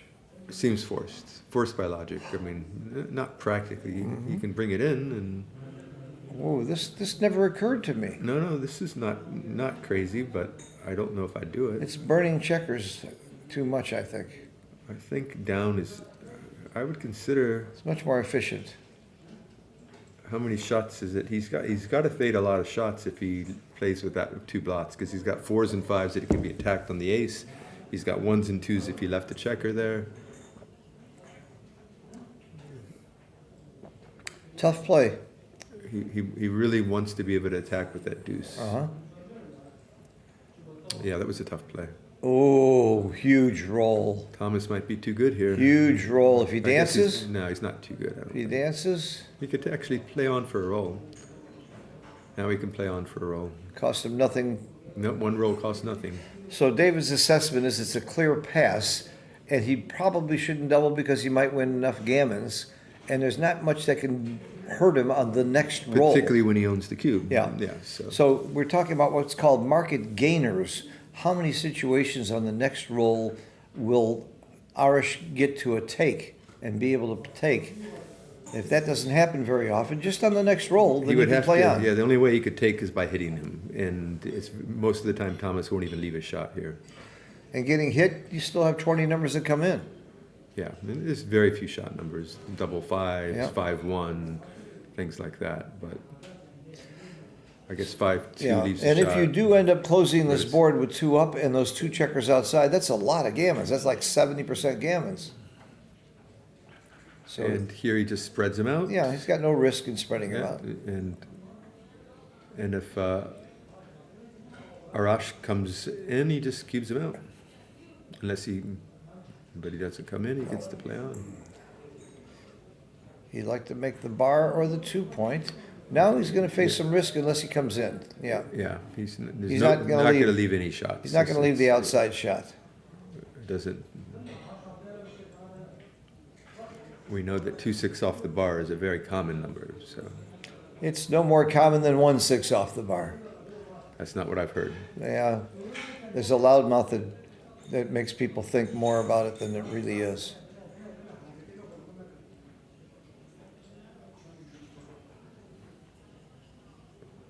Now, is it still play on? I think it is. How course. often is the guy going to be able to take the cube he can next never, time? He can never take the cube, no matter what he rolls. 1 and 3 down. There you Yeah. go.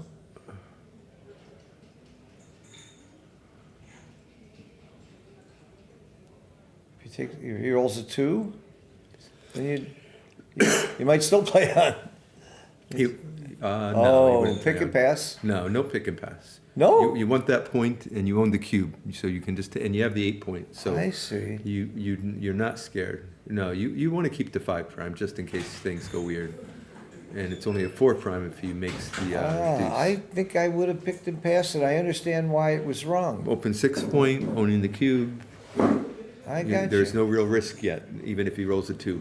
The only, If he rolls a 2, do you double him out? probably not. You probably play Ooh, on. wow. Because then if he does roll a 2 after that, you probably have a pretty powerful double even. Uh-huh. Now he's, Yeah, this looks right. Mm-hmm. Looks a lot of gammons here. oh, yeah. And it's nice to have the 6-point cleared. Not if he rolls a 6, though. All right, he'd like to pick and pass. He'd love it a little 2. Oh, this is better than pick and pass. So gammons here are in the 70% range, I think.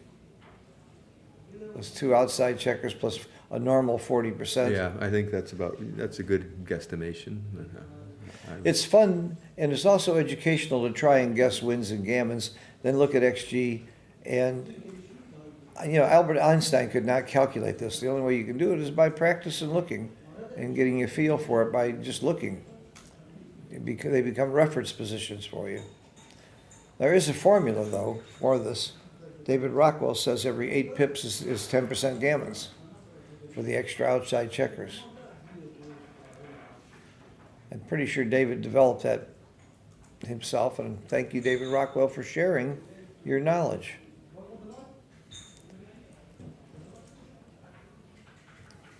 It's 50-50, as a lot of people say. Either going to be gammoned or he doesn't. 50-50. Anyone check that take? I'd like to see the equity on it, how thin it was.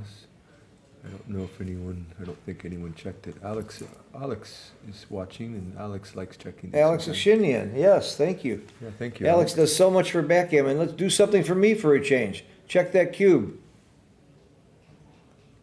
We'll see him in LA. 4-4 played correct. He did, nice. The 4-4 was correct. He found a great play with 4-4. Good. Tiny pass.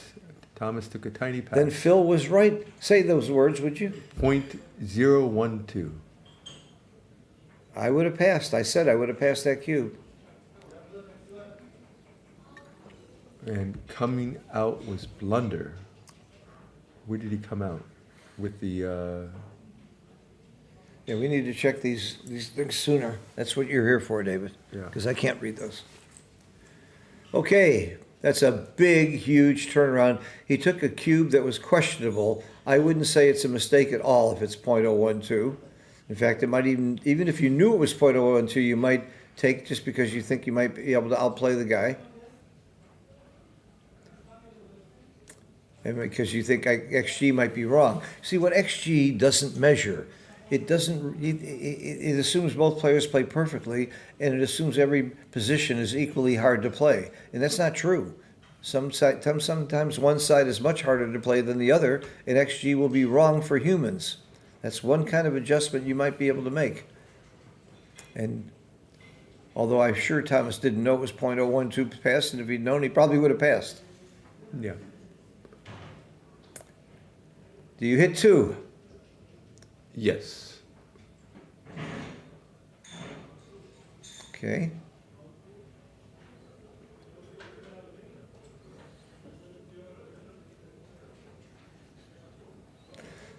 We're into big money possibilities in He these should rounds. hit on the outside for sure, which he noticed. He could, he did. When you're down to the final 8 and you're got $30,000 money added and 209 people, you're talking about significant amounts of money in these matches now. And both David and I wish we were on the other side of the screen, playing, and have somebody doing commentary for us. Although not me, I enjoy doing the commentary, and David would rather be playing. Ooh. I would have thought about making the 4-point. Well, it does leave a lot of shots, and this leaves pretty much no shots. Thomas is winning the race, and he can just try to... Good point. Your game plan is racing when you're winning the race, and so don't leave as many shots. Hitting is not as critical. Pretty ugly position for Arash. There is another play which he should consider, which is Coming out? Yeah, and keeping that point, keeping the 22 with the blot and the strip position. It would be reasonable. But this is also... This play I wouldn't have thought of. This was Well, not on my He list. doesn't want to strip his 8. That was sort of his Wow. reasoning. But That wasn't on my list. this is a great roll. And he just comes out. You don't make the ace. No, you don't. Now's the need to. time to go. Well, he's making the ace. I don't think he'll come out. I mean, that checker wants to come out with the 6. Sometimes the checkers will. You just put them where they want to be. And this That's one- the girls. They tell you where they want to be, so listen to them. Guy's got no board. Okay. I would come out. Well, here's the first situation where you have differed. Well, we don't know if we differ. He hasn't made this play yet. Yeah. I would put your PR very Oh, close David, to the those same. comments are from previous match, so we don't know what that was. Oh. But thank you for that. Huh. Well, if they apply, what difference does it make? Sometimes it would be nice to have an XG feed, and this would be one time, but I've got David, so I would really need an XG feed. That's Yeah. why you're here. David's PR is very close to the same as Thomas's, so I trust you. I've not come out here before, and I'm just generally wrong. So I try to, once in a while, I learn from my mistakes. And sometimes I just repeat them over and over again. And that's kind of, I think that's just, we all do that. Not me. After my 3rd marriage, I've stopped making that mistake. I learn from my mistakes. Although I can't say my marriage is a mistake. I had 3 wonderful wives. See, I told you what Thomas would eventually do. You are so right. And so was he, I think. Okay, this is not good. What happened to cube action? Well, Thomas is about to roll, and He's about to double, I think. he probably, well, you should make the ace and come down. You cannot come out here. That's just too, no, wrong idea. You're in bad, this is not the right idea. If you're winning the race, you would come out here. Yeah, well, even under that, there's a mountain in front of you that wants to fall on you. He's thinking, how do I play and stop the cube? How do I stop him I from don't think doubling that's me? a very good reasoning against Thomas. But Uh-huh. you just got to find the right best play, the best play. I don't think psychological games are going to work well Yeah. with Thomas. But you know that cube might be coming, and you're starting to think about which play would I take the cube? Well, you make the ace, and you have this would be much easier to take, I think, than anything. I don't think I'm taking anything. Well, 5s are crushing, and 11s are crushing. That's part of a 5. I guess it's only 5s and 4, 6 that don't leave a shot, but the shots don't win. The fives are still great Yeah. here. This doesn't do anything. I'm certainly doubling. Yeah, I don't think I'm I'm taking- doubling either position, but I might take the other one. Oh, okay. I would consider taking the other one. Well, that's a reason to make this one, because I don't want to play, I don't want to play this game. I'll make the play where I know I'm going to take He has a and safety get rid of net this checker. game. He's got a blot on the ace, and you just have a stronger board if you make the ace. I just think this is, what advantage does this play have? Unless you're winning the race, and he's not winning the race, you can just visually look at it. Uh-huh. He's got 5 checkers back versus Thomas has 3 in checker. Like, yeah, this is clear he's losing the race badly. So why is this any better? This isn't, it's better on like a 3-4, because you get a shot. But 3-4 makes the 4 point anyhow. It's not like, So years ago, I was taught Pratt, position, race, and threats, and learned to evaluate it. And then I started taking really a lot of lessons from John O'Hagan, who taught me how to do gammon-adjusted take points and estimate wins and gammons, and I threw out Pratt. And then 2 years ago, I noticed my good friend and fellow teacher, David Presser, was number 1 in the world on the cube. And I said, David, how'd you get so good? He says, I use Pratt. he made this play. Thomas is counting the race. Thomas is going to realize he's up a lot, and Thomas is going to. Yeah. Now he is up 6-2. But let me finish this Oh, sorry. Pratt thing for Yeah, 1 yeah. second. If you look at who's got a better position, Thomas. Who's got a better race, Thomas. Who's got more threats? Well, there is some possible threat chance for Arash, so that's the only excuse he might have to take, that he might get a shot. But Thomas has the threats of winning gammons, and he grabs it. I would have passed this cube so fast. Wow, coming out at 1 point is a wash. Thank you for that. So- 0.00 difference. Arash has a wash. That sounds good. And what was the equity on the cubes if somebody's got a chance there? I thought it was a pass. And I'm probably wrong if he took it. He's such a great player. He was immediately punished with a 6 prime. Well, based on that comment, it looks like it's a take. But once again, we didn't count the race, so I don't know what the race was. But when you're trailing, you can take pretty deep, right? So, The score might make it a take. yeah. That's maybe what I was missing. I would not have dreamed of taking that cube. That's why he's in the final 8 and I'm doing commentary. All right, I think you need to play 13-11 twice and make the 4 point. You need builders for the 5. You can't afford this. You just have to have a really solid position. Oh, that's reasonable, but you need the 5. I don't think I would make this play. I've been taught to give up that midpoint all the time. You're only just about. blocking like double ones, and double ones is great already. So I would just 2 down. Okay, that's good. He's doing it. Yeah, this is kind of standard, right? For these positions, you already got you're holding them with 1 point. That point doesn't do a whole lot. I have a different thought. When I'm in this position, I'm thinking, how do I not get gammoned? Good play. Ooh, with 2 blots on the board, do you point at him? No, not even looking at it? Making the 3 point with Well, those 2 blots inside? So 1-1 covers, 1-3 covers, 1-4 covers, 1-6 covers, 1-5 is bad, and 1-2 is bad. So So you just named too many rolls that hurt you by I'm making. not saying that I hadn't decided what I was doing. But You win a lot more gammons making the 3 point also. this starts getting a bit strippy for Thomas, and Arash will now make his board. What if Irish rolls a 6 here? You can kiss the gammons goodbye and maybe win some games too. Well, if he rolls a 6, he's got a big pass at that point. Oh, really? So if you roll a 6, you might want to make the 5 point, because keeping that point contact when he's got 5 checkers outside, you're not going to win many games with this race. I got you. So for DMP, it's clear you stay back, obviously, but come out with this. Yeah, I mean, you're tempted to come out with a 6, but DMP means look- double match point when gammons don't matter. Thomas doesn't have many rolls to point on him if he just stays there and makes the 5 point. So he's got way more. I would just sit there if I roll a 6, particularly with this play. Because what are you afraid of? 5-4, Interesting. double 5s? Yeah, they suck. yeah. But That argues against pointing on him, then, if you're not afraid of him coming out.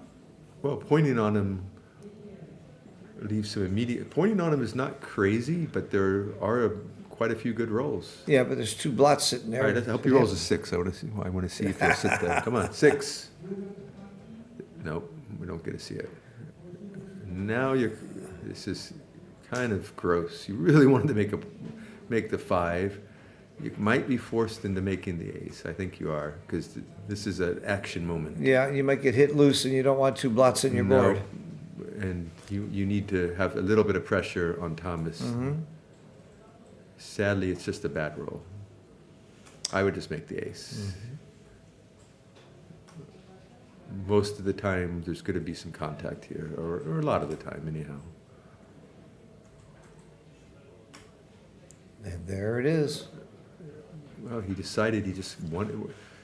The argument for this play, everything kind of hits when it hits and covers one of those blots. You know, you got 1s, 2s, 3s, 4s, 5s, and 6s to cover something. But those blots do argue for a hit a little bit. I was hitting. Not clear to me. Don't you know that hitting is so much fun when he dances? That's the reason to hit. You get some dances and it's really fun. So there are no bad 3s. 3-1, 3-2, 3-3, 3-4, 3-5 isn't quite as good, and 3-6 is not quite as good, but everything hits and covers. And there's also a good 2-1, no, I don't know, 2-1, that's not great. Well, 2-1 you hit, and you still got to hit him, I guess. He's going to make the safe play because he's winning the race. But and Puts the problem, pressure on it next you know, yeah, and the problem with the safe play is Arash will make his board, Yep. and you don't have many pointing numbers. I'm hitting automatically. This is my play. I shouldn't say the word automatically. You shouldn't do anything automatically, but I'm hitting for sure. And he Yeah, did, yeah, okay. I think I like the hit, just with the blots. You usually get it, when hit back, you're going to get a shot at a checker usually, short of 3-4 or 3-3. Okay, And now he can win some gammons. covers with a 5 or a 4. And the 3. Now this is interesting. You're tempted to make the giant play here, but it might be 2-6, 2-1, and 2-4. That's probably unnecessary. 6 numbers. Probably unnecessary. Yeah. You can probably do this. This is probably the right idea. Especially when you're winning 6-2, you're happy to win 2 points. You'd like to win 4, but you Yeah. sure want to wrap up those 2. And you got 2-2 becomes a super joker. If the score was reversed, I think you'd play big. I think I would play big. You want to win more gammons when you're behind. You want to gamble a little bit more when you're behind. A lot more. That was a .064 take. A great take by Arash. It was a scary take. There's just not enough contact. Uh-huh. Thanks for the help on the chat Yeah, there. that is, how do you say it? Mika Lakanen? I don't know. Can you pronounce that for me? Miki Laukkanen. Oh, thank you for that. I would have passed. Miki lives in Yeah, I Oulu. didn't know. I really didn't know. I would have It was a passed. difficult decision. Well, here, you could hit, but, You have to hit. well, you don't have to hit. You'd have to hit because you're leaving a shot anyhow. So you might as well Put him up. put him up. This looks like the right Yeah. idea. It's only 11 numbers. You do have to sweat double 4s. Well, double 4s isn't the end of the world. No, he's still a favorite, small favorite after double 4s. Look at this. And got to pick up the blot for forced into by logic. He hates it, but he's going to do it. If he had more covers, if he had another plate, nope, yep, that's It's it. just way too many gammons Yep. with way too many shots. You're giving 2-1, 2-3, 2-6, all 5s, double 2s. That was a super roll, though. Yeah. Oh, 2-6. Wow. That's a horrible roll. You're better off dancing than doing Yeah. that. Wow. Yeah. 4s, 5s, But hit outside. you can't really double this, Whoa. though. You're not with that dead checker, I don't think. 4s and 5s, plus some switching numbers like double 1 and double 2. And sixes. And four- sixes hit loose. Well, I don't know if you're going to hit loose with six. You're going to run out with a six. You're not going to hit loose unless it's a six. 4. What, Ooh. 6-4 you point on him, and 6-5 No, 6-4 you hit 2. And 6-5 you hit 2. 6-5 you hit 2, right.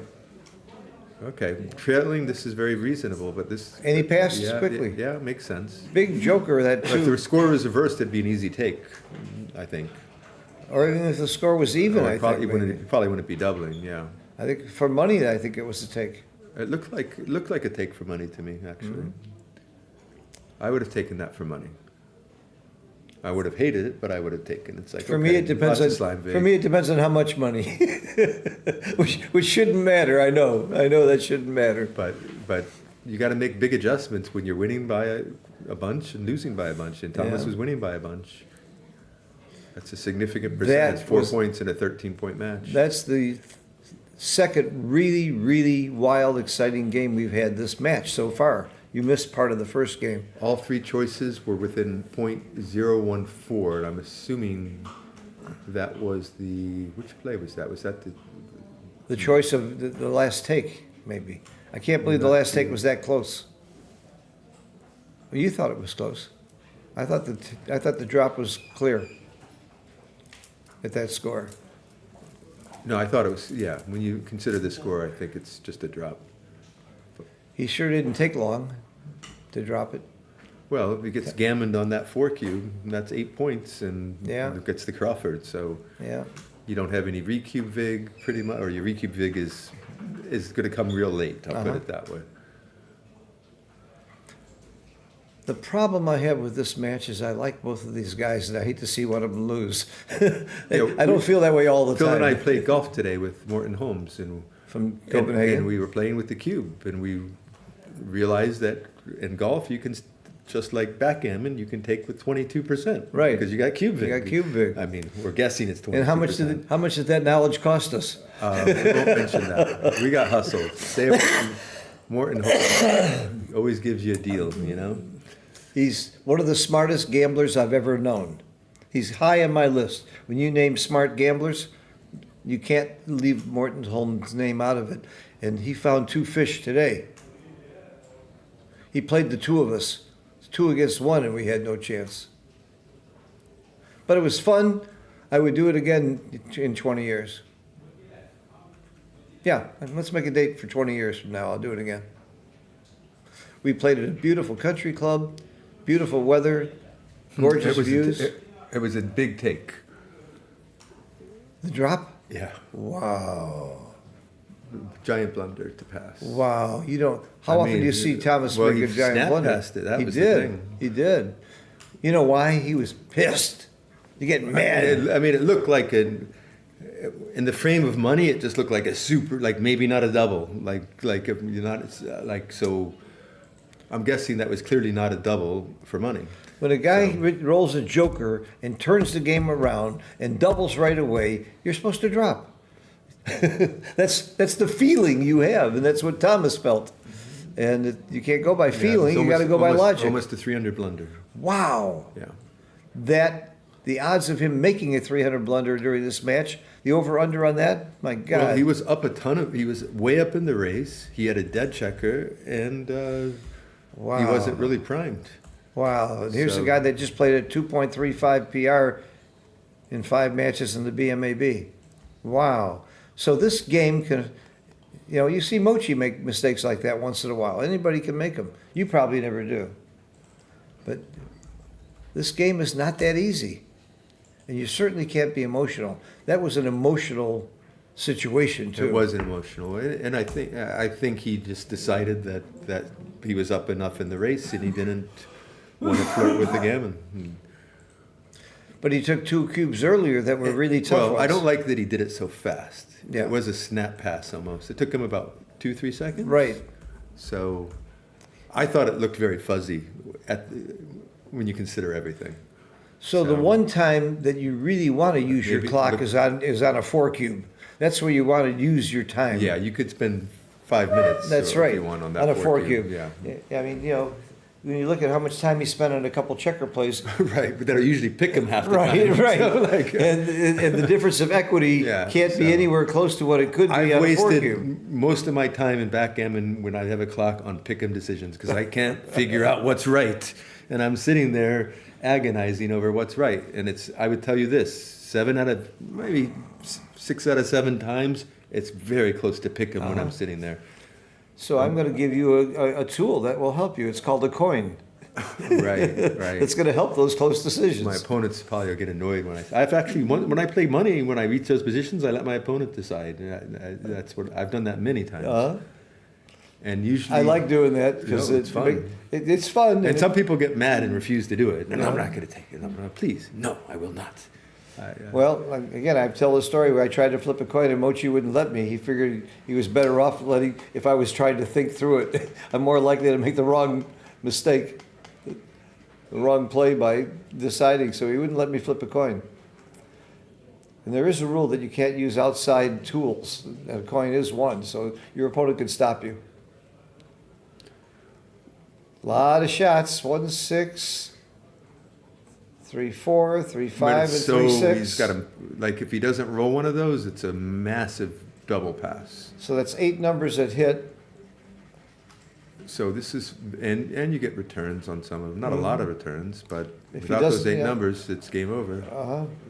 8 out of 36, 9 out of 36 is 25%, so this would be about 22%, and he got one of them. Okay. That's big. He's got a lot of returns. Yes, he's got- any ace, deuce, or 3 that enters as well. He's got 18 return shots. And he did it. 18 return shots. 3 Now times 3 is 9, winning, doubles he's 18. winning again. This is, I like that play, what he made. And he's got life after death, as we've just noticed. And now this is a Now he's got death after life. double pass. Now it's death after life. With that many builders, this has to be a double pass. And you're losing the race. No, I don't know. Race, The race is but close. you're going to be behind a prime most of the time. He's Yeah. got, If he doesn't make the four 4 point, he's going to builders. make the 8. and he's going to make the 8, and he's going to come out with his bad 5s. He comes out with. Oh, good point. Fives don't help you on one side of the board, but they help you on the other. But he escapes with them. Yeah. This looks like he's not doubling. He's got to double this.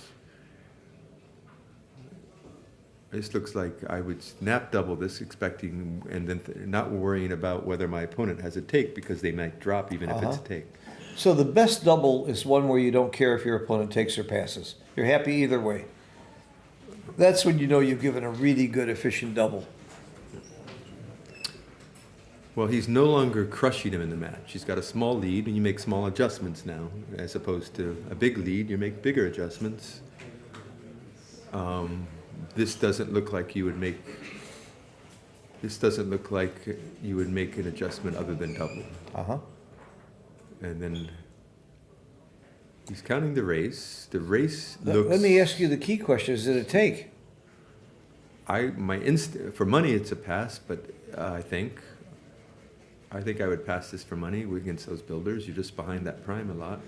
Have you ever played for money? Do you play for money too? Not too often. No. No. Do you have That was a game? joke for those of you who know David Wells. He plays for money. And if anybody's interested, I'll give you his phone number. So what is the race? 20, 40, 60, 70, 81,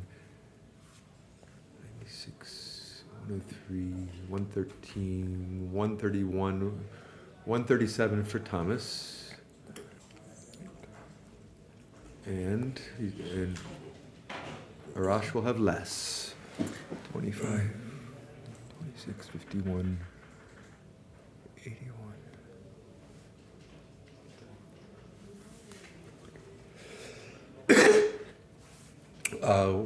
109 for Arash. So based on that race, it's probably a take. You can come in on the deuce, you can come in on the 4, doesn't make the point, he can hit his shot. So I'm thinking this is a double take. So he's looking at look at the time he's putting into this, and he didn't put anything into that 4 cube. Right. Well, And the 4 cube was twice as big. and he scooped it and doubled. Great roll. That's One of his amazing. best. Yeah, now he's got the 8-point slotted as well. Yeah, So. one of his best rolls that he could have had. Coming in the 2 is big, especially if Thomas doesn't roll a 3. Thomas needs not only a 3, but a 3 with a 4, 5, or 6. Now he's going to hit. No, 4-1 he doesn't hit. You need to think about, I would think about hitting here. I'm not sure what I would do. Hitting is kind of scary. I like to hit. I mean, at this position, hitting is just, can crush him really fast. If you're going to leave a shot, why not hit? I mean, it is blots, but he's got a blot on the 4. He's got three checkers on the 3. I lean to the hit as well. I did too. It was my first instinct. He's down a ton in the race. He's going to leave that 8-point slotted, which is because it's a builder, I guess. So when you have an initial gut reaction about a play, of course it's right to stop and think. But most of the time, a lot of the time, you're going to come back to your gut reaction. You know, here it gives him a bunch, maybe more than one roll to get out down in the Sixes race. and But fours. he's very stripped. Black is very stripped. If he doesn't roll a 6, he's got to break something, and usually he's going to break. If he doesn't hit, he's going to break the 8 or the 7. So this is not an easy play. I could see arguments for coming out. You don't like just keeping those 3 checkers there. Hitting, how many shots is hitting? Hitting is 12 plus 1 6. So 14 numbers back and 3 blots over there. But there is returns as well. And there's a big upside if you hit and don't get hit back. Yeah, it's probably Big game over. upside. Probably game over. This is a difficult play, though. I see arguments against hitting, particularly with Arash being quite stripped. And here you get shots on a bunch of 6s as well, but clearly you're not happy. This is very reasonable. It could be, knowing Thomas, it's right.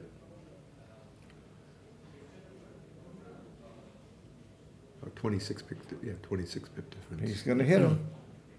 He's going to hit him. It's not pretty, but what else are you going to do? You're going to give up? You're going to break You your can't bar? hit him, it's a 3-2. Oh, I thought it was a 3-1. I'm sorry. No, this is a terrible roll. Oh, God. This is a nightmare roll. You kind of just have to kill 2 checkers. Or Break the 6 point? I guess. Break the 6 yeah, point. break the 6. Yeah, break the 6. I think breaking the 6 is better because you keep Yeah, it could be his worst roll. is this better? They're both bad. Yeah. They're both very ugly. This is slightly less ugly, but it's not clear. He's Sure was a lot better than hitting for Thomas because the 2 would have hit him Well- back. yeah, no. Thomas's play was probably right. It worked out a lot better than if he'd have hit. Yeah. Wow. Well, you're only giving him 11 good numbers by making this play. You do give him 13 good numbers the other way. Clearly, they don't all win. You say 11 good numbers. I think all 6s and 4s are good. Not all 4s. 4-1. I guess 4-1 you pick up. 4-2 is a shot. 4-3 you kill a checker. 4-3 you can hit and cover. Okay, not the best. You just bring a builder to the 6 point. Looks super clear. Nothing to think about. And a lot of pressure to roll a 6. And a 6 isn't gin. That last position was a tiny double and a huge take. The last cube action or the last position? The last cube action. Okay. Where, Huge take. yeah. Okay. And it would have been a smaller take if the scores were even, of course. Mm-hmm.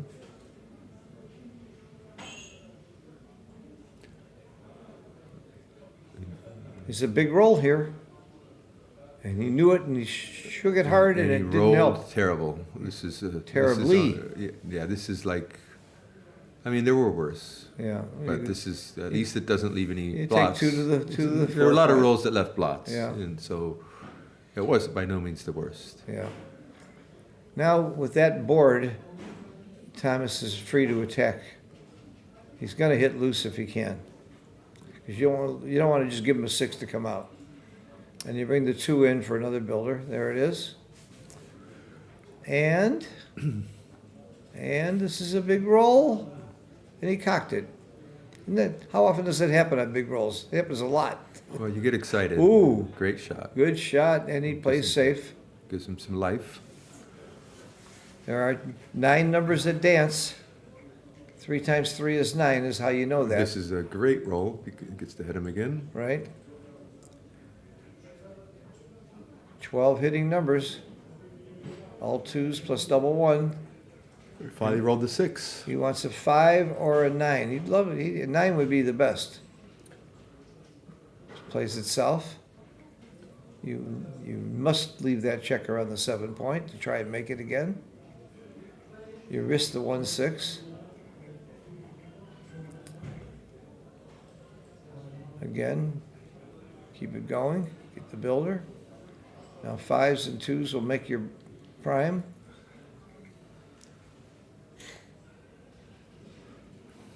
And nothing can go wrong now. Except if you roll a 6-1. How do you play it? Come out? I think I come out. Not, Come out and not dupe that the scary. ones. Not that scary to come out. I come out and dupe the 1s. And you don't have the anti-joker of double 4s. Uh-huh. So this looks Why wouldn't you dupe the 1? Because you want to build it for the Oh, bar. the 6, yeah, builder, that's right. Okay. That's a lot more, you're almost guaranteed to make the prime now if he doesn't hit you. Oh, I saw the 6, it was scary. How do you not make that point? What's wrong with you, Thomas? Now there's I don't know about this. I like staying back. I think I kind of like staying back because then you can make the bar and go fishing with those strip position. Yeah. Look at this. Staying back would have been brilliant. That's right. I wonder if staying back was right. Well, maybe I'm just being greedy. No, he didn't think very long about it, though. No. I mean, he knew it didn't do what he wanted, and he took the safer route, which is maybe reasonable when you're up 6-4, but 4 points would have been nice. There's a lot of rolls that did this. Yeah, well, you got several rolls to do that, right? Yeah. Makes the bar, then he has 2 or 3 rolls before he's Right. got to go. Right. I'm sure you're right You can about still that go stuff. fishing, but it's much harder now. Now Well, it's now going he to be can't go very hard to fishing, go yeah. fishing. By fishing, David means trying to I get would a have, second I check. would have definitely taken maybe some time on the clock and think about staying there. I would Yeah. have played around with the checkers, see if it looked like it was going to It work might have been well. wrong, but it was wrong not to think about it, is what you're saying. Yeah. That's Well- twice that Thomas made quick decisions that one was really wrong and the other one, at least we know he should have thought more. That's not characteristic for him. You know, he played BMAB for 2 days before the main tournament starts. He could be tired. Absolutely. Fatigue is a big part of this game. And some of the best, look at Mochi and you and other Well, all players, it they're in takes good is shape. one poor night of sleep, too, Yeah. and you're going to lose a PR point easy, you know? Most of the top players I know, they're not fat, sloppy people. They're in pretty good shape, except for falafel. And he died from it. That's probably, true. Well, so- we don't know. Well, you know, those No. all that stuff between the bad diet, the Yeah. junk food. It That's contributes to it cancer. it metabolizes. It allows those things to express themselves. Mm-hmm. It's a very his lifestyle probably led to his early death, which is very sad. He was. It is sad. He was a good guy. We all he liked was- him. yeah, We he miss was- him. He was very one of a kind, very unique. He was my partner in crime, and we did a lot of work together teaching. We spent a lot of time teaching some big money players and some celebrities. Well, often when people treat their bodies that way well, their minds don't work so well. And his mind was, for backgammon, was so sharp still.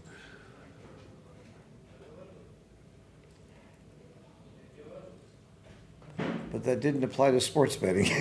No, and it didn't apply to other things in his life either, by the way. right. It didn't. Aside from backgammon, he also loved soccer. He owned part of a soccer team in Israel. Quite a character. He was just fun, though, to have around. For sure.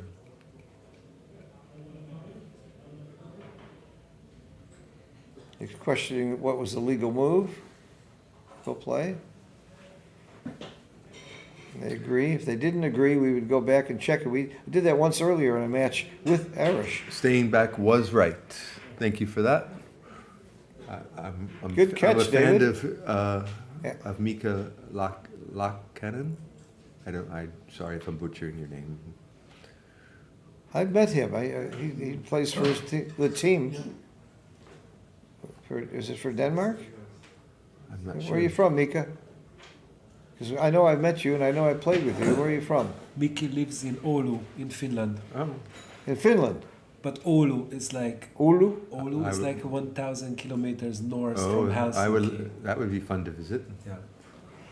at least in Well, the summertime. When it's that cold, what else are you gonna do besides stay inside and play No. backgammon? There's no nights in the summertime.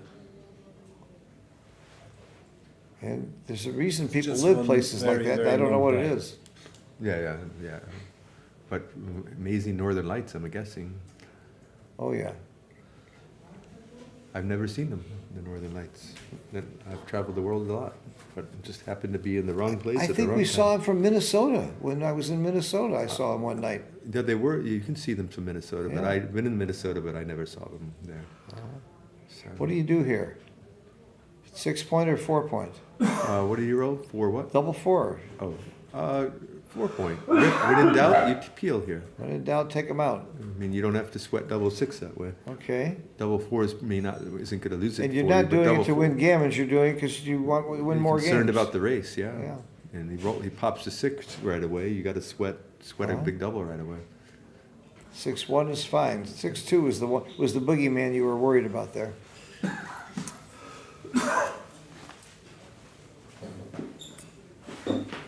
And this game is over.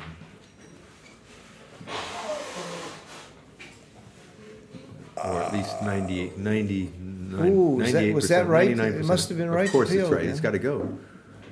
It's got to go. It's got to go, okay. So- If you didn't have to go, I would, If you don't have to go, it's still got to be right. I mean, there could be a variation where it becomes wrong, but most of the time it's right.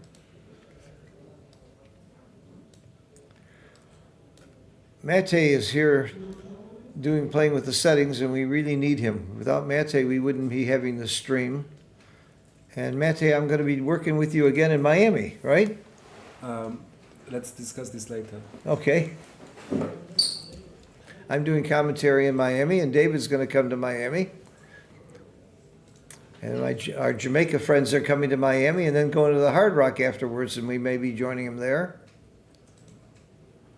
And Akiko's coming to Miami, and she's going to stick around, and then we're all going to go to LA together to that tournament, that great event that Candace Myhr runs. And then we'll take a couple weeks to relax, enjoy New Year's, and go to New York City for the largest tournament in the United States, the New York Metro Open. Good call to call a timeout when you get beat like this. We've had some very, very interesting games and plays here, and we already know that Thomas has made a couple of big mistakes. He made one huge blunder on a cube, which is just impossible that could happen, because I'm going to show you something right now, David. I'm going to show you that Thomas's PR on the cube in the BMAB was 2.08. So if you play a 2.08 on the cube, you're not going to see a 0.2 something blunder very often. No, It's amazing. I'm guessing not. So there is a fatigue factor, and there's another factor too.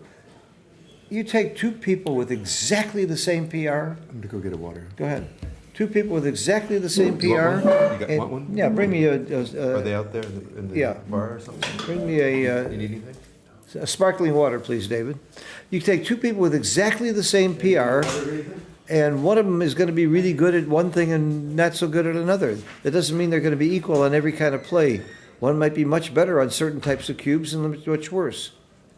Does the audience see this? Yeah. So you're looking at the streaming area. We have 6 tables with cameras up above, and two of those 6 matches are going on. Of course, ours is still going on too. Yeah, We- we are watching this because we want to know when David returns with the drinks. No, I want to see what happens to my dice. I want to make sure nobody takes the dice. Right. Earlier, the dice disappeared. Mette went back and found that the lady took them, and she was nice about it, though. She took them and turned them in. Yeah, but at There's least we Volker know. Sonneblend in front. He beat me in the money round in the Pasha. I was in the top 11, and he beat me, and we thank you, Volker, for hedging. We got the double match point. I had a play that I played wrong that maybe would have won. It was a very tough play. And Volker agreed with my play, and it was wrong. And David caught it right away. I was supposed to take a chance and hit when I didn't. So I wonder, at the other tables, we had two great players, Dagfinn and from Germany, Mario Kühl. I wonder if they won. Those were two of my three picks for who would win. The third pick, again, was Thomas Myhr.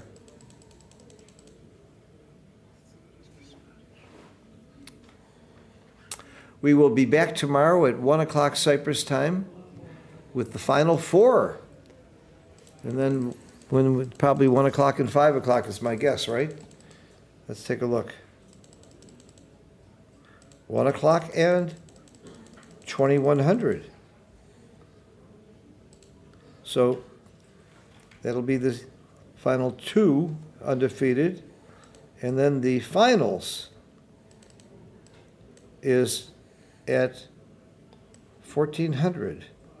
That's 2 p.m. on Sunday is the finals. And there's all kinds of other actions going on. We're starting, there'll be doubles and, Mochi's quiz. I want to be there for that. That's on Saturday. I've got tennis every morning. I love that we have all morning for tennis, golf, swimming, hiking, whatever it is you like to do. Thank you, David. You're welcome.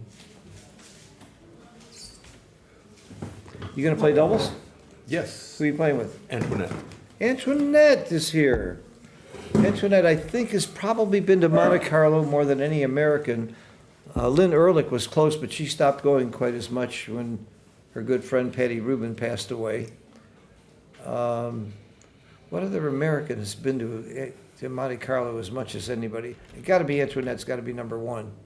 I think she's been like 40 times. And here she is. She's not letting MS slow her down. She's in a wheelchair. It's a lot harder to travel, and she just goes everywhere.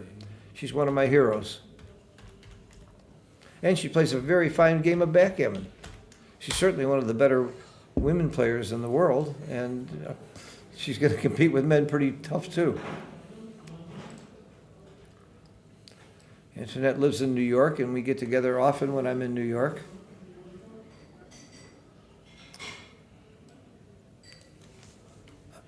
I introduced her to the folks at the Yale Club, and she's does consulting and lessons there on a regular basis.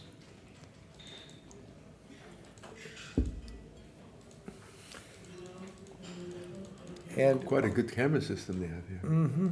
incredible. It's like this is a casino camera system. And all these cameras are in the ceiling, built in. Well, they're not. Can you zoom in on? Yeah, you can zoom in too, right? Some. Yeah, but not. This I just use their feed. But yeah, I can show it. This. But not very good. Not really. Doesn't. You can't catch them cheating. But Not like a the, casino. From the top, yes. Yes. From the top, it's extremely clear.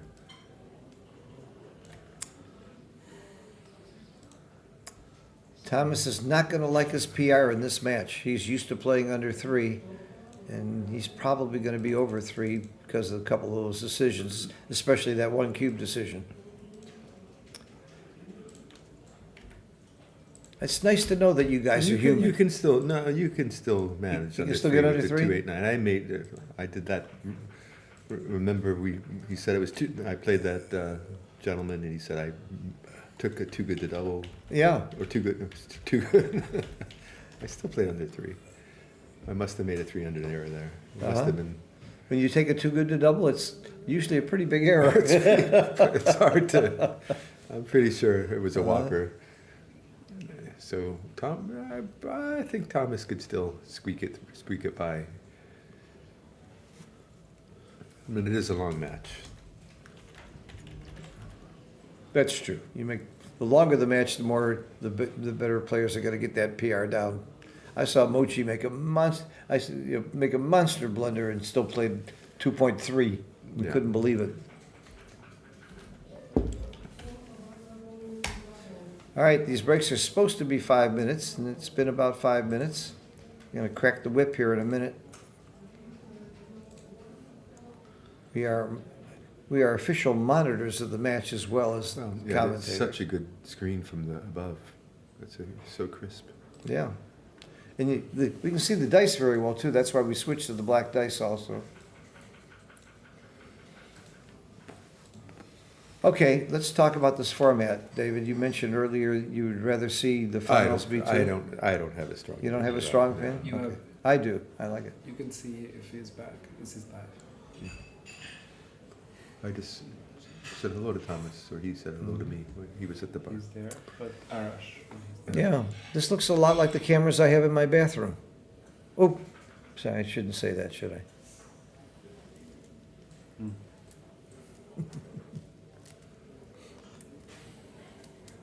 1 minute silence now. Yeah.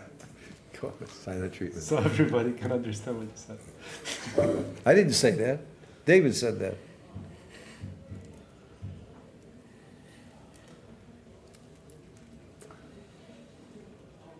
What time do you have to work tomorrow? When do you start? No. So we should do tennis, like 9:30, roughly. You in? David's gonna pick up a rental car and we play tennis. I have to see how I feel because this morning I still felt very sick. Yeah. Well, hopefully you'll get a good night's sleep. And Yeah, we need you. We need a But- fourth.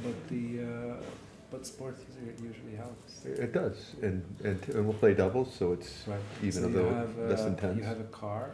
I'm picking one up at 9 o'clock, Yeah, Don't just down the let, street. we're not gonna let Morton talk us into singles. We all wanna play doubles. And Unless he sucks and I can make some money off of him, but I think Well, I could you'll be. see. I might, by the sounds of it, I'm not good, but I don't think he is either. And I'm probably in better shape than him, so But I have a chance. But you ruin our game if you play singles. Just, I'm not gonna just play. let me win a couple $100, and then we'll go back. If I get 5% of your action, You it's can a have- deal. Yeah, you can have 20% of my action. Well, first I wanna see him play. Okay. And I want you to start out He left-handed. didn't sound confident. And He I want- sounded confident yeah. in golf, so I want you to start out left-handed too, by the way. I can't play that. I can. I can start out left-handed and hustle him. Pull a Brian Zembic. What do they do? Oh, they're switching the clock? that's really bad that he took away the score. They always do that. They keep doing We'll that. push the score in Yeah. before I they would start. I would push it in. Yeah. Well, And I slept him. Are you gonna be the pusher? it's Oh, no, time. no, it's What really happened bad. to? To Arash. His nickname is Halazun. In Persian, it means snail. He's very slow.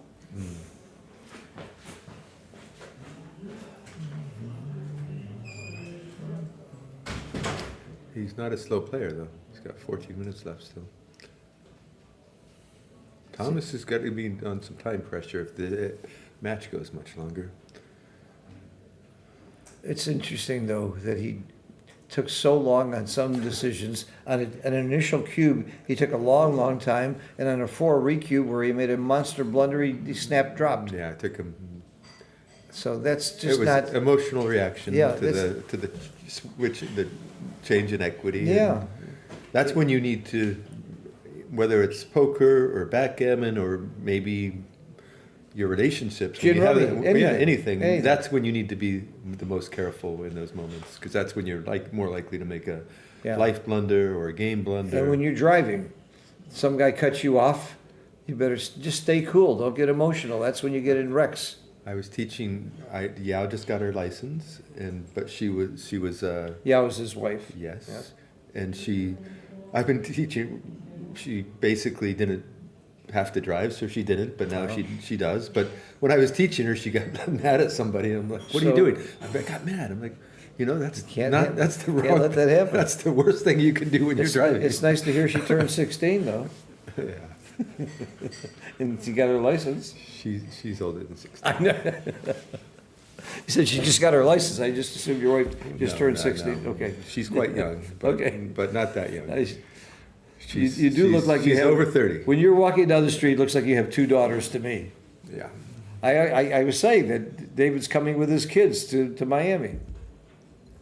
Here we go. Rolling the dice on top of the... Why are there two of them? There's only Yeah. no. There's nobody there yet. Arash he is just got back. Now we lost Thomas. Here's Thomas. Here we go. Okay. It's a longer break than they're supposed to have, but that's not my job necessarily. If it was really long, I would alert Arda.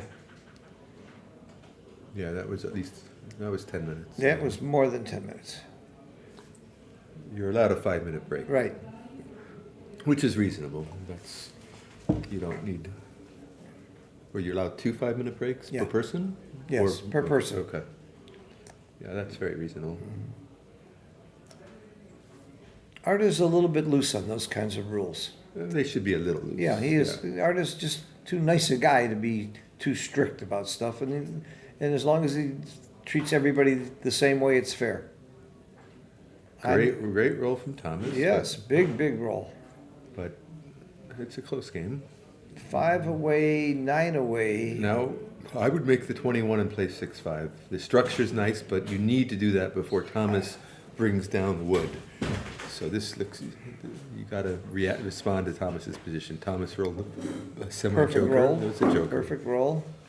Not many And, rolls did that so cleanly. And a good roll. The cube will not be coming for a long time unless Thomas rolls If the a joker. score were reversed, you might see a cube. And I wonder, I'm so tempted to split. And it's scary to split, but Arash doesn't want to attack you so deep. But he can get pointed on. This, I can see how you don't want to split into that, but I'm not sure if it's right. Well, also not splitting gives him a 2-6 that he doesn't have. It's 2 more shots on that side. Yeah. But the structure's pretty. There's not that many numbers that attack too deep. I mean, there's 6-3, 6-4, 3-4, 4-5. Yeah. Yeah, this is not clear to me. I think his play is obviously fine. The equity's probably pretty close. Now he wish he had split. Look at this. Make the bar or the 4. I make the 4. I'm not so sure. Which is easier to do later? I don't know. The 4 looks easier later to me. Okay. Than the bar. The bar, you make the bar, you're kind of running out of time to make the bar here, right? He made my play. He plays it probably pretty close. He made my play. I'm curious. Phil, how much will the new XG cost? We don't know, and it's going to be in a different format because it's probably going to be on the cloud, and they may turn to be subscription. So the new XG, we're working on that plus AI with it. So we don't know what the new XG is going to cost yet. It's still in development, but we're involved in working with it, and we'll see. It'll be reasonable, I promise you that. Look at this prime and the 6 prime while we were talking. Great shot. Makes his own prime. Nothing to think about here. Prime versus prime. And all prime versus primes are takes. Unless you have enough market losers. To me, these are some of the hardest checker plays in the world, prime versus prime checker plays. A lot of people would not have made that split. It's all about timing. Must hit. And then think about the other 2. You got to get him off that edge. You don't want him to anchor there. You don't want him to escape. But if you don't hit, the timing works better. He's more likely to break. No? I mean, it's hard for him to break. I might slot the 2. These are hard plays. I think the hit looks very clear. You just don't. If you don't hit, he can jump a 6 and you lose the timing back. I got you. Or he doesn't roll the 6, he rolls the 2, and you're being in deep trouble that way. Mm-hmm. So you really need to roll the prime home. And sadly, this is a bad roll, obviously, because it's fast. And getting hit back isn't necessarily bad. If you can dance, or it might help your timing. Although your favorite to come in. He's got a 3-point board, though. That's the Yeah. problem. I would probably do this play. You got good 4s and 5s. It's not going to be a double. Would I do this play? Yeah, I would do this play. You want to split with 1s and 2s. Arash would love to make the 22 point. So would be very happy to split with a 2. No way in the world that Thomas would double because of the score and because of the position. Yeah, even if the score was even, it's probably not a double. It's just too easy to take. Bad things can happen. So prime versus prime is one of the easiest places to apply O'Hagan's law. It's easier to count market losers and anti-market losers. This looks right. That was one of the worst entries. 1-5 was the worst. And Yeah. 1-6 was the worst, I guess.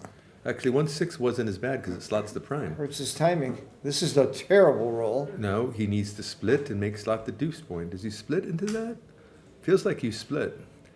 Because then maybe You wanna Thomas get could. hit? Yeah, well, maybe Thomas could hit something and then just crush his prime. He didn't split. He didn't split. He hasn't played it yet, has he? No, he hasn't hit the clock. I would split because if you can make that 22 point, this looks Nice play, Arash. it looks right to me. Now, Oh, that is good news, bad news, but mostly good news for Arash. for Arash. Thomas has to tunnel out of there quickly Yeah. now. I have a saying: every roll makes somebody happy. This was a bad roll for this is a Thomas, for bad sure. roll.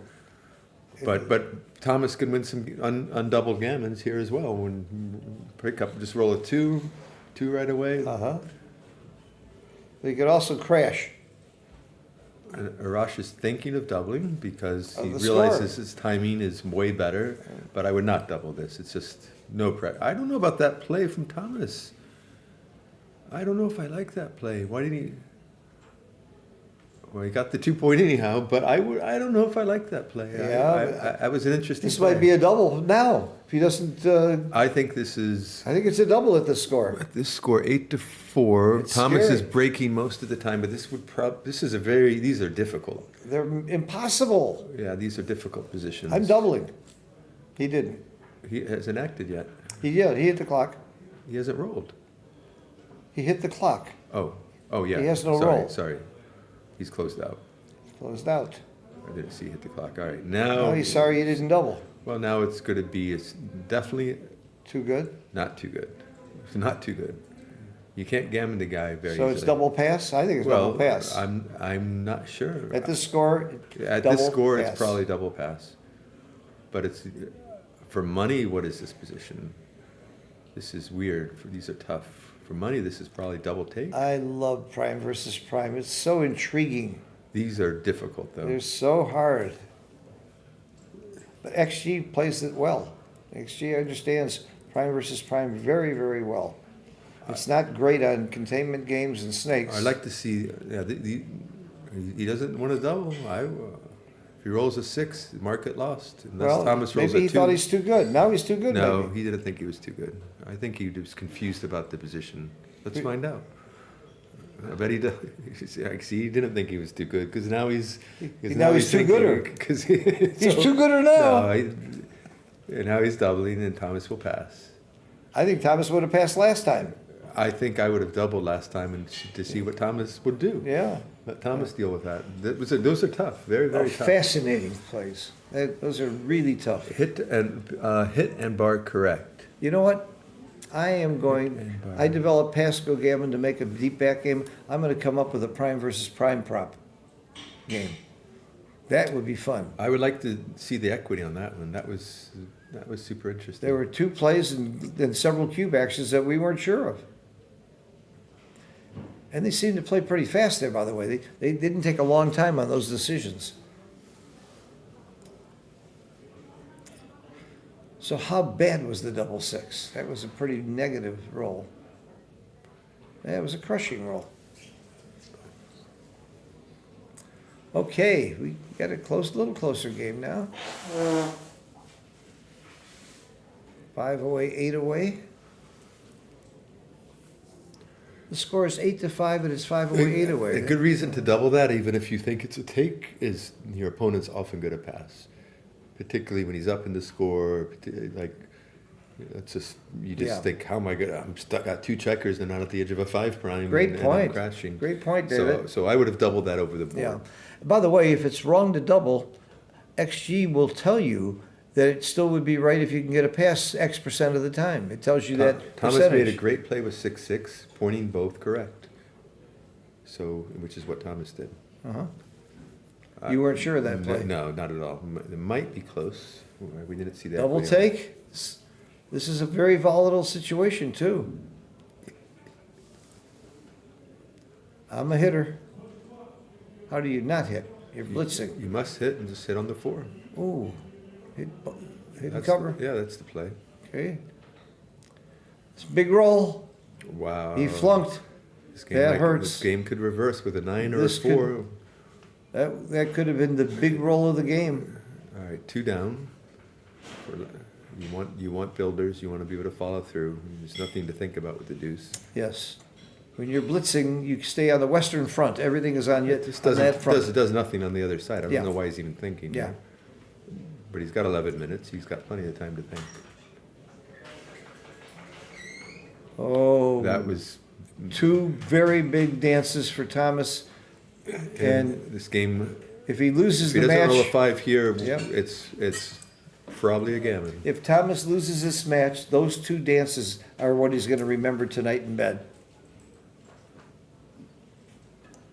He got the 5. Wow, that's so big. Monster roll to get a 5 there. Saves a lot of gammons and might give him some wins. All right, there's no. What do you do here? Or two. I Make mean- the 20 and come down. Yeah, but you don't want that 11. make You 2 don't points. want. You don't really want that 11 point, but you're kind of forced into it, and then you can maybe upgrade to the 8 with I it. had to make that I would play. do that too. It just plays normal. This looks like a natural play. Thomas rolls a great number. He's in the game, more than in the game. He's going to win 40% of Yeah. these or something. Blitzes are great when they work, and when your opponent anchors high, your blitz is really a failed You blitz. just got to come out here. You come out and play 8-6. That's all you got. I don't see any reasonable alternatives here. Make the 2 point. That's not a reasonable alternative. What are you waiting? And what are you going to roll next roll? Uh-huh, What are you going to roll? You that's- roll a double? Good luck. It's hard to roll doubles. I'm making the 2 point, and he's looking at it. I'm not making the 2 point. I'm coming out and picking up that blot. It's time to get those checkers going. This looks At clear to least me. he looked at my stupid play. Yes. Tiny cube before entering with 1-6. Huge take. So, but there's a chance that Thomas would have passed that, by the way. Absolutely. For money, there's zero chance We Thomas saw would pass Thomas it. make a .2 error on a pass Well, earlier. That's why those tiny cubes are important to Yeah. double, especially when they're scary and confusing. And that was a scary and confusing position. So I would have loved to see Arash double that. That would have been a good psychological double as well. So I was in my very first major final in Novi, about to play Sankiewicz, and I was sitting having a drink with Neil Kazaros. I said, "Any advice?" He said, "Yes, pressure him with the cube. That's the best thing you can do." That's exactly what you're talking about. Yeah, no. Put pressure on with the cube. I would have been, no, what do you just come out here? Because it doesn't do anything coming down. You're giving him too many combos, and he's got to give up a point to attack. That's a really good roll. Just makes the bar point. Oh yeah. There's nothing else. I would have loved to see what Thomas did with that cube. That would have been exciting. Uh-huh. Especially Thomas has got even a little bit of time pressure. Yeah. Ask yourself, if you were him, would you like to see this cube? How would you feel about I getting would that not cube? have liked. I would not have liked You would it. hate If it. you- Yeah. That's the way to look at it. That's yeah. a takeoff on Woolsey's Law. Yeah. How would you feel about getting that cube? I would be sick if I got doubled Yeah, there because yeah. I would be like, oh, well, look at this match score. Look at Yeah. You say, well, I'm supposed to take this cube, but I hate it. I think I would have taken it, but you never know over the board, right? Everything's different when the. Yeah. We saw Thomas drop that 4 cube. I might have to go to bed because he didn't double that now. Do you make a point in front? What else? It's Safety a reason- checker or make the. There's too many I blots don't if you think make a point. Yeah, and you don't. Too many blots. Do you want and it's another point to clear. It's not really. It is. But the race is close. It isn't. It isn't. The race. Let's see. What is the race? The race isn't huge. And It's not see, huge, is it? This point looks attractive to me, but I don't like having the Well, 8 and 9. He does have a blot, which discounts the hit some. This also helps bring your checkers home. They have a landing spot. All 8, double 2s, double 4s and hit. So it's 4 numbers plus 9s. All 9s hit. 6, 3, 5, 4, and double 3s. Double so it's three, 5. double three doesn't hit. Oh yeah. So it's 4 and 6 numbers only. And that was Ooh, one there's of them. the 8. That's big. He needs if he doesn't roll a 4 here, or a 2-1 or a double 1. Well, Thomas will never It's be big. doubling. Yeah, but Thomas Big. cannot double. He rolled the 4. Yes. And now if Thomas doesn't come in, it's big. Thomas can be back gammoned again quite easily. Thomas rolled great. Just come out to the 20. You can't, nothing to think about. Everything else is going to get gammoned too much.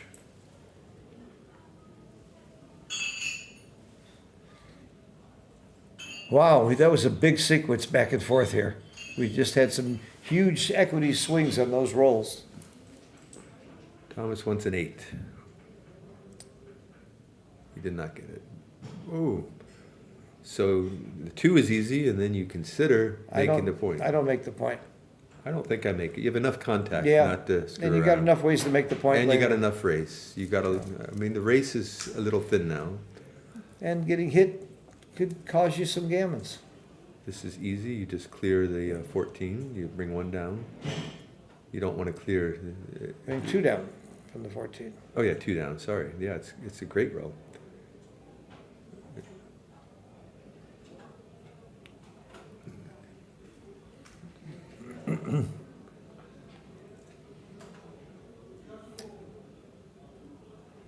Not pretty. You know, you just. Not disaster, but it's not pretty. Come It's in. fine. It'll repair itself. Just come in. Yeah. This should be easy to repair. And Arash is not. It would be worse if Arash had 2 men on the 11, and Arash can take some chances. But Arash is 3 men, so it's harder to take the chances now. Thomas was right back in this game and leading until Arash came in from the bar and hit. Otherwise, Thomas we had this game wrapped up. Nothing to think about here. Just clear from the rear. This is not easy to bring home without leaving a shot. Look at this. Yep. This is not an easy one to bring home. You're going to leave a shot before this is over, probably. Do you make the 2 Unless point you here? roll- You just need 1 double, though. I would make the. I would. I make the 2 point and stall. But how much is this stalling? You're killing one of the big numbers. I don't think I make the 2. I think I bring it in because you can Yeah. start clearing now, and you still have spares. You know, you got 5s. Thomas and has 3s. got checkers to play with, so he's not going to run out of time. No, and you want to clear. You want to be able to clear that 9 point if you I roll like a gotcha. 3-6 or something. You can Okay. actually clear it. You buy some more time. This is a tough situation. There's the 3-6. Well, he has to clear the front point. Well,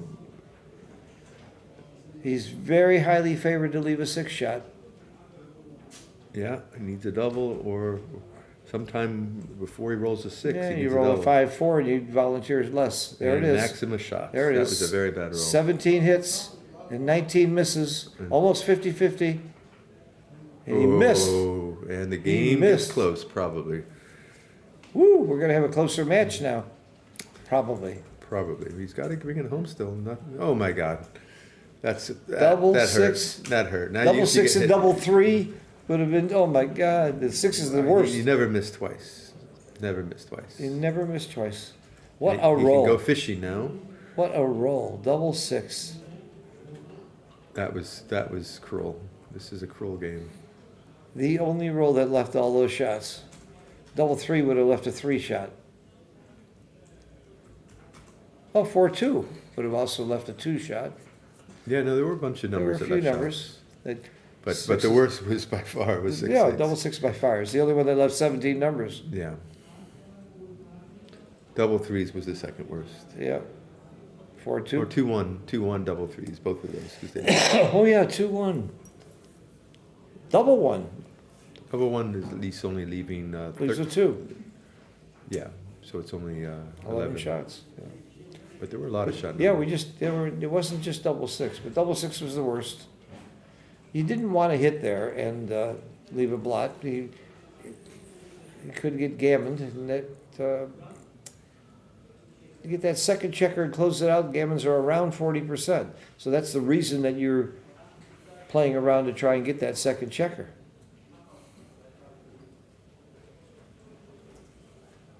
4 is great. He wants to This cover. match was about to be almost even, and now Thomas is in danger of running away with it. 3 away, 8 away. And there's always a chance, small chance of a gammon still, and less chance now. Well, closed out one checker is around 3% gammons.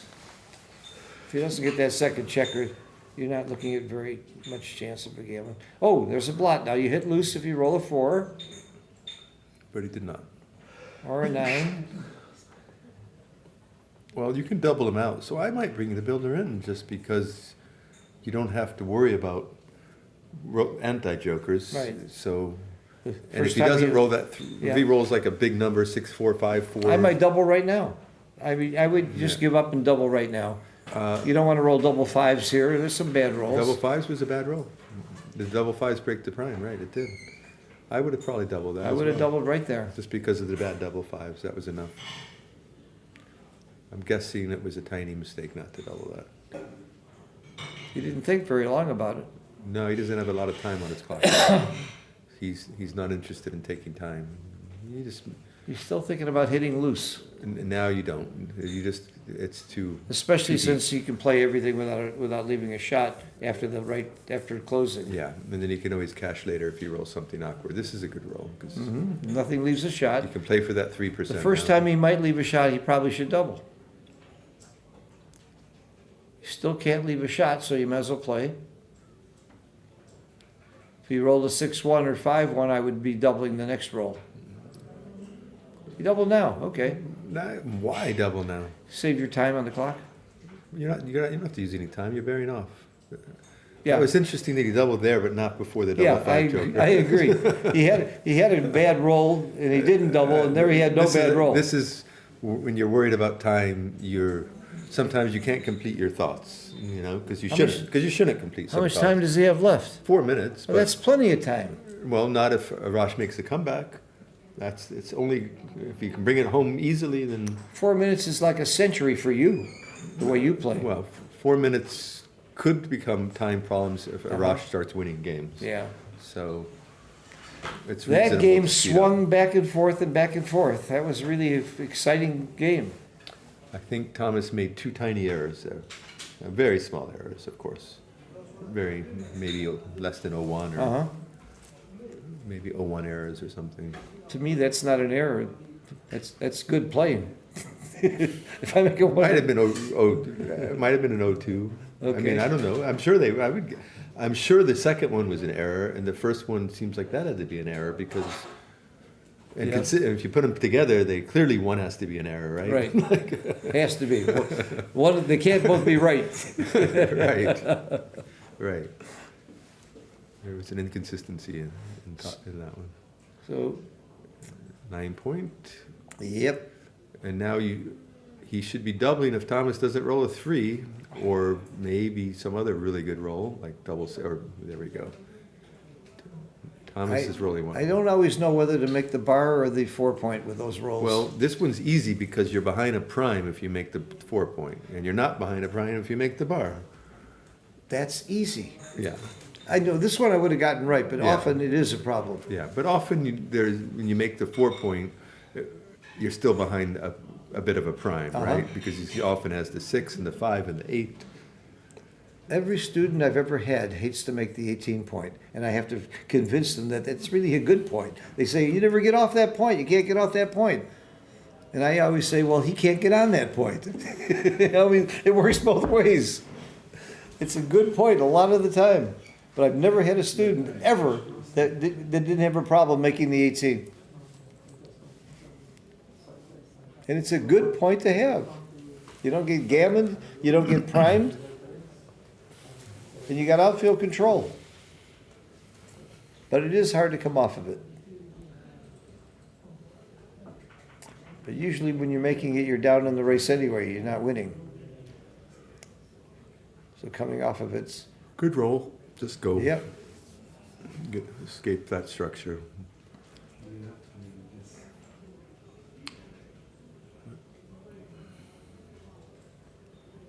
You got the 2. Yeah, great roll. Where's the 5? Do you make the point? Make the 8 because Yeah. he's got a strip mid. He Right. can't hit with impunity if he rolls one of like 4-1 or one of those rolls. Yeah, leaves lots of shots. That made it extra clear when he had the strip mid, I right? think this is clear that you come out. Yeah, and you just come out. It's thematic to go to the 18 most of the time with these 1-6s, even though you're going to get This- clobbered there. Yeah, this one is clearer than most because you're leaving a blot. Yeah, anyhow. and every other 6 is horrible. Thomas should just probably continue because it's, Oh, I would come down. well, coming down, you usually don't get the bar anyhow. I mean, you only need a 4. And this way you You get, reduce the shots by a lot, and you It dupe does the, reduce and you shots. dupe the 1s. especially because the ace shot is not, like, well, we're going to find out if you, probably supposed to hit. I would hit. It's still a good roll. You hit. Well, the alternative is Pretty not pretty. bad, yeah. Come in on the 24 and What do you- stack the 4 points. And the upside is when Thomas hits back, you got a lot of shots back, right? So, no, I don't think so. I don't Ooh, think so. Ugly, Just hit. ugly. Just hit because you're at the edge. Thomas will hit back if he can, which will be a lot of the time, but you just come in and hit back again. Yeah, And but have a Thomas slug. has them outboarded. That makes you a little bit afraid to hit. He's got 3 inner board points to 2.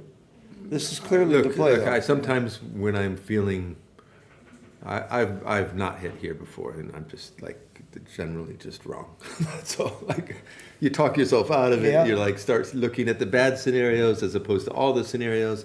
Here, I think if you look at all the scenarios, the hit is right. All right, so you just illustrated one of my favorite sayings. You don't learn from experience, you learn from your mistakes. So the fact that you didn't hit and it turned out to be wrong helps you remember that you should be hitting. Yeah. Well, you see some patterns and mistakes, and I will be surprised if the hit is not right here. You can't fault him for taking time. No, it's not. He's got the time, you should use it. It's not a and bargain this is to a hit big there. play. It's not a bargain to hit there, but I think it's the highest equity. And he recognizes this could be a big play. This could be a big equity swing.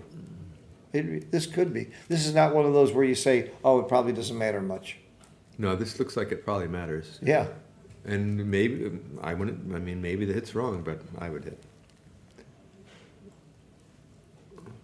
The passive play just looks pretty weak, giving Thomas all kinds of good rolls. There is another play. Come in and play 9-8. I think he's agreeing with me.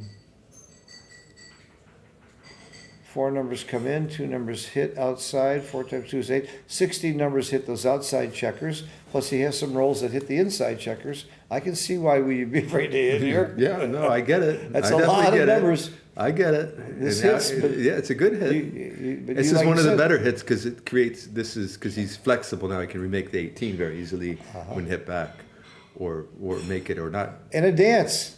Ooh, Thomas double. plays on. No, look at the score. Never double. You don't double this? Look at the score. You can't double this. You're playing on. You're just too good. It's one of those too good, not good enough situations. Oh, it's too good in a take. Probably, but it's clearly too good. I would. That's one thing that you'll see in match play that you'll never see in a money game. Too good and a take. Where one player is too good to double, but if he does double, the other player takes because he's going to redouble or Can have a whip huge. it to 4 and Yeah, win a but- gammon and, Yeah. and match is over. 8 cube, 5. So My initial instinct was, boy, you just double that. But yeah, I wasn't looking at the score Be enough. score sensitive here. For money, clearly a double, For money, it's double pass. Very, Double pass. very big. Yeah. Very clear. especially because of the Big Jacoby pass. rule. Yeah, giant pass Yeah. for money. But I would, I mean, when you're trailing this much and you can take the cube and when you're 50, you can turn it around 17% of the time or 16 or whatever it is, and Huge cube vig. you can redouble when you're a dog, Yeah. big dog with that spot. You could be 40, Uh-huh. 30, 35% or something and Right. redouble that one. The cube adds so much to this game, by the way. I mean, I hear people, this Coaston guy argues no cube. So It's crazy. hitting from the mid was best. Other choices, 100 plus blunder. Yeah, good call, David. So Thank you for that help. Good call. The cube adds so much to this game. You and I played gin rummy with the cube. We played golf with the cube today. We shoot I- pool with the cube. why did he make the 2 point? Maybe he should make that. I might have made the 2 point. I'm not sure. I wasn't even thinking about it, but Were you thinking Just about the seem- cube action? there's nothing to think about still. Yeah. Double? No, no reason to take risk. Uh-huh. This is the riskless play. Now, he still An can't anchor. double. It's still too good, of course. It will be too good until he wins the game now. Or until it becomes obvious that he won't win a gammon. No, what is he doing? He rolled 6-3, he can make the point. What's he doing? Ah, he found it. He almost missed it. No, that was so obvious too. He would have been very unhappy. Now, he still can't. It's still just the same situation. Too good, not good enough. Too good in a take, you mean? Yes. Yeah. Well, ace point game, great roll. Anything that gets out is a great roll. I don't know if this is a take, but it was definitely too good still.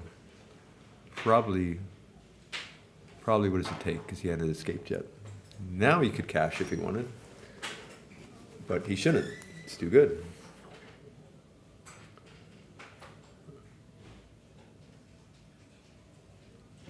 Interesting. I might have made the 4 point and not hit at all. Maybe it's right. This is. I might not have hit at all. I might not have hit it all either. And you got 4 numbers he doesn't get by. And here you got to sweat 6 numbers anyhow. Yeah. And now he's really back on the gambling train. But he's going to win like 15%. So I don't think you win 15% with that many checkers back. yeah, why not? You have to have a better game. board. I would say this is a well-timed ace Yeah. board game. He's not going to crash. unless he Gammons are rolls aces. 35% with the second check, with the third checker back. It's no longer 15% gammons, it's 35. Yeah, but he should win about 15% still. The biggest, he doesn't want to come in now. He's got 2 on the bar or 1? 1. One on the bar. Actually, maybe he does want to come in because he's got 6s out. He's got checkers to play, Well, so he does want to come in just so he can make points. And make points. he And needs to escape. get a 6 real soon, Yeah. though, to Well, stop from he's crashing. He's got several rolls, 2 or 3 rolls probably before he crashes, unless he rolls an anti-joker. He's got a bunch of checkers to Yeah, play, he doesn't want to roll double 5 or double 4 or double 3. or double 3 or 5 4s. 5-4 is not too bad. You still probably get out before you crash. But the double 5, you're just sick when you do it. And you just can't. Never happened to me. Hasn't happened to me in at least a few hours. There's a nice roll, he got out. Yeah, well, now he's going to realize that 15%. I agree. But he still has 35% gammons. Yeah.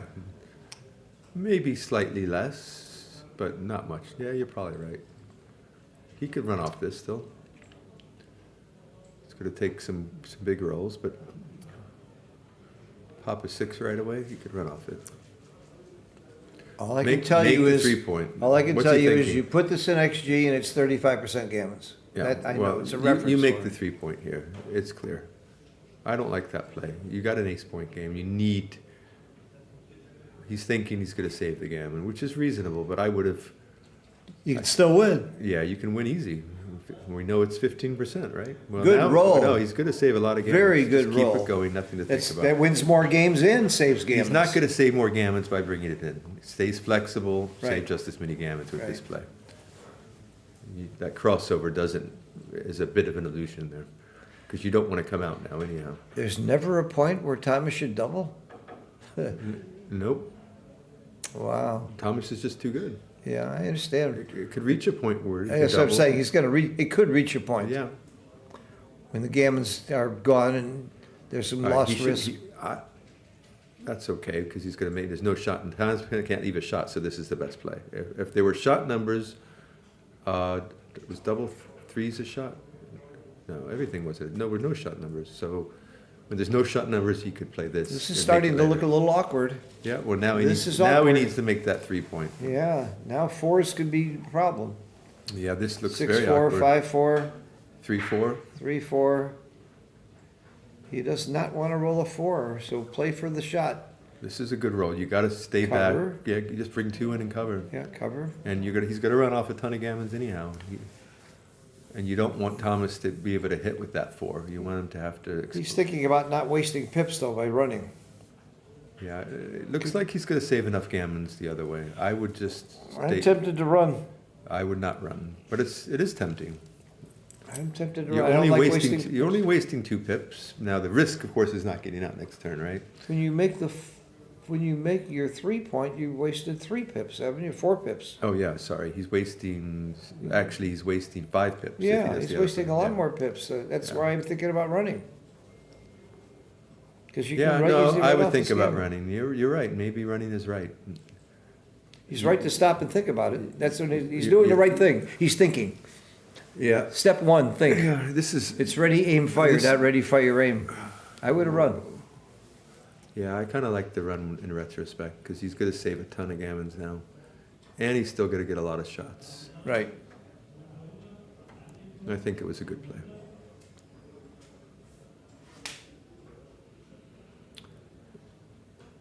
Okay, 4 down, 6 in. And why do you not want to get gammon? Because your opponent gets to Crawford. That gives you 1 away. When your opponent's 1 away, you can't double for 1 game, and that's an artificial advantage for the leader. So it's really pretty important not to get gammoned here. 4 down, 6 in looks clear because you get lots of builders for the 3. You only waste a pip. You can't come off the back because you slow Thomas down a ton by just staying there because Thomas can't just rip checkers off. Uh-huh. So this looks very clear. You waste 1 pip. I mean, you could cover, but you're wasting a lot of pips. He liked your play. Yeah, this makes I- a lot of sense. Makes a lot of sense. This is an important roll right here. And he rolled good. He rolled well, very well. So, and Arash should wait 1 turn, I think. Unless he So rolls a 6, I would go. I don't think so. I'm going with the 6. Well, let's see. Thomas has Ooh. 9 checkers left. You're not that scared of getting gammoned here. I'm very scared. Well, you I'm always you scared. can win with a shot. I'm always scared. That's huge to be able to win with a shot. There's a bunch of shot. Now, Thomas is thinking of doubling. But Thomas decided he's still marginally too good. And there's the shot, but it's a really good one because now there's a bunch of gammons. So even if you get hit, you probably win. You're still a favorite. No, not much of a favorite. Just tiny bit of that's you're 10 like off? No, you're 80%. now you got to go. But 10 off, you're 80%. That's a No, pretty big. but 10 off 80, not when he's all in the deuce. Yeah, that's right. So That's a big 70%. difference. 70%. I think it's- You take off 10%. No, he could also maybe get another checker. You're right. So You're right. And he doubled them because the gammons were gone. So, all right. 2 away, 8 away. now Thomas wouldn't have doubled him if they were playing the B map, Oh. which is I think stupid personally, and I I don't do like too. these rules. But Because you get can't- more plays to help your PR. Yeah, so Thomas, because the guy would have got his PR low. Right. So Okay, it's 2 away, 8 away. We know that Thomas isn't going to be doubling very quickly because your opponent immediately returns it in 4. said running is a blunder. So was that running from the 6 was a blunder? Was Hika was the original running with the 6 a blunder? As that's the question I'm asking. So one of them was a blunder and one of them wasn't. There were 2 running plays we had to think about. I don't know. The if one it's he the first stayed, one. it probably was a blunder to run. That's what he's probably talking about, that one where you were right, where you stay because you could win the game.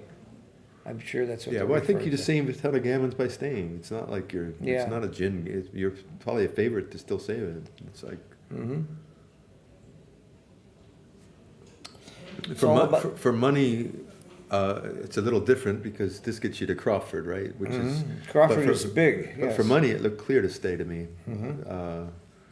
I don't. Oh, by the way, you remember that game where you said maybe I had a double when I had 2 checkers on the 3, and Yeah, it got him to Crawford? yeah. It was a .03 double. Whoa, I was right. I looked. Thank at it today. you.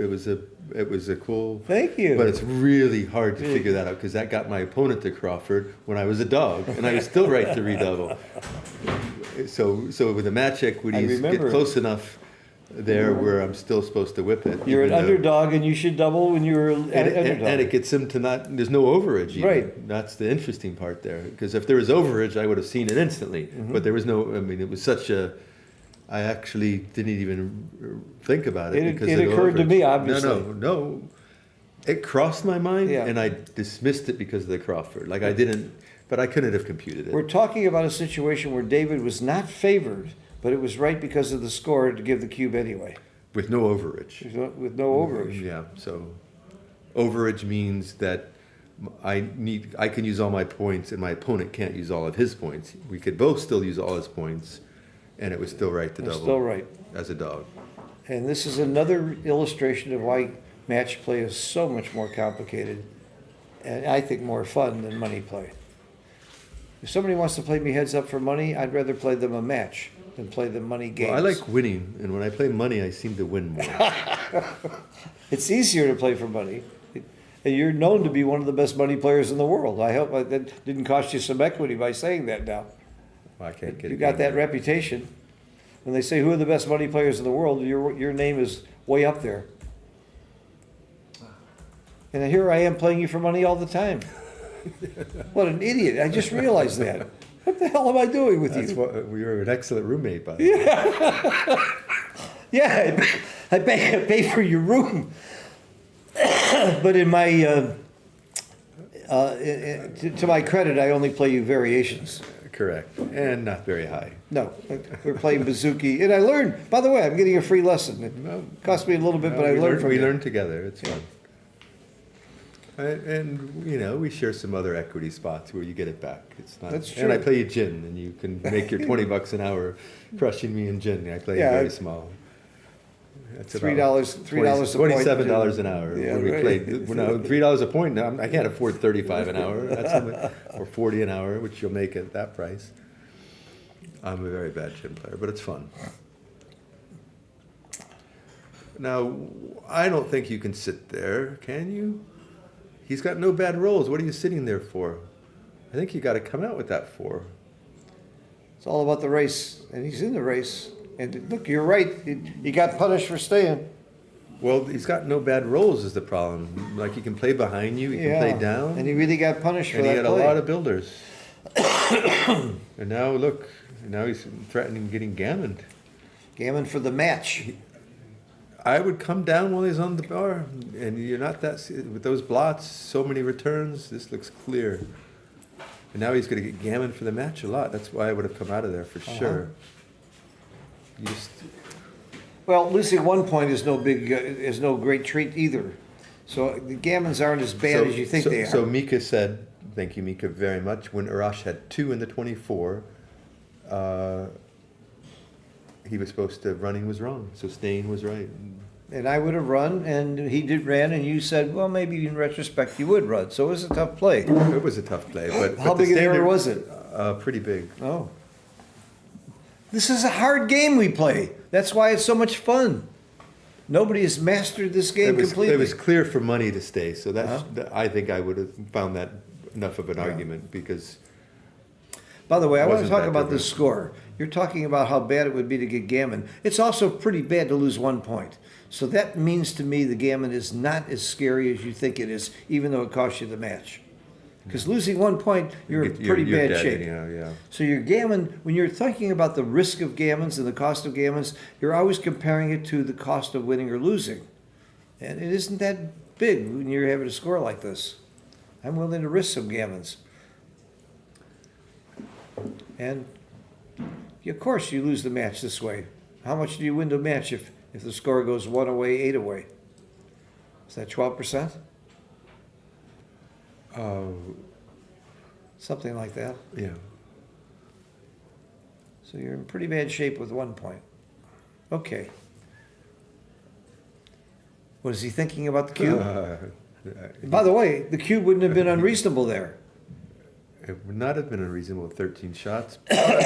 You're saying if you don't hit, if you're going to get gammon every time you don't hit, maybe you turn the cube. I want to match this way. It had Earlier to be this week. Yeah, no, it had to be. Probably wasn't a cube, but it was very close. But your reasoning is solid. Now, Thing is, Thomas can still win this game, and he can never get gammoned. I would not make this play. I would have split. No, you shouldn't be scared of the 2-6 here. Well, what do I know? What do I know? You said it's the most common roll. What do I know? And you got to stay back. And you split. That's too That many gives you- shots. That gives you, that's 8 away. That's Yeah, too much. too many shots. That's too much. So you played it at If you 3-point. roll the 1, if you could split with a 1, it's way more reasonable. Especially, but you are afraid of getting gammoned.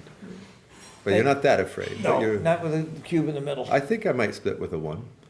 It gives them 9s, but at least you get triple shots and everything else. That's not a 9, 10, You could 11, also 12. play. You could also play Or off the 16. 6-point. I can't. You know what? I like that play. I like to play off the Yeah, 6-point. this is, I would do something like this. Yeah, Okay. This is fine. This is an important roll right here. He's not going to get by. The question is, what shots is he going to leave? He can't, he just clears the 5. You can't leave Yeah. you can't leave that many shots. Right. It's like 20, 6s and 20 something, 7s. yeah, 24 numbers or something, 21 numbers. It's too many. He's thinking about saving. I don't think I save it. You just pick it up and. Okay, he decided to come closer. This is not 9s and 10s. unreasonable. 9s and 10s. And cocks. Cock 9. Okay, this is a okay roll because you don't have to give him a shot. You don't have Make to- the ace and come up. I think 6 to 1, right? I'm thinking make the ace and come up with the 2. Now there's a blot in the inner board. I'm not as worried about Come getting up hit. where? From the back. From the From the opponent's 6-point. And come up with the 2. I'm not that worried. this play? Is that what you mean? No, I would have made off of the opponent's 6-point. I would come off the Well, 19. No, but you don't want to come forward. I think you want to stay back here with the. Why do you want to come up? No, I don't think so. I think it's more shots when he rolls small, and if I get If hit, he rolls small, he's gonna. It is. It's not many more shots. I It's see. it's a 9 or no, it's an 8 versus 10. So you're right. It is. It's more shots. and if he stays back, and let's say he rolls very low numbers, you have more ways to hit.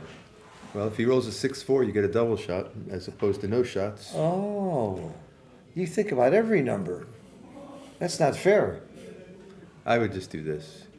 Okay. I don't think it's tempting to split when he's got the blot, but Thomas would be really happy to still roll an 8 and force Arash to have to hit that shot. There's that 10. There's the 10 you mentioned. He doesn't Wow. have to make this play. Brilliant. No, wait, why is he picking up his dice? He can come down and up, which might be Instead of hitting. that might be less shots. This is 2, 4, and This is 2, 3, 20. 20. This is 24. If he just played the other one, This is 6 and lifted? it would be. Is it less? 23 maybe? I don't know. Yeah, he didn't have I think to it make was that play. 23 the other way. Well, then maybe it was Wait, right. where was he? He was there 6. It was 20. He would have been 3s and 4s. No, it was similar shots, but the one blot. So there's more life after death. Yeah. It was if he had made the other shot, it's 20 numbers plus double ones. 2-1 is 24. I guess it was, and then also 3-2. It So is- it was. I think it was Fewer shots? one less shot or something. Okay, but to leave 2 blots. It was worth thinking about. Yeah, he didn't think about it, but he's under time pressure now. He's got Yeah. 1 minute. But I would have. He almost. I don't even think he thought about it. I think he just reflexed. Maybe he thought about it ahead of time. Maybe he- Yeah. maybe Maybe he- he thought about the 6-4. Like you mentioned the 6-4 ahead of time. Maybe he thought about it too. Oh, yeah, that's it. That was the position. So he comes down with the 6. If he picks up the 4, it is slightly more, isn't it? If the cube is turned, you would do it because it's 3-2. fewer blots. You don't want Might to be get 1 or gammon. 2 more shots. I'm not going to try to count it now. I'm going to watch this game. Uh-huh. But thank you about that.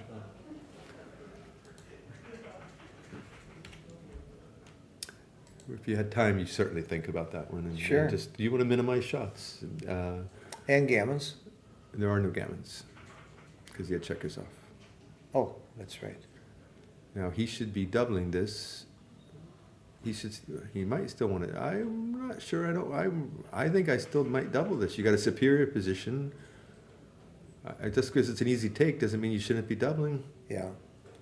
Most people are afraid to double your opponent to match This point. is an anti-joker.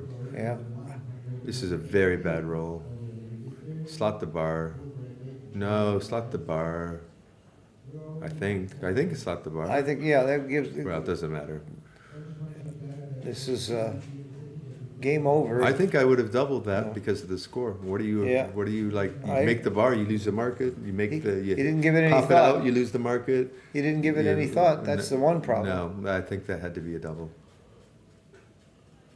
He's got enough time. He's got, what, 2 minutes on the clock?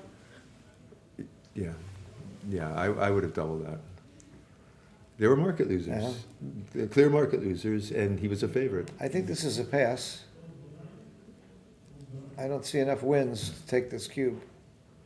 Well, the problem is he's just got no timing. This is Yeah. a great double. It's hard to find these. Yeah, when you're winning 2 away and your opponent is way behind, it's hard to double, but This is something Thomas has probably worked on with these kind of positions a little bit because Arash can't win the match short of winning a gammon, so he can take and re-whip it, but it still only gets him to 10. I still think Woolsey's law works good. This looks like it's at this score it gets him to Crawford. Yeah. Wow, that's a tough. You might take and re-whip? I mean, I might not. I hate it. I would Yeah. just, but I would take. I would have loved to take more time, but Arash is a little bit worried about Yeah. time. I think Woolsey's law still works well. You ask yourself, would I take this cube and I'm not sure, then give it. Almost no matter what the score, Yeah, Woolsey's that law works. was a good spot there. But so he's it's 7 away, 1 away. So there's a free drop, so it's like 6 away, Which also tells us that gammons really don't matter at the score. which is like 12-13%, something Yeah. like that. Yep. So But here's the most important thought. For both players to know, it doesn't really matter that much if there's a gammon. If he had 7 or 5, the gammon would really matter. But because he's got an even score, it doesn't really matter that much. All it does is cost him the free drop.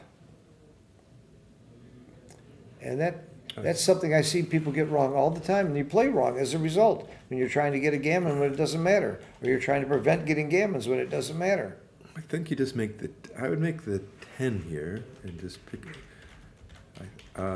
It's Make the 10 and the 3. yeah. Well, I'm just trying to think if you would pick that blot up or Gammons don't matter. I'd make the 10 also. this looks wrong. So stacky. Yeah, I don't like this play. Stacky. But he is winning the race, and that was probably what he was thinking. And winning a gammon doesn't help him.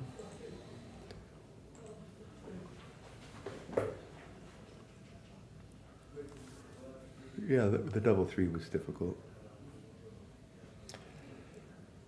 So our next match will be 1 o'clock tomorrow. We'll be down to 4 players undefeated. So double okay after 4-4. It was a tiny double where where Arash missed the small double there. Mm-hmm. So Good call, David. yeah. You caught that. Good call.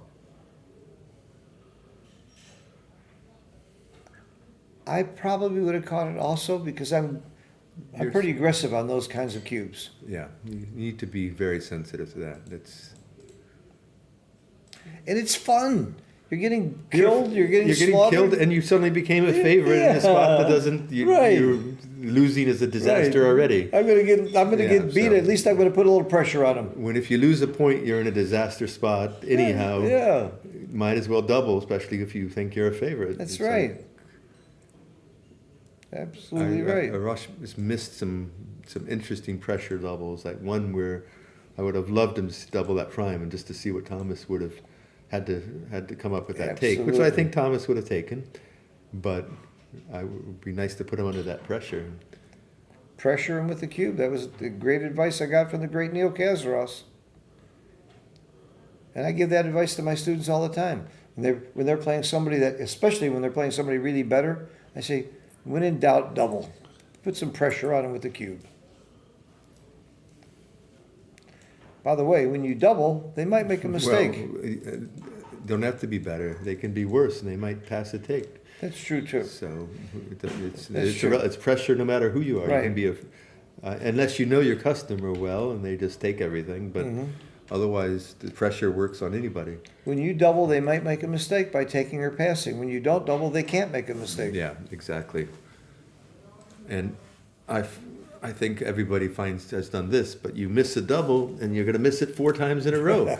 Right. But so if you're in doubt, double because you make a mistake once instead of 4 times because the same position might That's right. repeat. And that's not only because you care about PR, but you care about losing equity 4 times. Yeah. not about the PR. Everybody's done that where they missed a double, Yeah. they missed it, then it wasn't a double then, so Well, it must not be a double now. It I wasn't have- a double then, I must have not be a another double problem. now. I think it's too good 5 rolls in a row, and it wasn't.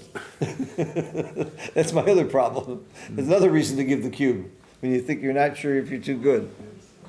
When I'm not sure it's too good, it's usually too good. So, That's you. That's not I everybody. know, That's- everyone reacts differently to all Yeah. that stuff. This is a good, But you know that about yourself. That's going to affect your thinking.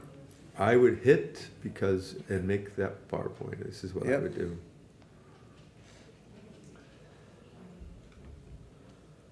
So there's only one way you know that you're too good when you thought you were, and that's by analyzing your matches in XG. You don't get I this usually do good hand without rollouts. studying. No, I usually do hand rollouts. Hand rollouts? Yeah, I just sit down and roll out 7,000 games and then get the answer. Sure. That's why. That's what we used to do before we This is had why my XG. family left me. Yeah. Let's not go there. I got you beat. I'm happily married with a wonderful family. Yeah. I'm happily unmarried with a wonderful family.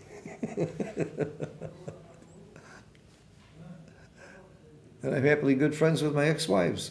All right, you hit with the 2 because you rolled 1. Not worried about gammons. That checker's got nowhere to go. No. Hit with that 2. Why not? Why wouldn't you Especially hit with the two? blot on the ace there. Why wouldn't you hit with the 2? What are you doing? Gammons don't matter. That didn't look right. I don't believe that was the right play, Thomas. Especially because there's a blot on the ace point there. That's another reason to hit. I mean, sometimes the checkers are calling you. That was a roll that called. Well, that's the famous dilly builder. At least you're doing something with the dilly builder. Yeah, I'm pretty sure Thomas missed a play there. I can't believe that hit could ever not be right. Well, we're supposed to not hit off the ace too much. Well, when you have a dead checker on your 3-point, it's a good time to hit. Yeah. Particularly when the guy's got a blot on the ace and you're losing the race. Actually, Thomas is winning the race, but not by maybe that much.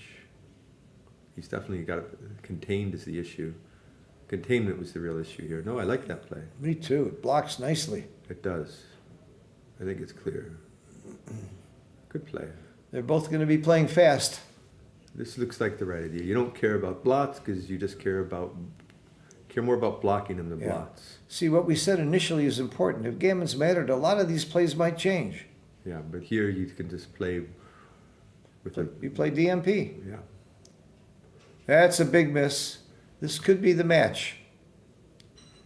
Well, he's got one more chance at We it. got one more chance, or it's gonna, Or at or we least may one have more. we may have the match. If Arash loses, though, he's still not out of it. You can still win the championship by going undefeated from here on. Probably take about 8 matches or 6 matches That was the last one. undefeated. I would have liked to see a 5 because I would like. But Yeah, it'd be more but exciting. now I can leave you, Phil. Good night. Good night. Good night, all. And the fat lady you think is singing, right? It seems extremely likely, right?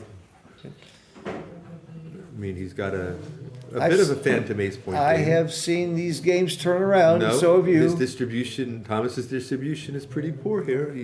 Could easily get a shot. I'll wait around for a roll or 2. Unless he rolls a. Now I won't wait around. Yeah. Unless No, 2 high numbers here. Which- 6-5, 6-4, 5-4. 5-4 is good. 5-4 is fine. 5-4 works? Yeah, you're right. You're in a hurry to go somewhere? I'm tired, going to bed.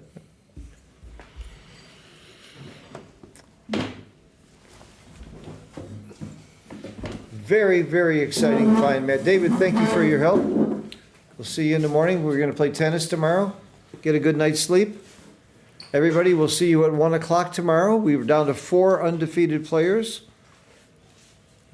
At the beginning, I said Thomas was probably favored, and he did win. I wonder if my other 2 favorites won, Dogfin and, do you know who won there? Mete? I'm wondering if Dogfin won, and I'm wondering if Dagfinn won. he won. And Rune won. Mario, So it's two Norwegians. those are my favorites, Mario, Dogfin, and, The Mario lost. oh, Mario lost. Yeah, Oh, Mario okay. lost. Poor Mario lost. And then So Thomas has got to be one of and the top players left. Johannes Marlow from I Sweden. got to go get my dice and congratulate. Okay. Thank you, Mickey, for watching. We apologize for not putting this thing on. What you really like. This. Wait, I show you. Yeah, this one.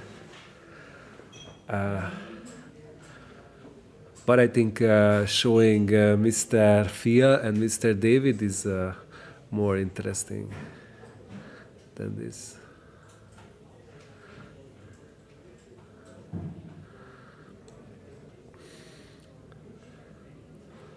So really, thank you for watching, and good night.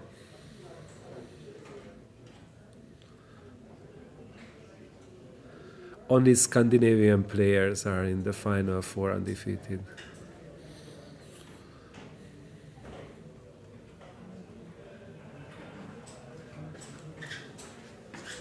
Tomorrow, guys. Tomorrow. And I got my dice. I should just hang on to it, right? Right. It's yours. Good right. job. Thank you, Phil. Rest a little bit. Any, and see you any tomorrow. suggestions? What we can do different? No. No? Okay. Thanks.